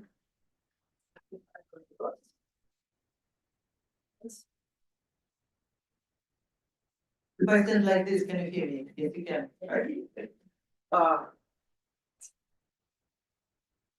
Okay. And finally, the most important panel and the center, this is the most important. And the most important part of the panel, center regional relations in Russia. And this is not my product. This is I'm making it in my name and the name of my dear co-author Mikhail Kirill from State University of New York. And so in my 10 minutes, I would like to start that the center regional relations are in the core. If you talk about Putinism, what is Putinism, Putinist system, then the center regional relations are in the core of the system. And it doesn't matter that Russia doesn't function as a general federation, although it's still a constitutional federation. The fact that Russia, again, is not a federation, that it is centralized, that this is a power vertical, it doesn't make these relations insignificant. On the contrary, it makes them very significant if you take into consideration structural factors of Russia, so the territorial size. And even if you don't know anything about Russia, we still know that Russia is the largest country in the world. And this is the source of the Russian pride, everywhere in all Russians. And also the Russian diversity, ethnic diversity, but also the geographical and territorial diversity. So what was our idea in preparing the chapter and preparing these slides? That the center regional relations, this is a conservative force because remember I was in the first panel I was asking Andrei Yakovlev whether business is a conservative force or a reformist force. And we were asking the same question, confronting the same question, what was it? So what are this regional meaning, regional governance? So I'm talking about regional governance. So the executive, the highest executive of the region. And this is a conservative force and which limits political change and reinforces regional stability. And we were our main point of entry to the topic, to this particular chapter, to this particular conference was a selector theory. So this is by Bruno de Mesquita and his colleagues in the Logic of Political Survival. And this is about selector theory, examining how small elite groups maintain control over the huge country using the power vertical model. So as you can see there, so we don't believe, I will put it as open as possible, we don't believe in regionalist revolution. In the revolution from below, that suddenly the regions will feel something and they will change Moscow. No, our main idea that first is a conservative force, and then if you ever hope or want, or don't want but want to discuss the possible change of this model, the impetus for change and everything will come from Moscow, not from the regions. But that's why we use selector theory. And what is Russia personalist authoritarian system? So this is the selector structure, and we also in our book published not quite recently. We discussed Russian elites as the so Russian ruling coalition as the multi-layered or too tight elites with extremely limited and hierarchically organized effective selectorate and very tiny circle of ultimate power holders. And what is important, this is the power vertical, how this very tiny selectorate is connected to more wider groups of elites. And these wider groups of elites consist of different kinds of people, like technocrats, like look at Tatiana Stanovaya, how she classified it, the elites, but also from the regional governments. So they are not the members of this tiny thing around Putin, but they are very important members of the wider elite groups around Putin, supporting the Putin status quo over the huge territory. Hierarchical power vertical. What is the role of the regional governments, and why I'm saying this role is important? For different reasons. Because they are implementers. Okay, they are not independent political actors, so what? But they are the implementers. Because who is going to implement all these decisions which are coming from Moscow? If not, they are not implemented, but only made in Moscow, it's nothing. They should be implemented in all this, from Moscow to Kaliningrad to the west, and from Moscow to Vladivostok and Khabarovsk to the far east and the border with China. They are lacking their genuine legitimacy. We know this because they, since quite a lot of time, they don't need to come through procedure of the competitive elections, and basically they have twofold function. So they implement following the Kremlin instructions, and they protect the status quo. That's why we are saying that they're conservative and not a reformist force. Why do they support the status quo? Because they have more benefits than losses, and definitely more benefits. And I'm talking about the incumbent governments, again, incumbent regional governments, because they benefit from the patronage. They have very little or even small incentives for autonomy. This is an important point, because somehow we feel that they should, if you are there and Moscow is here, you should necessarily, remembering the experience of 90s, they should ask for more autonomy, for the redistribution of political competences, for changing the model, but they do not. They do not need or ask for more political autonomy, for more, I don't know, for all these things, for more accountability, for more open character with decision-making procedures in the center. Important thing is about no horizontal coordination. I was also trying to attract your attention. Absolutely crucial thing in the first section. This is no coordination. Because what we were trying to do since the war started 3 years ago, we were trying, my coach and myself, we were trying to find an evidence, probably the war, because we were thinking the idea was the war would incentivize the region to search for horizontal coordination for common problems. That's the assumption.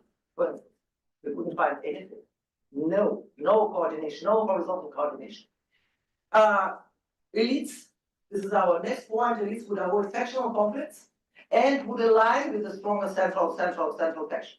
And important, this is the contrast to the Soviet collapse, because the Soviet collapse and the 90s are very important generally very important reference points and give us very important lessons on what to expect from the relationship between Moscow and the regions. However, we are not only about similarities, the talk is, but also about contrast. And the main contrast is that today's regional elites, they do not disrupt the status quo, they stabilize the current status quo and again in this conservative manner. Our next point is that the evolution of Central regional relation is not possible without political reforms. And the meaningful political reforms are necessary for general evolution of Central regional relations. Why? Because we understand, and this is, I think this is absolutely understandable, that Central regional relations are only a part. You cannot kind of take out this particular dimension, Central regional relation, out of the whole system. It's not possible to discuss it, not discussing the future of the whole system of Putinism, because the Central regional relation will be the product of these more basic changes in the general system. We think that significant crisis could force an expansion of selectorate and leading to profound changes. Okay, and here, and having said this, we were working on potential scenarios. Our main variable and the only variable we have the premise that this is about Moscow, it's not about the regions. And what will be the main variable? The size of selectorate. And selectorate can be small or can expand. So these are two possibilities. Within the small selectorate persist, we have the smooth succession from Putin to another successor of him, to another leader, but still the personalist leader, nothing basically changed. We have the other, so this is the 1A, the 1B is about limited elite competition, limited, but for a very certain period, not very long, and minor reforms are possible, but not political reforms, but more democratic reforms. What distinguishes the group 1 from the group 2 is the size of selectorate. Probably exogenous shock. You can ask me, what is this exogenous shock? I don't know. Some exogenous shock can expand the selectorate, and then we will have the temporary weak center. We then return to the same model, to the same power vertical, and the restoration again of the model. And to B, these are the changes. Here in 2B, the only thing, I would probably put it in red. So this is where we have the real change, with the change of the model, with the erosion of the model, and the chaotic decentralization. So now this is just slightly more about small selectorate scenarios. So loyal governance. 1B again, this is about limited elite struggle and technocratic reforms. We were thinking, what could be these technocratic reforms? Probably with the promise of some economic autonomy, but probably some administrative moves like administrative decentralization, but absolutely not political decentralization. So here will be full stop. And the regional, what is basically the conclusion? The regional elites remain executors and with no political influence. And disruption via selectorate expansion. This is again the temporary weakness of Moscow with the governance gain limited influence, but then again it returns to the previous basically the current status quo with the personalist regime, but the leader of the regime has a different name. So what? 2B, this is severe crisis. Economic collapse, for instance, triggers decentralization. Then we have spontaneous federalization, economic coordination, local legitimacy. But what I want to stress here, one small thing, that federalization does not mean federalism. Federalization is a process. Federalism is kind of consolidation of the new type federal-like or federal model of central regional relation. Federalization, we had a lot of federalization during the 90s. Do we have federalism? No. Federal model, no. So this is, and this model also, this is 2B scenario is associated with a significant risk like fragmentation, ethnic tensions, Chechnya, Tatarstan. This is what we remember from 90s, and again, this is a very useful experience, I would say. When we talk, this is a special slide made for federalism lovers. I also love federalism very much, and I suppose democratic Russia is a federalist Russia, or federal Russia. However, there are a lot of barriers, strong barriers to genuine federalism, because federalism means strong, yet negotiable center, but center should be strong. So strong center, strong regions. Very kind of routine idea for federalist literature, but still all the time a fresh idea for the Russian, a lot of Russian researchers who still think in this pendulum, either strong regions or strong center. But the idea of federalism is both are strong center and strong regions. Federalism, again, center-regional relations, be them federal or not, they're only the part of this only one dimension of the whole political and economic and social system. So federalism is not self-important. Federalism needs the other bigger reforms than federalism. Federalism would need political parties and integrated political parties, at least if we believe in theories. Federalism would need independent courts and independent elections. This is what also can happen. Why we put it here? Because why federalization of 90s never became real federalism in Russia. One of the reasons was this personalist bargains between certain regions and Moscow. So we were calling it in particular двусторонние договоры. So this kind of bargaining things, but no cohesive federal system. This is also a risk. Would be a risk now. Again, a lot of the risk of 90s would be reproduced. They did not disappear. They would be the same, and the ethnic regions would pose separatism in the scenario when Moscow is big and weak for quite a long time. So, what are the conclusions? The conclusion is that without this significant shock, the post-Putin scenario is not very optimistic, not optimistic at all.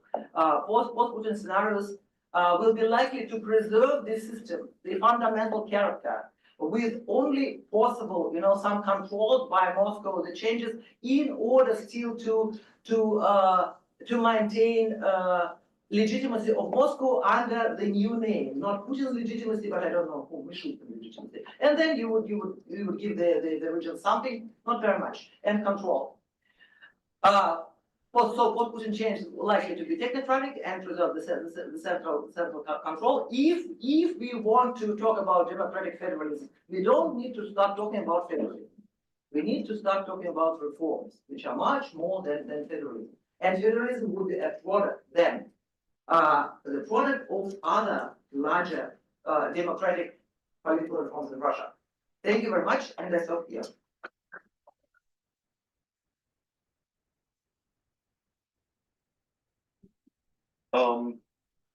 So it's I was thinking that the lease would actually make more sense. That's fine. Yeah, that makes sense. Are you okay with that?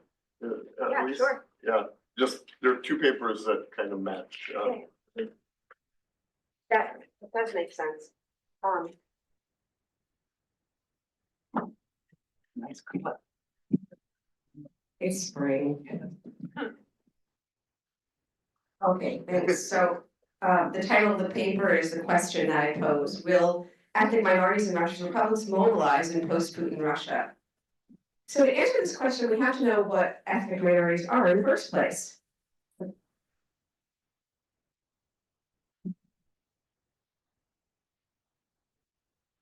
So we may think we know the titular ethnic groups that give the republic their names, so Tatars in Pakistan, Bashkirs in Bashkortostan, the republics inherited from the Soviet Union.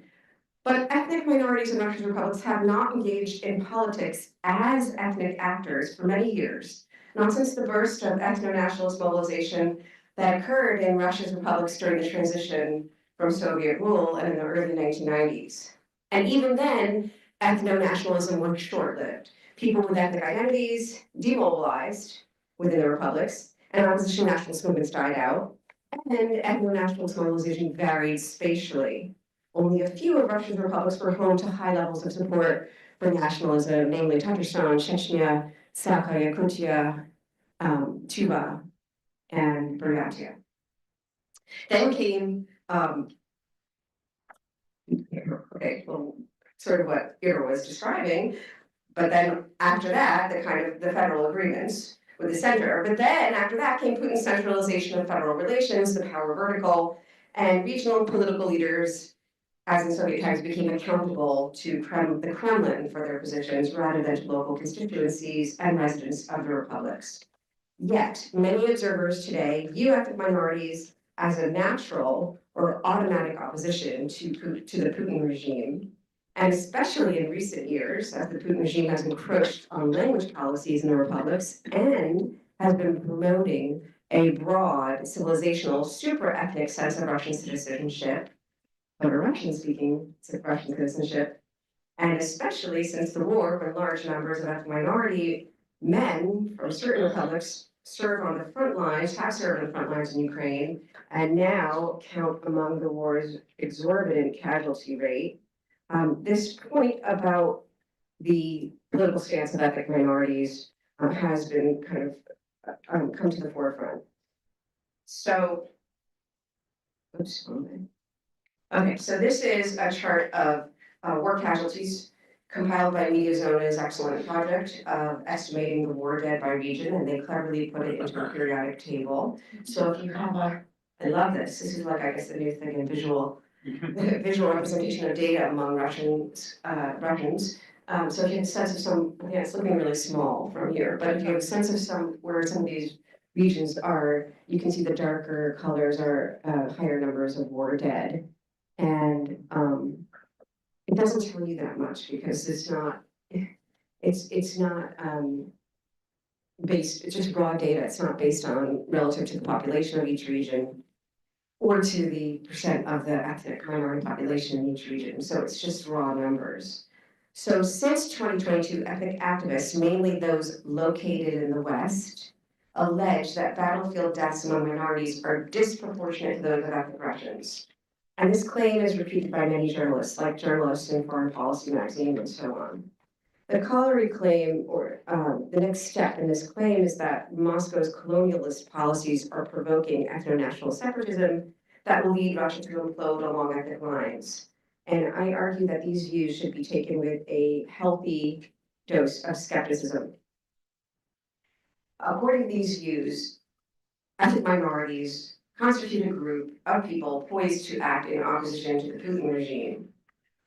So in coming up with my approach, why I asked this question, will ethnic minorities in Russian republics mobilize? We want to be careful to avoid the reification of the object that we're studying, people who have ethnic identities. So it's critical to understand that ethnic groups with fixed political attitudes do not exist in Russia, nor in other societies, even those where ethnic categories are salient. Ethnic identities are a social reality for many people and have real effects on outcomes, but that doesn't mean that people with ethnic identities constitute a group with common interests and a sense of political destiny prior to a moment of mobilization. So what we want to try to understand is when a sense of groupness, in Rogers Brubaker's terms, comes into being as a result of a political process. In other words, the relevance of ethnic categories to specific forms of political behavior must be explained rather than assumed. So in part one of the paper, I examined existing and potential ethnic actors, namely governors, ethnic associations within the republics, which are official state-formed fake representative groups, opposition ethnic activists, and mass ethnic politics. And in part two of the paper, I also examined why mass ethnic publics may mobilize.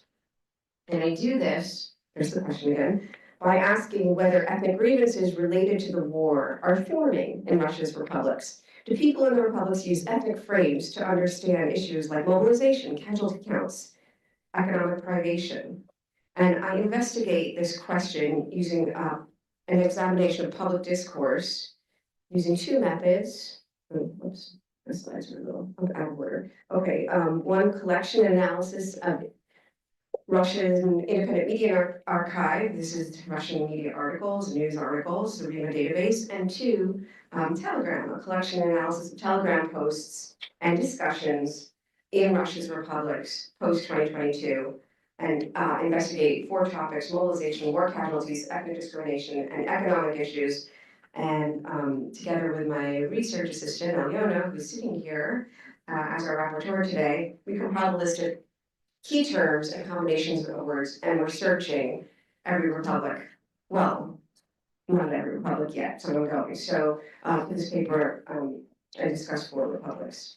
And okay, so now just returning quickly, I can go through this part quickly. So this is the first part of the paper that I just mentioned first. What are the major elites, the existing elites, governors doing? And we can fast forward here because it's exactly what Irina Bustigina was just talking about, right? What happens at the center? My first scenario, do federal elites coalesce around a new president? Yes, then there's continuity in the ethnic republics, and I discussed the 4 actors in terms of continuity, in terms of what it looks like now. And then the second one, which is more interesting, what if there's prolonged contestation among federal elites for the presidency? Then there will be greater competition in the ethnic republics. And this is where the action is. This is what's more interesting. And there's a lot to be said here, and I go back into kind of what happened in the 1990s.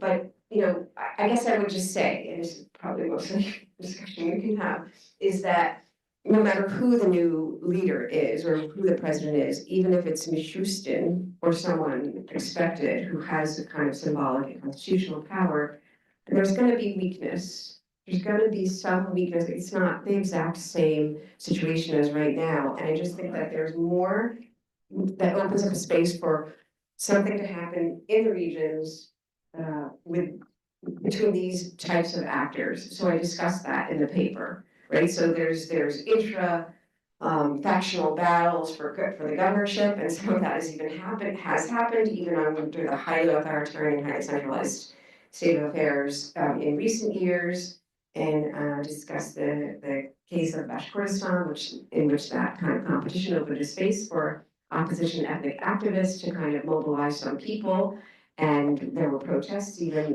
well, it was about a year and a half ago now, and that's really interesting, and that's something that has to be studied or kind of understood in lots of different republics.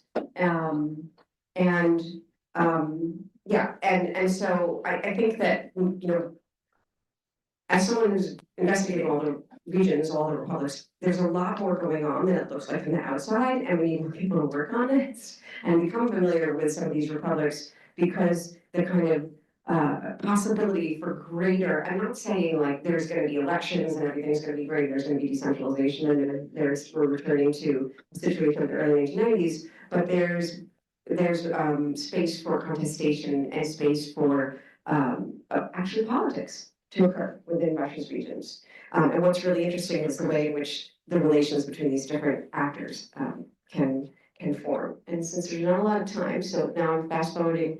The second part of my paper is the war stimulating ethnic grievances. So I just want to talk quickly about what we're doing here. Or just summarizing the results that I found so far.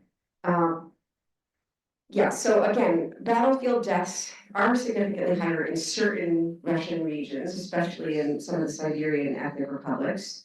And many anti-war activists, again, especially those in the West, claim that the battlefield deaths are out of proportion to their overall share in the population, and is something that can be disputed or it can be challenged, and I discussed that in the paper, but that doesn't matter for the purposes of what I care about, which is how do the people in the regions understand, how do they perceive what's happening, right? Because the idea that the ethnic groups are colonized, yeah, sure, there's absolutely elements and social and economic facts of colonization, but unless people feel that they're colonized, it's a political non-starter, right? So it's a subjective sense of when people with ethnic minorities become the group, and that's what I'm interested in, that's what I'm trying to study.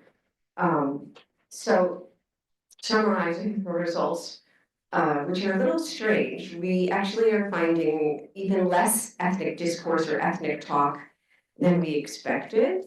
I expected some ethnic talk, and we found some so far with the TG stat, mostly with my RIMA. Okay, so with the RIMA, we're talking about like over 100 articles for each republic. They're not all on the same topic. And then many hundreds of posts.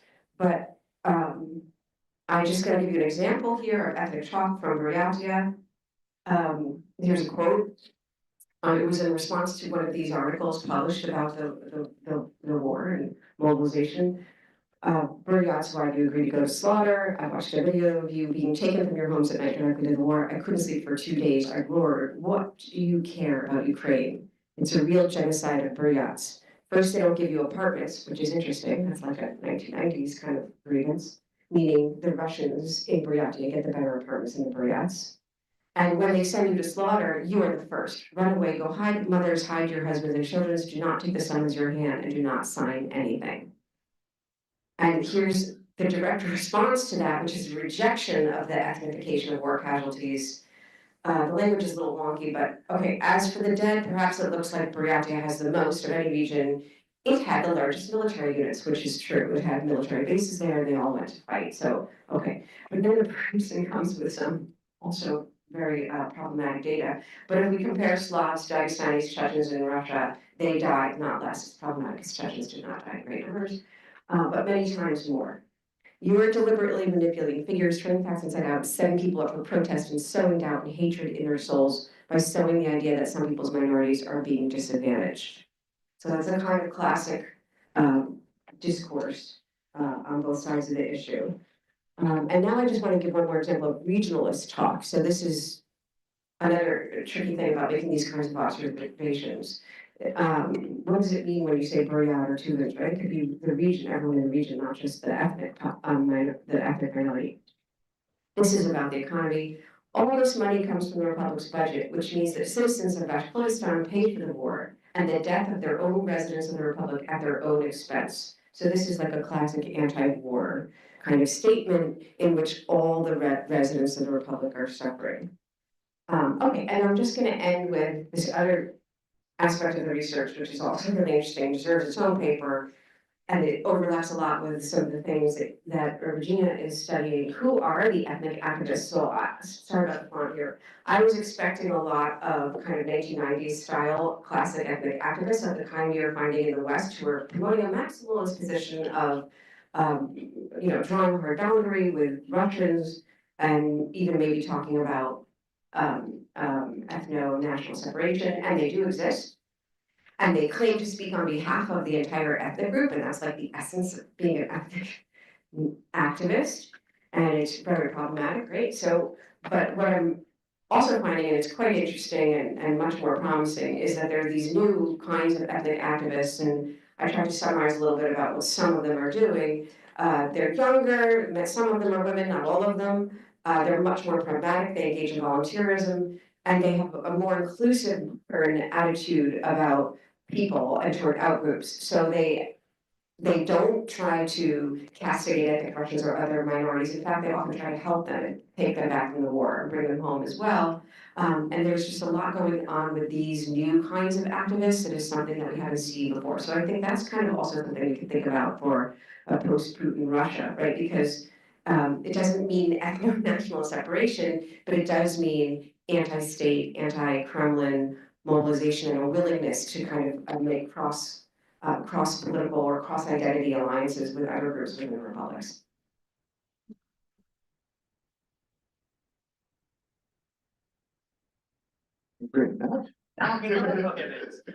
I was chomping at the bit for. Thanks a lot. I'm going to take Valentina at her word and try to come up with a different way of thinking about Russia's future. We've had a lot of great papers today that look at Soviet history, that look at the lessons of the 1990s, that look at specific institutions and actors within Russia. I'm not going to do that. I'm going to look at the literature from comparative autocracy and use it to try to understand what would happen to a post-Putin Russia. And what makes the Russian case fascinating is that our two best theories in comparative politics about autocratic regime change point in completely different directions in the Russian case. Right? So I'll talk about various flavors of modernization theory, or structural theories of regime change, which in the Russian case paint a relatively optimistic picture of a movement towards greater political contestation.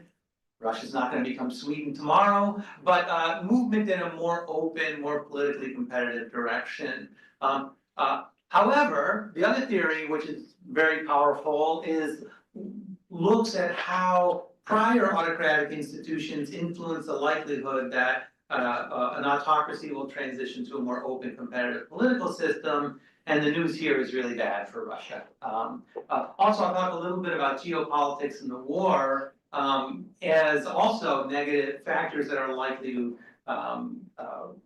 reinforce the autocratic trends that we see in Russia. So I'll start just briefly with the crudest form of modernization theory, which is the idea that social change induces creation of interest groups along a whole range of dimensions, and that regime change is driven from below, from mass mobilization. And the most common thing you can look at is GDP per capita. So wealthier countries tend to be more democratic. One view says that it's the process of getting rich that brings down the autocracy and then is more likely to result in a democracy. And the idea here is that, societies become more complex, economies become more complex, there are more competing interest groups with economic development.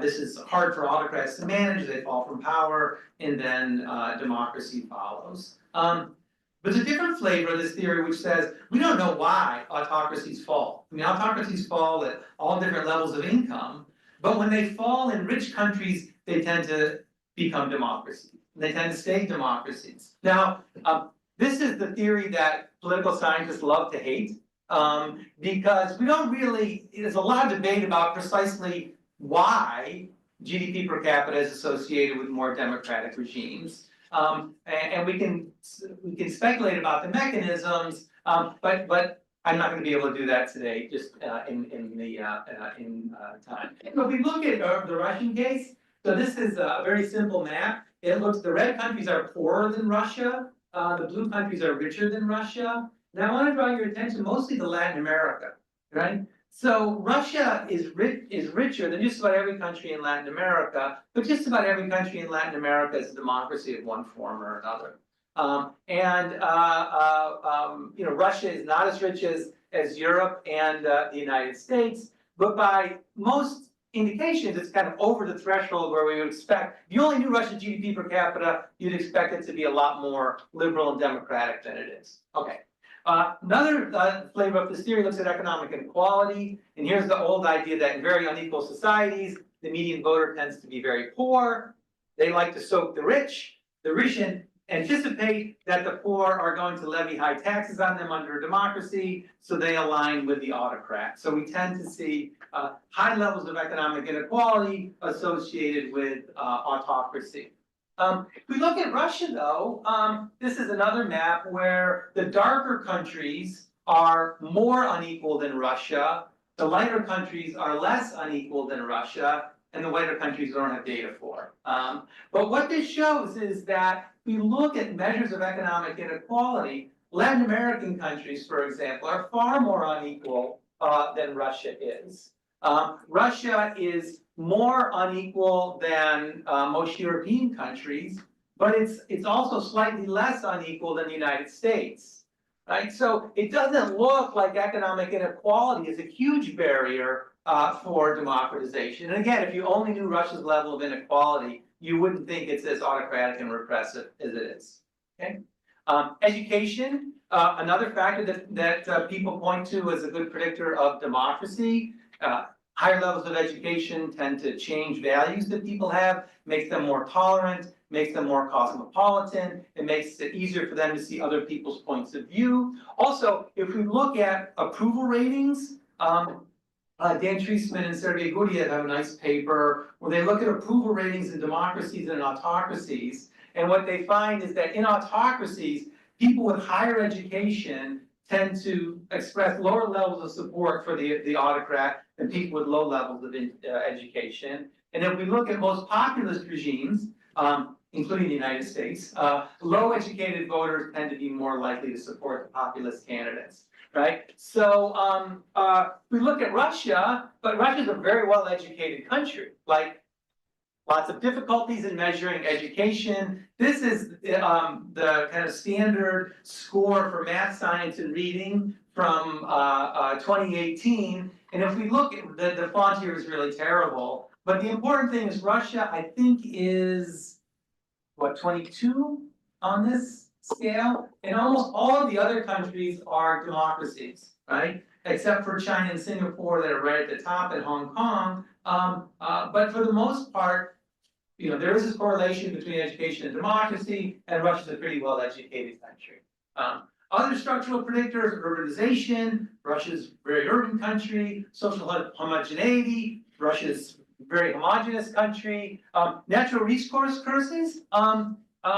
It's not that bad in Russia. It's not, you know, Saudi Arabia. It's not Azerbaijan. And also, we need to remember that one of the reasons why we see autocracy and natural resource wealth go together is that often autocrats will develop the natural resource sector and ignore other sectors because they're harder to control and are more politically threatening. So in that case, the causal arrows between natural resource wealth and regime type work in both directions. So it's not just the case that because you have natural resources, you're more likely to be an autocracy. It's also that autocrats are also more likely to develop their natural resources and neglect other sectors of the economy that are thought to be more conducive to promoting democracy. Okay, so that's the good news. If you're like democracy, like I do. The bad news: institutional legacies for Russia are not conducive for democracy. Russia is a personalist autocracy where power is concentrated in the hands of a single individual, where the major personnel and policy decisions are made by a single individual rather than by a military. Is it a military-led autocracy or in a one-party-led regime like China, Vietnam, and the Soviet Union, right? And if we look at, this is some data of all countries from 1946 to 2004. This is, I really like these two tables. So this is how dictators lose office. And if we look in the middle, we see that regular means is by constitutional means, natural death, and then irregular means is coups, protests, or civil war. And we see that personalist autocrats tend to lose office 70% of the time by coups or by protests, when these numbers are much lower in military regimes and in single-party regimes, right? And this is, it gets even worse if we look at the post-tenure fate of dictators, right? So this got a little messed up, I guess, in the, but the important thing is look at this first column, the highlighted column. So this is what the fate of dictators after they lose office. You can either be okay, very technical term, exile, jail, or dead, right? So we see that 20%, only 20% of personalist autocrats between 1946 and 2004 ended up okay. The rest ended up exile, jail, or in a box. And again, we see these numbers are much higher for military-led regimes and single-party regimes. Finally, if we look at the types of regimes that are likely to follow, in only 16% of the cases does democracy follow a personalist regime. It's much higher for military regimes, and it's even higher for single-party regimes. Also, if we slice the data a little differently and we look at long-standing rulers, so these are rulers who've been in power for at least 20 years. When they lose power, they're replaced 45% of the time by the same authoritarian regime, an insider takes over. 31% of the time, there's a new authoritarian regime with a new leader coming to power from a new movement.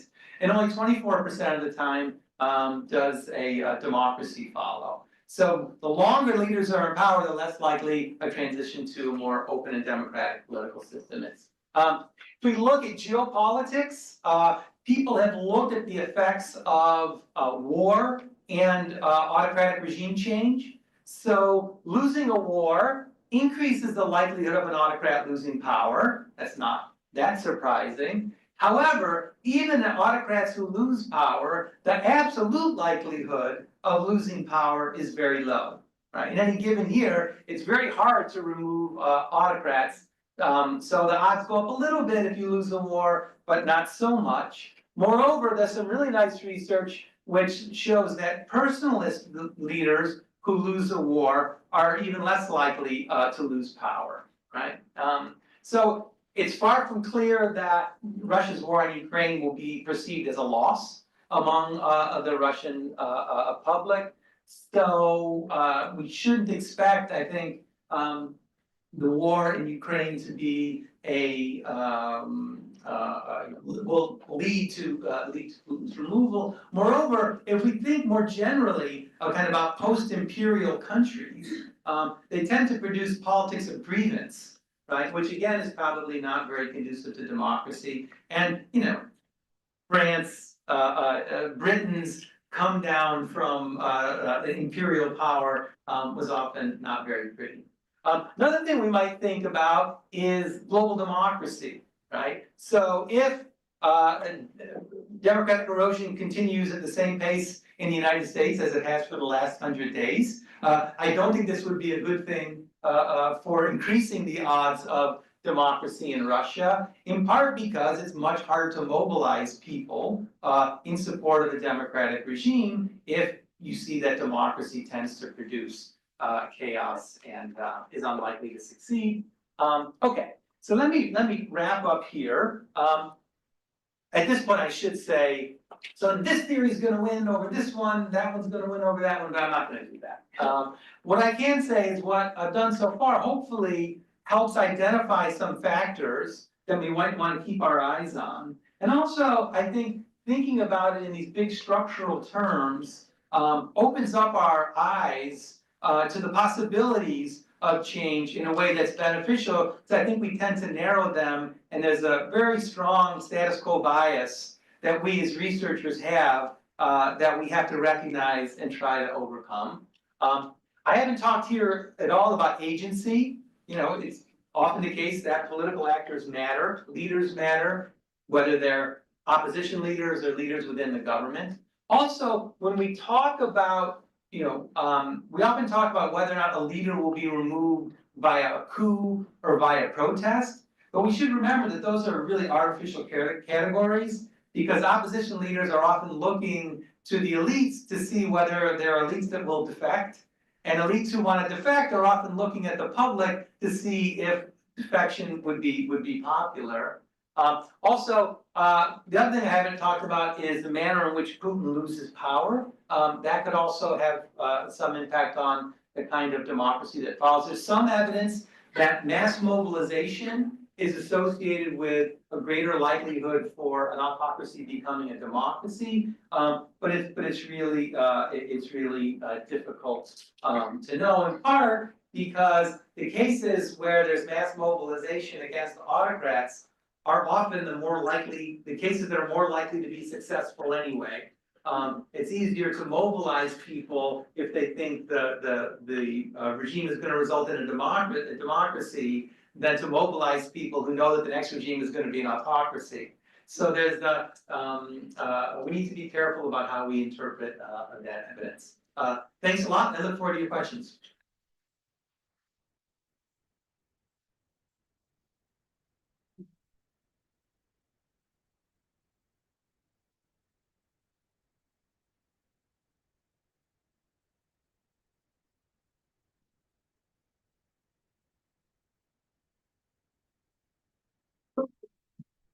Favorites of being the shortest. I know, even shorter than me.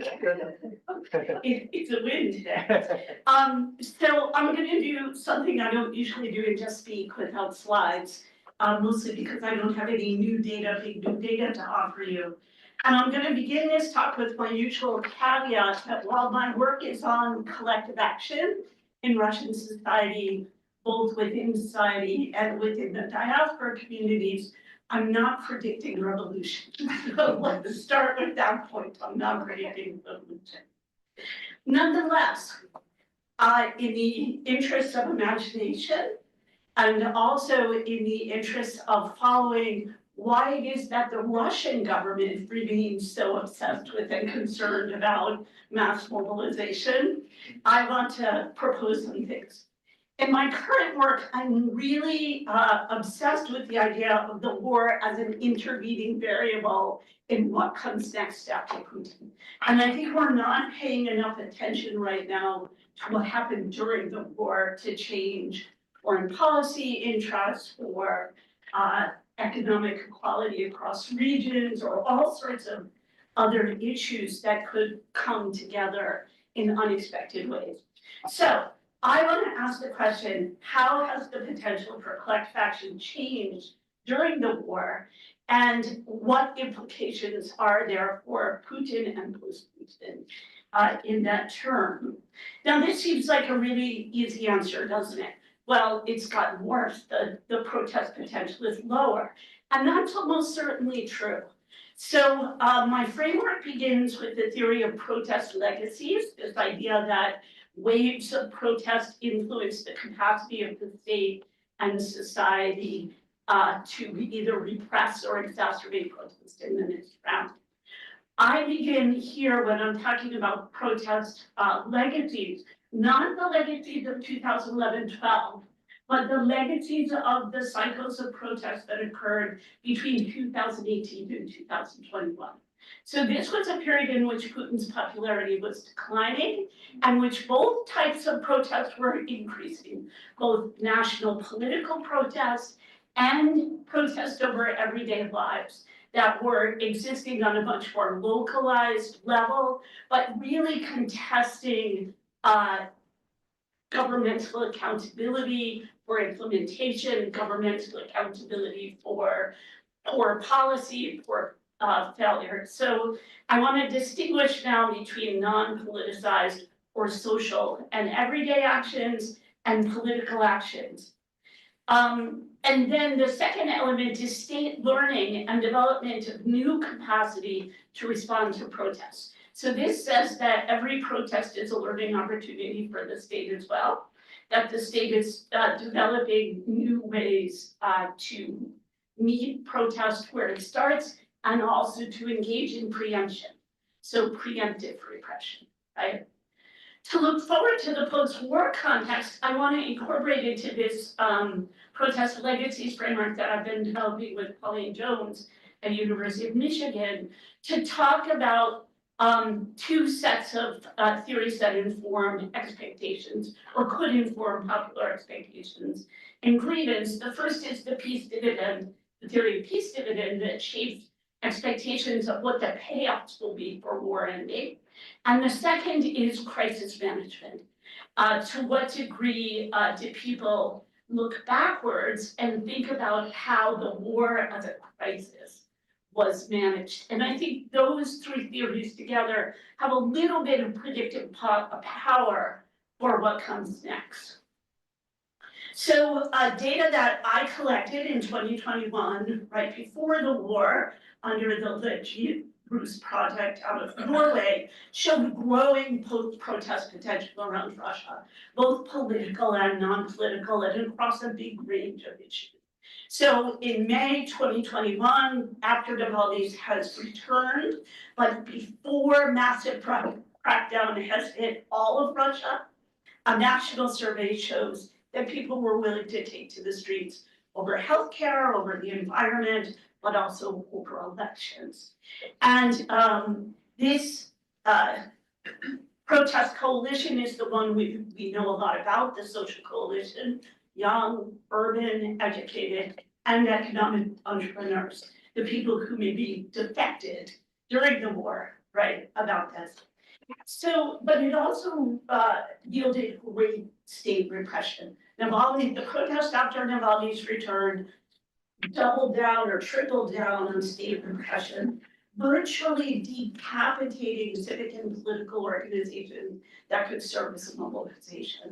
And this extended not only to repression and new laws that continued during the war, but the beginnings of a huge mobilization of society against protest as radical.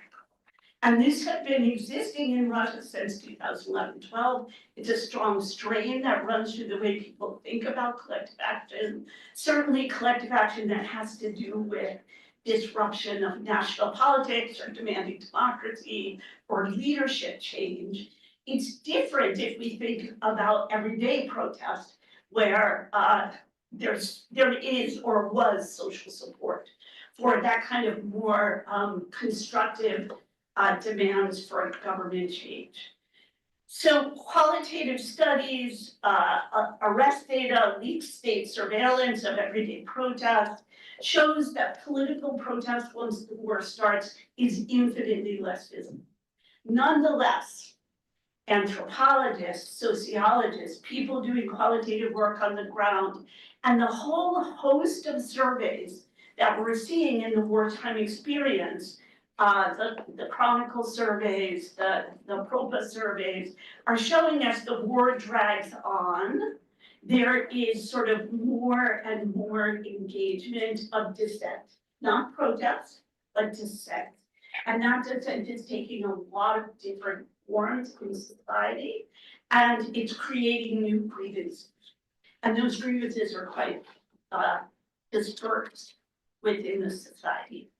So the social coalition during the period of the war appears to have shifted, if we believe these surveys, that says that women are protesting more across a lot of issues. Young people remain the cornerstone.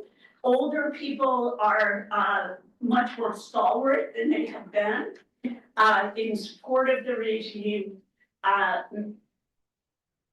But they are a little bit,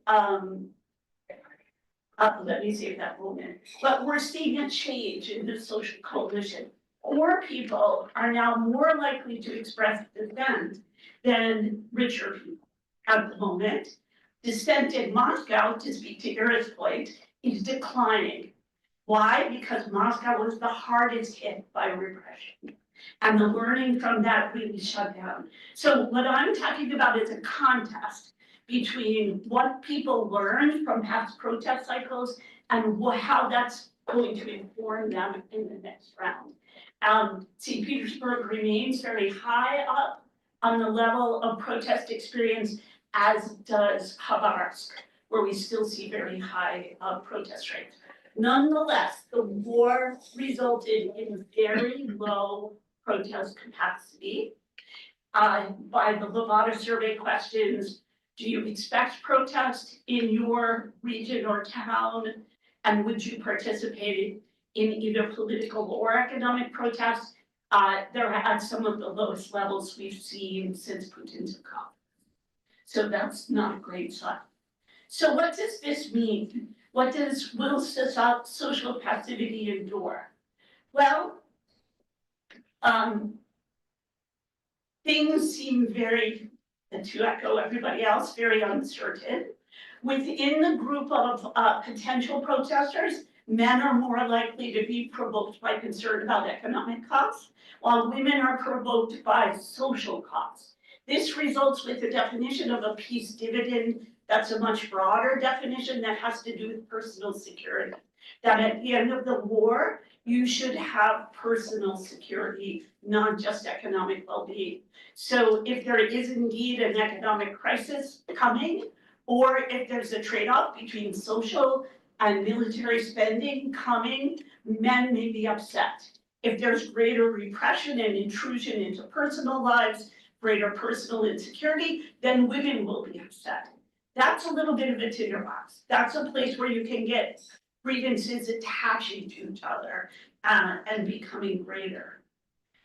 So what does this mean?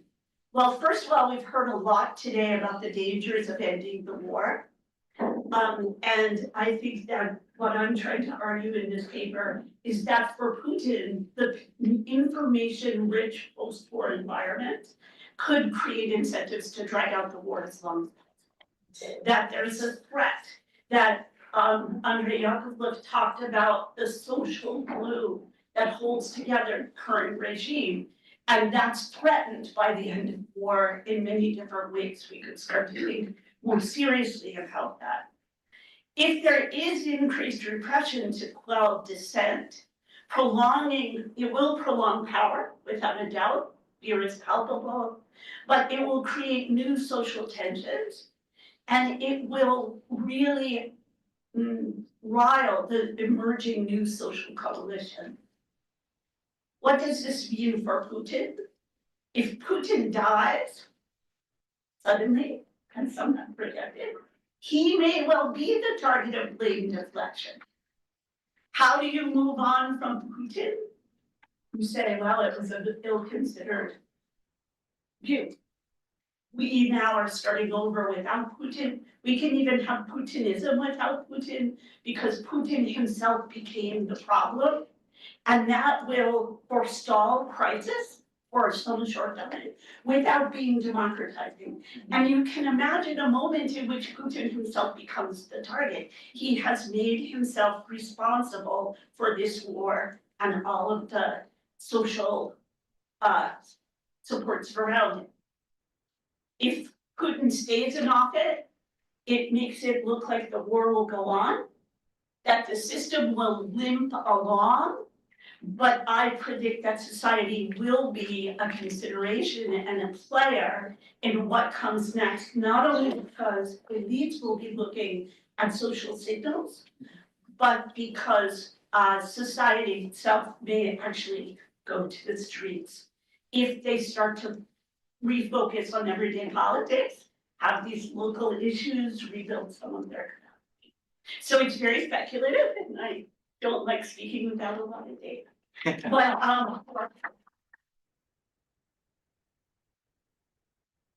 We can have a debate. Who were the real Putinists? Right? Okay,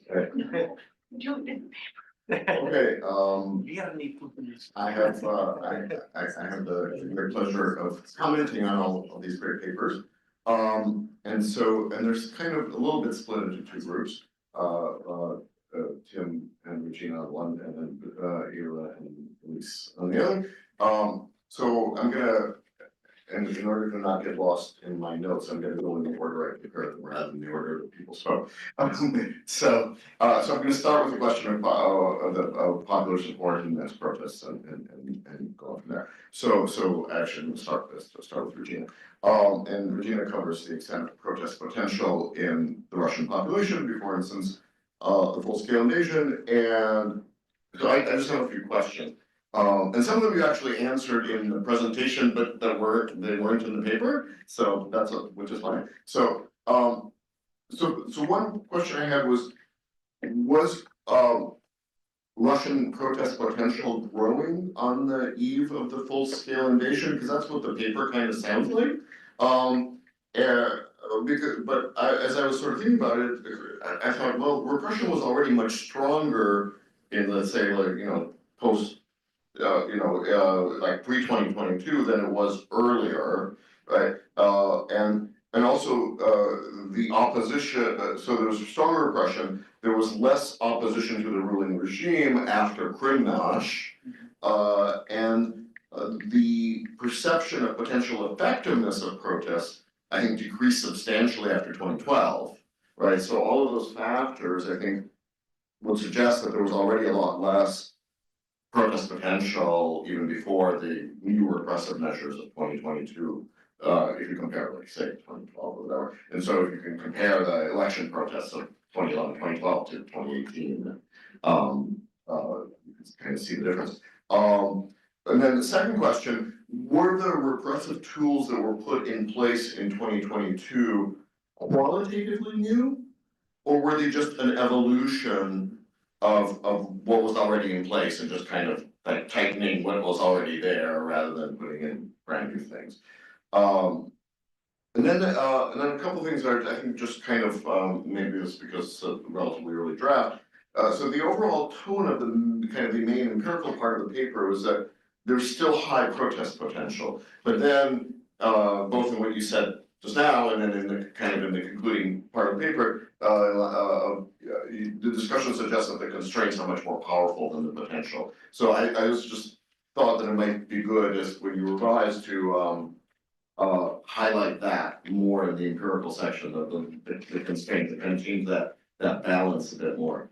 And then the other thing that I wanted to see more in the paper, which you kind of addressed here, was what happens after Putin, right? Whether it's alternative scenarios or a different way of approaching it, but that's I think you've got that, it just wasn't yet in the paper.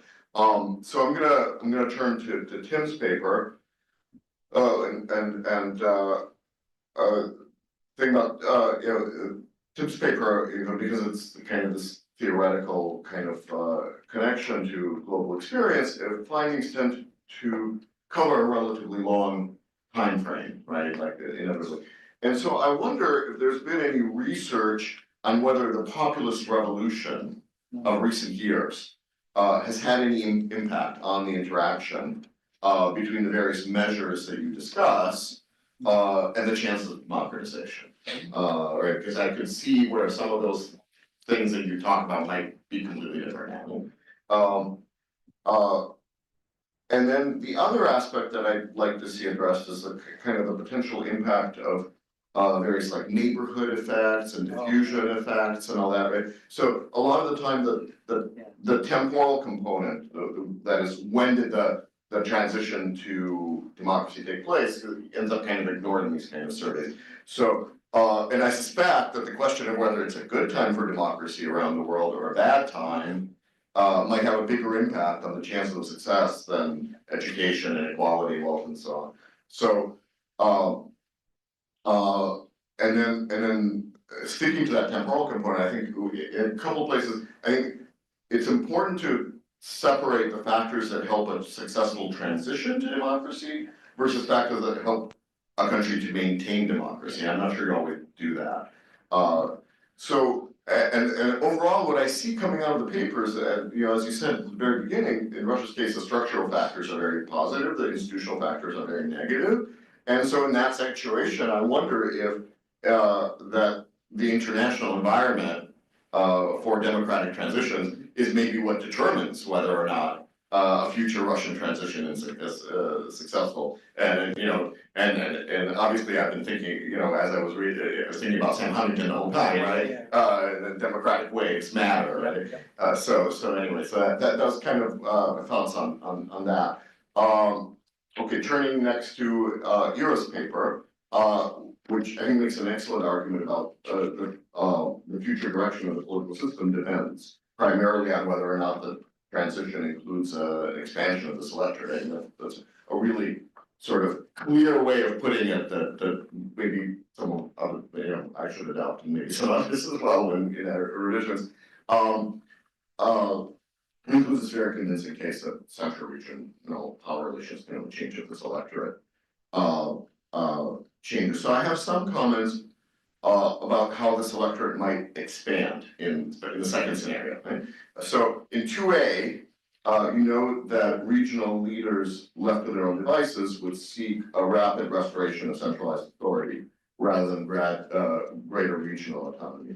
But why wouldn't they want to take more local power and control for themselves if the circumstances presented themselves, right? And then the second part of that is, what if they were facing pressure from below in their region at the same time, right? Would that perhaps push them further in that direction? So this is kind of another way of thinking about maybe that governors could be active agents in this way, trying to work to shift the situation from scenario 2A to scenario 2B, right? And I was thinking, as I was thinking this through, I was thinking about the 1980s, right? You mentioned that the scenario differs from the 1990s, and I think that's absolutely right. But I think it very much parallels the late 80s, right? When governors were also socialized within existing structures, and were initially, and appointed from the central now, initially reluctant to make moves, but then some did, either because they saw an opportunity, or because they were being pressured by public demands, and we, talk about two-level games and all this sort of thing. So that kind of, just sort of thinking about how that kind of dynamic might play out. And so in that context, I was thinking it might be nice to have a little more information on the likelihood of some of these different scenarios in the paper. because you provide a great discussion of the factors that lead to the various scenarios, but how easy is it to get to get to one versus another? How easily could central control fall apart should the center happen to weaken? Would its legal authority over the regions become meaningless in that environment? And again, we can go back to the 80s and we saw that regional elites were very much a stabilizing conservative force in the 1980s up to a certain time. And then they flipped and became active agents working to break up the country, countering some of these structural conditions such as the lack of horizontal ties, which is very much a Soviet system thing as well, that contributed to their weakness. So they kind of became agents in that way. Okay, and finally, Elisa's paper, focusing on ethnic minorities, but which in a way kind of means that, this maybe why I put her paper last, is she's covering a subset of regions, but she's also covering a subset of the public, right? So there's some overlap with Regina's paper as well. And Elise presents pretty strong evidence that grievances are currently not being ethnified, and she notes a number of conditions that work against the ethnification of identities, such as the lack of distinct political preferences among minorities, state homogenizing policies, institutions that soften ethnic boundaries. So, but I was just thinking that we should be cautious about projecting into the future. Like, I mean, this all makes sense right now, probably makes sense for the next couple of years, but you know, if that post-Putin transition happens later, because again, many of the conditions that you mentioned were also present during the late Soviet period. But it only took a couple of years of nationalist articulation by activists to create an ethnic mobilization wave that ended up breaking apart the country, the Soviet Union. Could something similar happen in a future Russia? And if not, what do you think might have changed to make that less possible?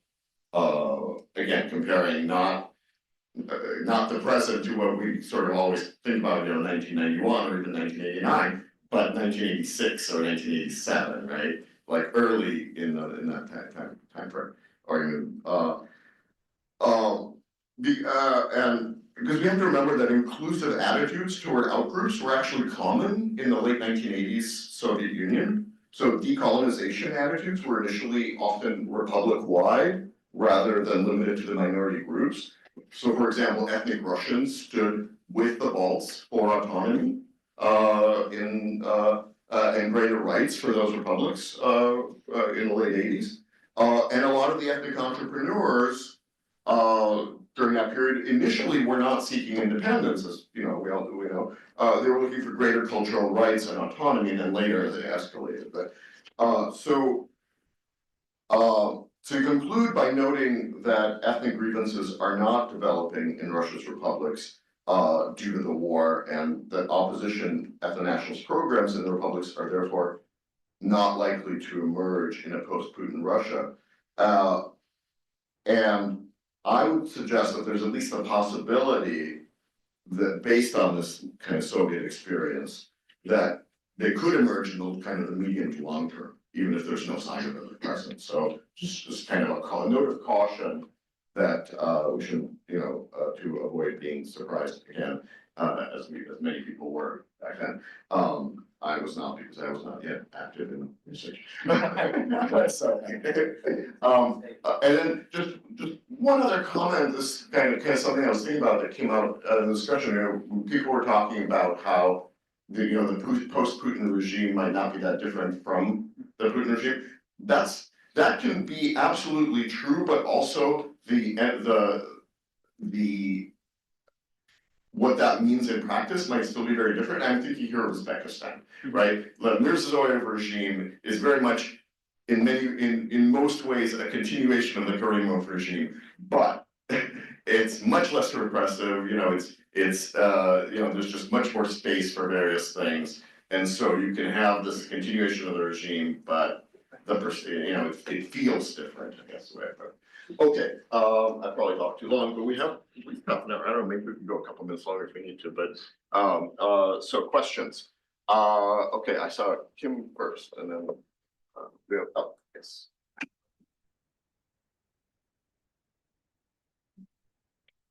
Thank you for a really stimulating panel. I have two small questions that are sort of follow-ons from things that Dima said. The first one to Tim, when we're thinking about comparative reasons why all of these structural indicators may no longer be predictors of democratization, what about Robert Putnam's work on people forming groups less often, which seems to be getting more and more intense with time with, you know, the internet fragmenting everybody and social media fragmenting everybody? Is that another factor that sort of works against that historical pattern? And then just a comment for Elise that I think I made last time when we had this too, but I'm gonna bring it up again. I attended an event in 1985 when I was an undergraduate where a whole bunch of Soviet experts talked about the fact that there was not going to be any ethnic conflict in the Soviet Union because the Soviets had done such a good job of taking care of all of those ethnic identities. Right in the front. No.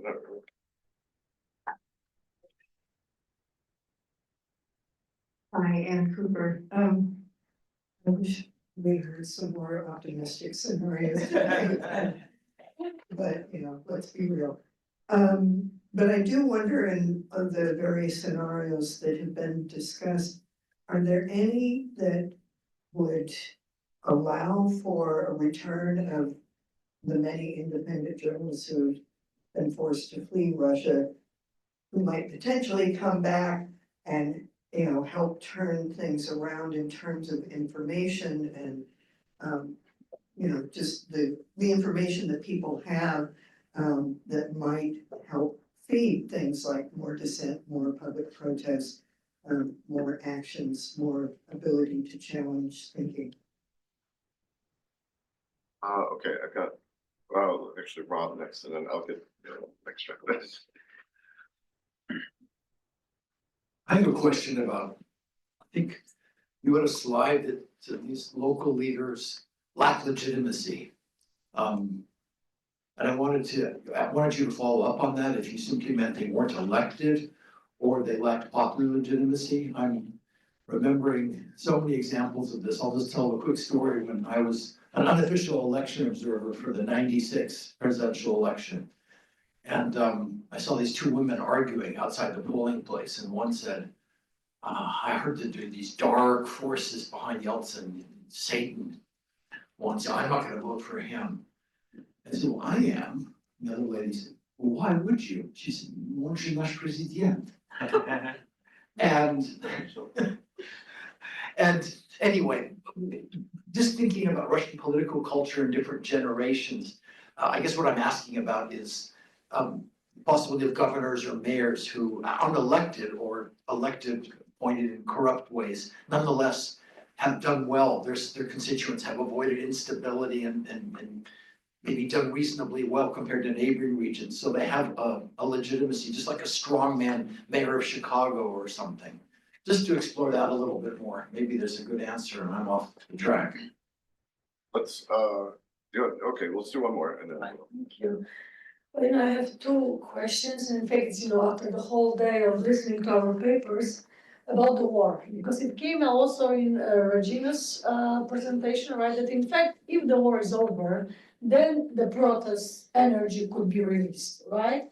And also thinking about what Andrei said before, this mobilization model, maybe would it be the worst favor we could do to Vladimir Putin to end the war? Especially if we consider what has been said so far, that there is in fact no post-war scenario, right, for Putin that he's thinking about. So would it be something that could release certain energies or mechanisms or dynamics that would in fact create a succession possible?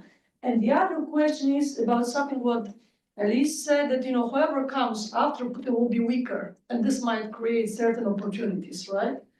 Is an alternative possible? Is it possible that who comes after Putin might be stronger? Is this an option, or rather because he's, just the next guy, he will be by default weaker? Thank you. Great, let's just go in this order, start with Regina and come this way. And if you want to address anything that I said, feel free to respond. So let me combine what you said about sort of change. And in these questions about information and journalism. So first of all, the independent media is a big part of the wartime diaspora. It's a very active and important part. There's almost no probability that these people, and particularly the high profile ones, can return in the near future. The crackdown, so new laws, new changes have been in the information sphere, not only in new laws about what can be said and can't be said, but also in sentencing practices and training. And so many of these folks have foreign agent charges out against them, and some of them are extremists at this point. So it's unlikely they can come back. What I do think is important that melds some of these thoughts together is that the post-war period, should the war end, it will be an information-rich environment, both about whether the state is going to go towards this mobilization economy, what the post-war scenario will look like, how high repression will be in the next round, and also the poor conduct of the war, right? So it will be a very information-rich environment. And that's what I think is the energy, or why it's important to consider how that could create a way of mobilization. So the typical mobilization, Dima, that I didn't talk about in the presentation is organizations mobilize people to go to the streets. That's not possible in Russia. What is possible is a more progressive, we call it spontaneous, but it's never spontaneous. I'll finish, I'll be loud. Mobilization, right? So a more spontaneous kind of mobilization. So I think there's been a change. Civic organization mobilization, not really possible. Collective action around shared grievances, increasingly likely. Harder, but increasingly likely. So. Okay, well, in a way I can, so thanks for all these interesting papers. In a way I can combine an answer to Dima's point and Kim's point, which is about, Kim's point is about contingency. So after I wrote this paper, I just wanted to write at the very end, or not, because like, we know that anything can happen in politics and even in America, where you didn't think it could happen. Right, and then even in the Soviet Union, where you definitely didn't think it could happen. But then, Dima, this is a really good suggestion. Maybe I should write a different paper, like why 2025 is not 1987. And of course, I can think of right off the bat a lot of reasons, like world historical moment in which new nation states were forming in 1989, like the central state opening, completely different. The idea from your own book about what it means to be an ethnic minority then versus now, and the specific roles of ethnic entrepreneurs coming out of a very Soviet kind of atmosphere in which like the meaning of ethnicity and their tie to the territory was very specifically Soviet. And I guess my book is about that too, right? Because it's about like which grievance worked, the one that was about getting ahead in a very Soviet way and competing with ethnic Russians. So now I think we don't have this iron curtain, and there's a lot more ideas flowing, and we have these young, smart ethnic activists who don't want to be exclusionary, and they're inclusive, and they have broader ideas, and maybe that makes a difference. So I guess, but then again, I could think of all these logical reasons, and you're right, it could still happen that anything can, something can blow up, and suddenly you start to have ethnic mobilization. And there's just one quick example that I didn't mention because I had to do more research about it, and also it's Tuva. And there's a lot of racial and ethnic discrimination in Russia. And a lot of it is against people with an Asian appearance, and Tuvans and Buryats and so on. And this is a weird story, I have to research it more, but earlier in the war, Tuvan soldiers who were sent to, I guess, DNR and LNR, they were threatened with getting beaten to death by DNR and LNR soldiers. And they came back and told their military commanders, who told their leaders, and the leaders, for the first time ever, thought, hey, That's not good, like, and they actually complained to Moscow. It's very rare in this environment that you have like ethnic pressure coming from below and the leaders of the republic who are ethnic but don't care about the ethnic rights of their population at all, actually saying that's not great. There shouldn't be ethnic discrimination against. So this is sort of one of the really interesting things about the war, things happening that you don't expect, right? War brings the unexpected. And in a way, if it brings out this kind of, or makes this latent ethnic discrimination more overt, that can have implications for politics. So anything, can happen. But at the same time, I've heard some reasons in the paper why it's not happened, it hasn't happened for years, and I still think they're valid. I don't wanna go through them all now. But, I just think maybe we have to broaden our idea of ethnic identity and mobilization. It's not gonna look like it did in the 90s.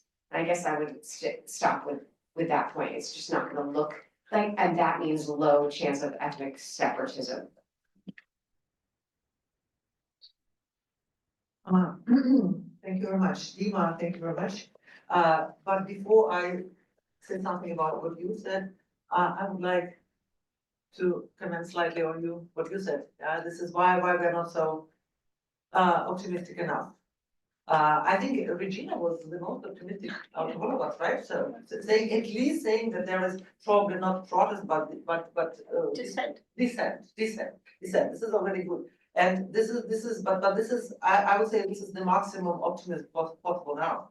Probably too much, but good. And when the journalists could return to Russia, I ask myself when I can return to Russia.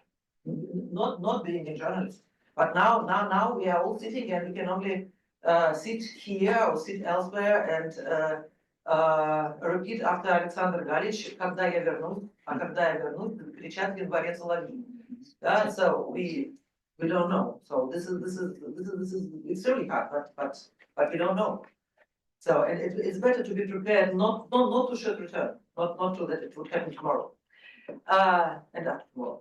Dima, what I wanted to say, this is likelihood of scenarios. Thank you very much. Will be considered, and the scenarios from 2A to 2B. This is about temporal expansion of the electorate, and before, as far as before this the closes and the electorate would also become narrow. The regions would come forward, right? Being in particular pressed by who? Not by the local top officials, not by municipality чиновники, for sure not, but probably by the population. And here we are with Regina, with this discontent. Here, this is what connects my talk to some extent to Regina's talk, but I suppose it will be highly asymmetric from region to region because we have that many, and the territorial structure is so again asymmetrical.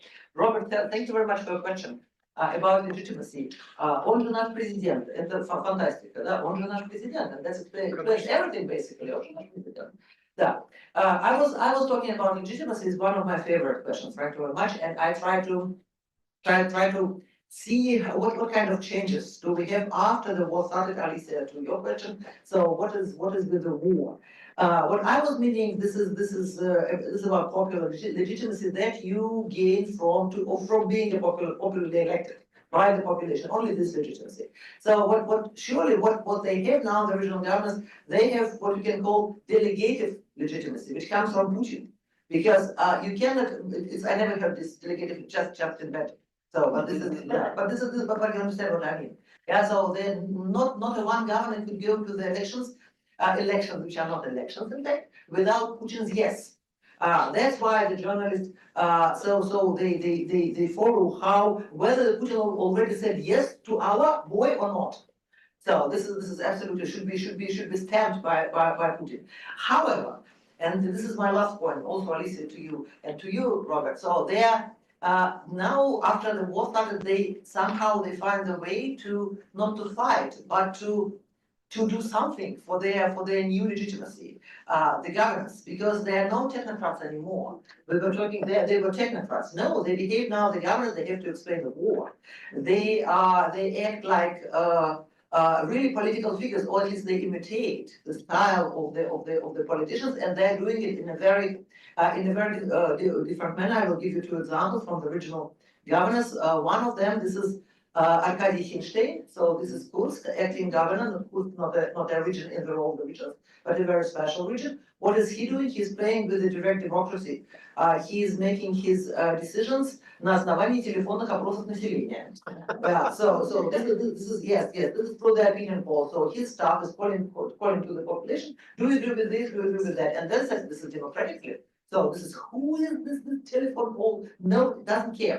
But he said this is democracy. Okay, this is exactly democracy. And what the Fedorov, Samara region, the youngest governor, the youngest governor, он пишет, so he sings rap or he writes rap. I don't know, or he reads rap. I don't know what. But this is the way he's very popular in his region. He's a newly kind of he's also an acting governor, but he's doing his rap and patriotic rap.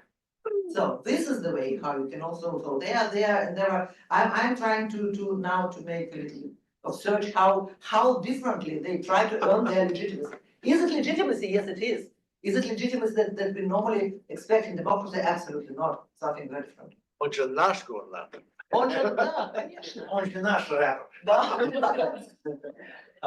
Thanks, I'll be brief. I'm gonna add one more criticism to my paper that Dean didn't mention.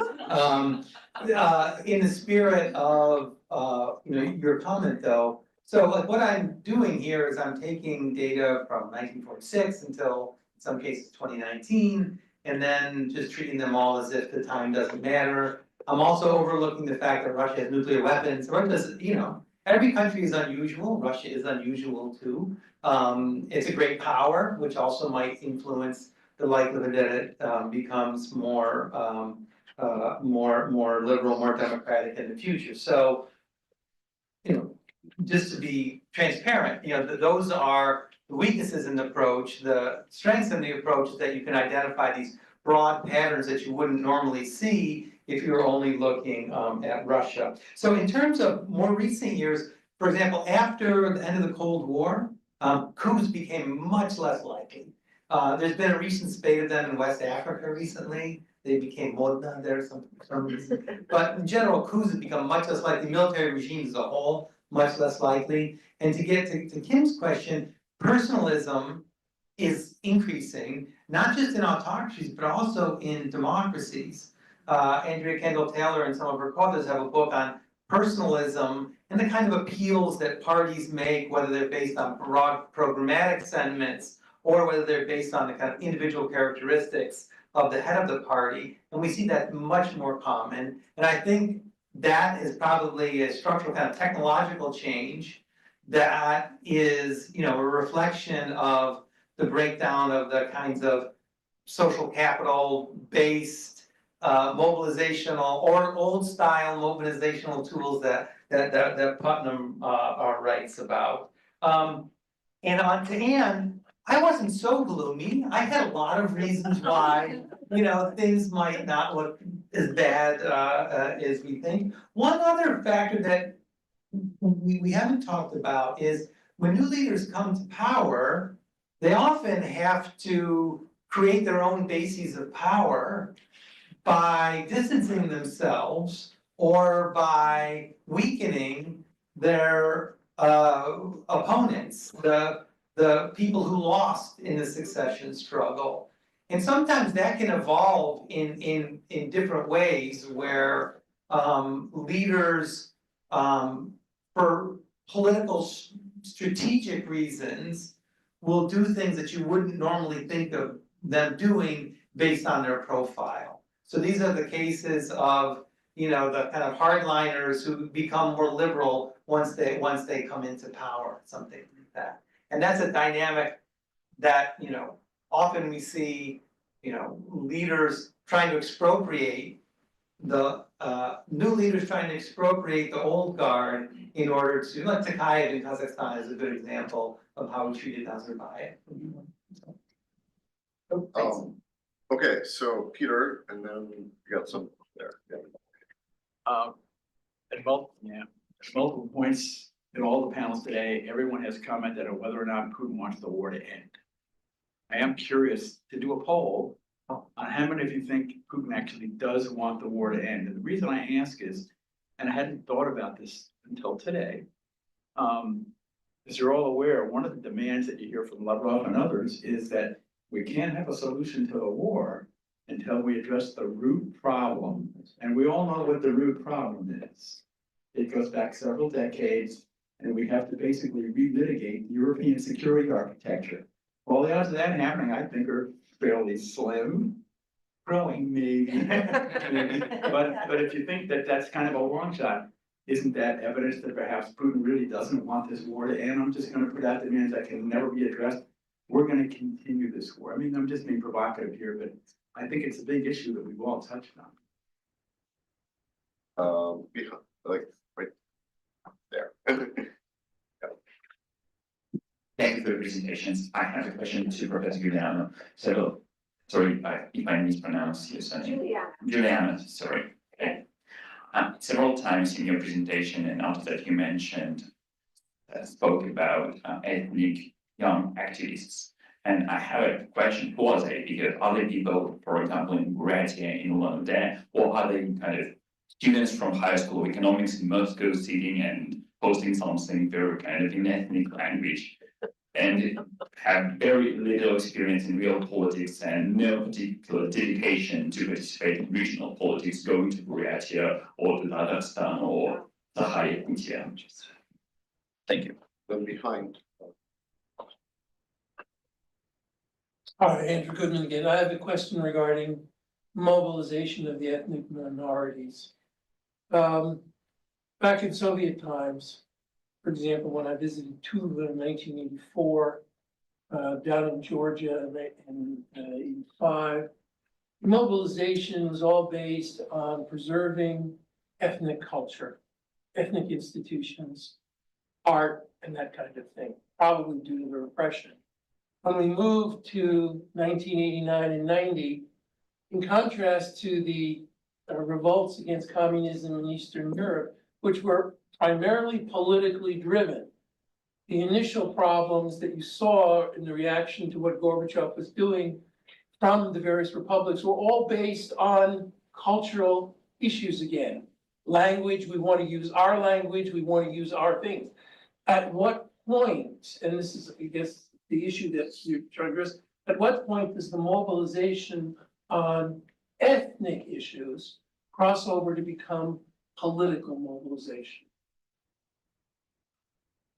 Any other, okay, last question. Thanks, Georgia.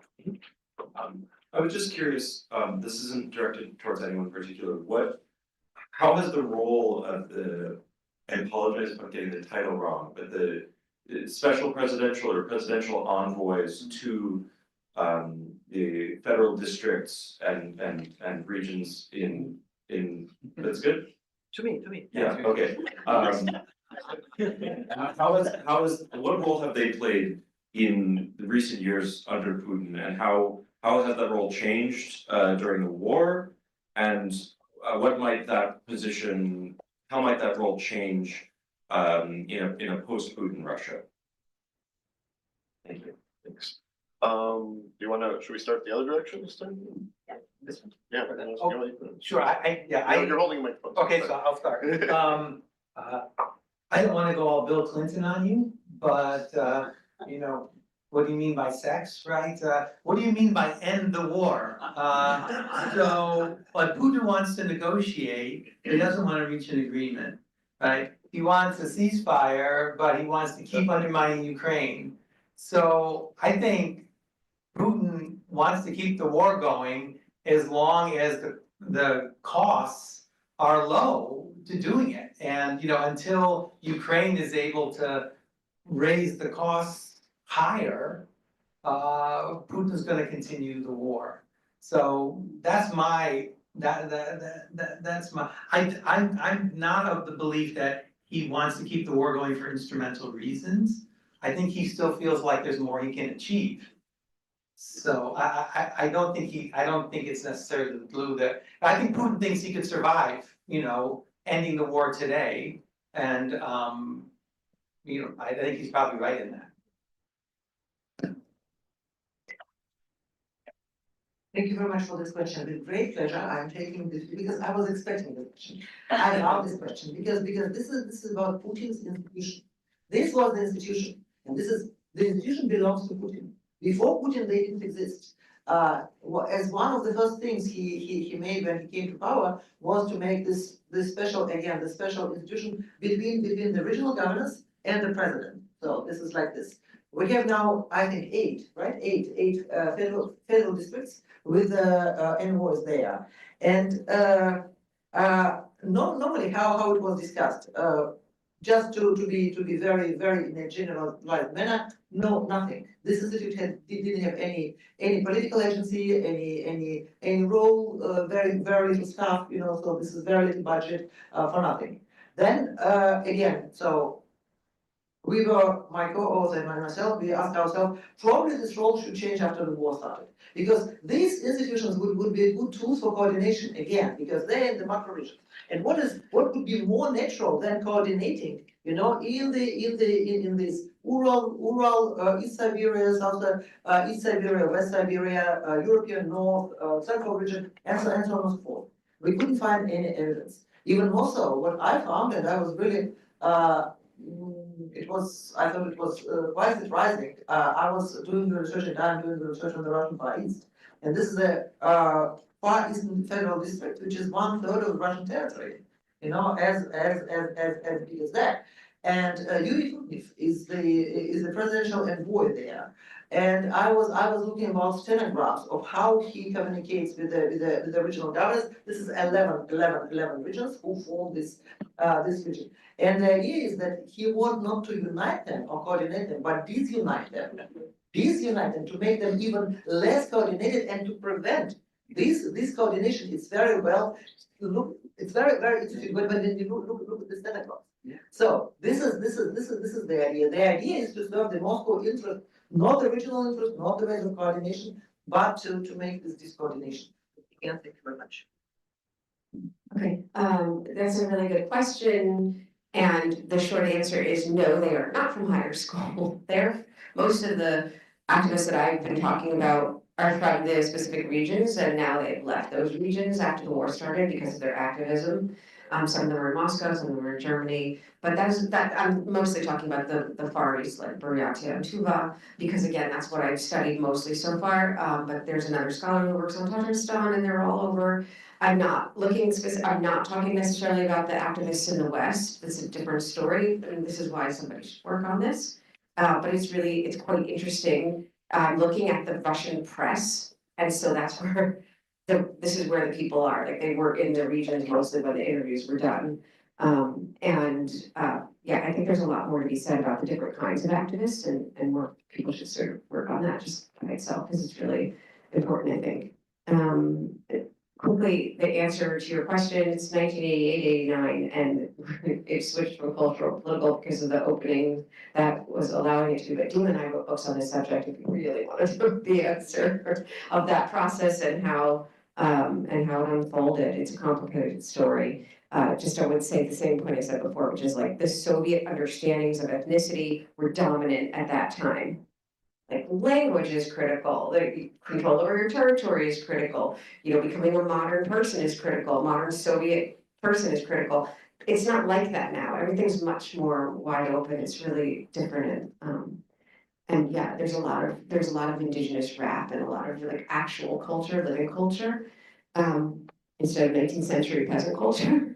Okay, and then yeah, no, he wants Ukraine, so I don't really think that he wants the war to end, and it's sure great, change the security architecture in Europe, but he has vindictive issue with The whole of Ukraine? that would be great for him. Yeah, man. Yeah. The whole of Ukraine, all of it. Well, I mean, I think he would be really happy if he could get Zelensky out and put a puppet in. And then, Georgia model is what they don't want. Yeah. Yeah, so I wanna just say, I think some of it is instrumental. Some of this is always about maintaining stability and power in Russia. Rebuilding Ukraine, or at least the war-torn parts of Ukraine, is gonna be enormously expensive.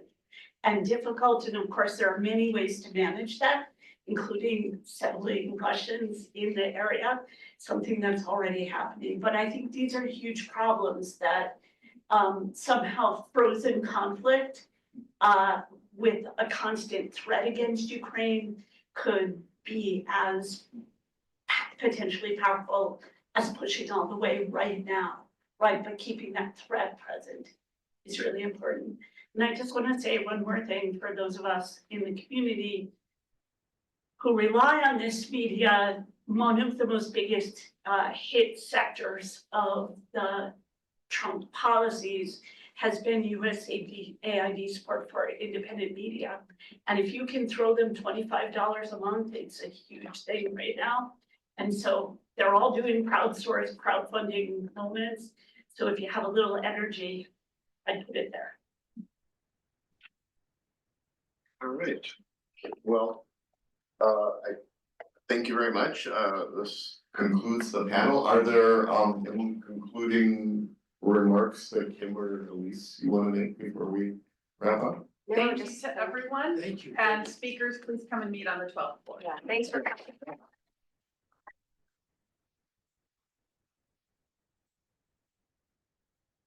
Thank you for the amazing talk. You don't have a date when. I'm good. We should talk about that.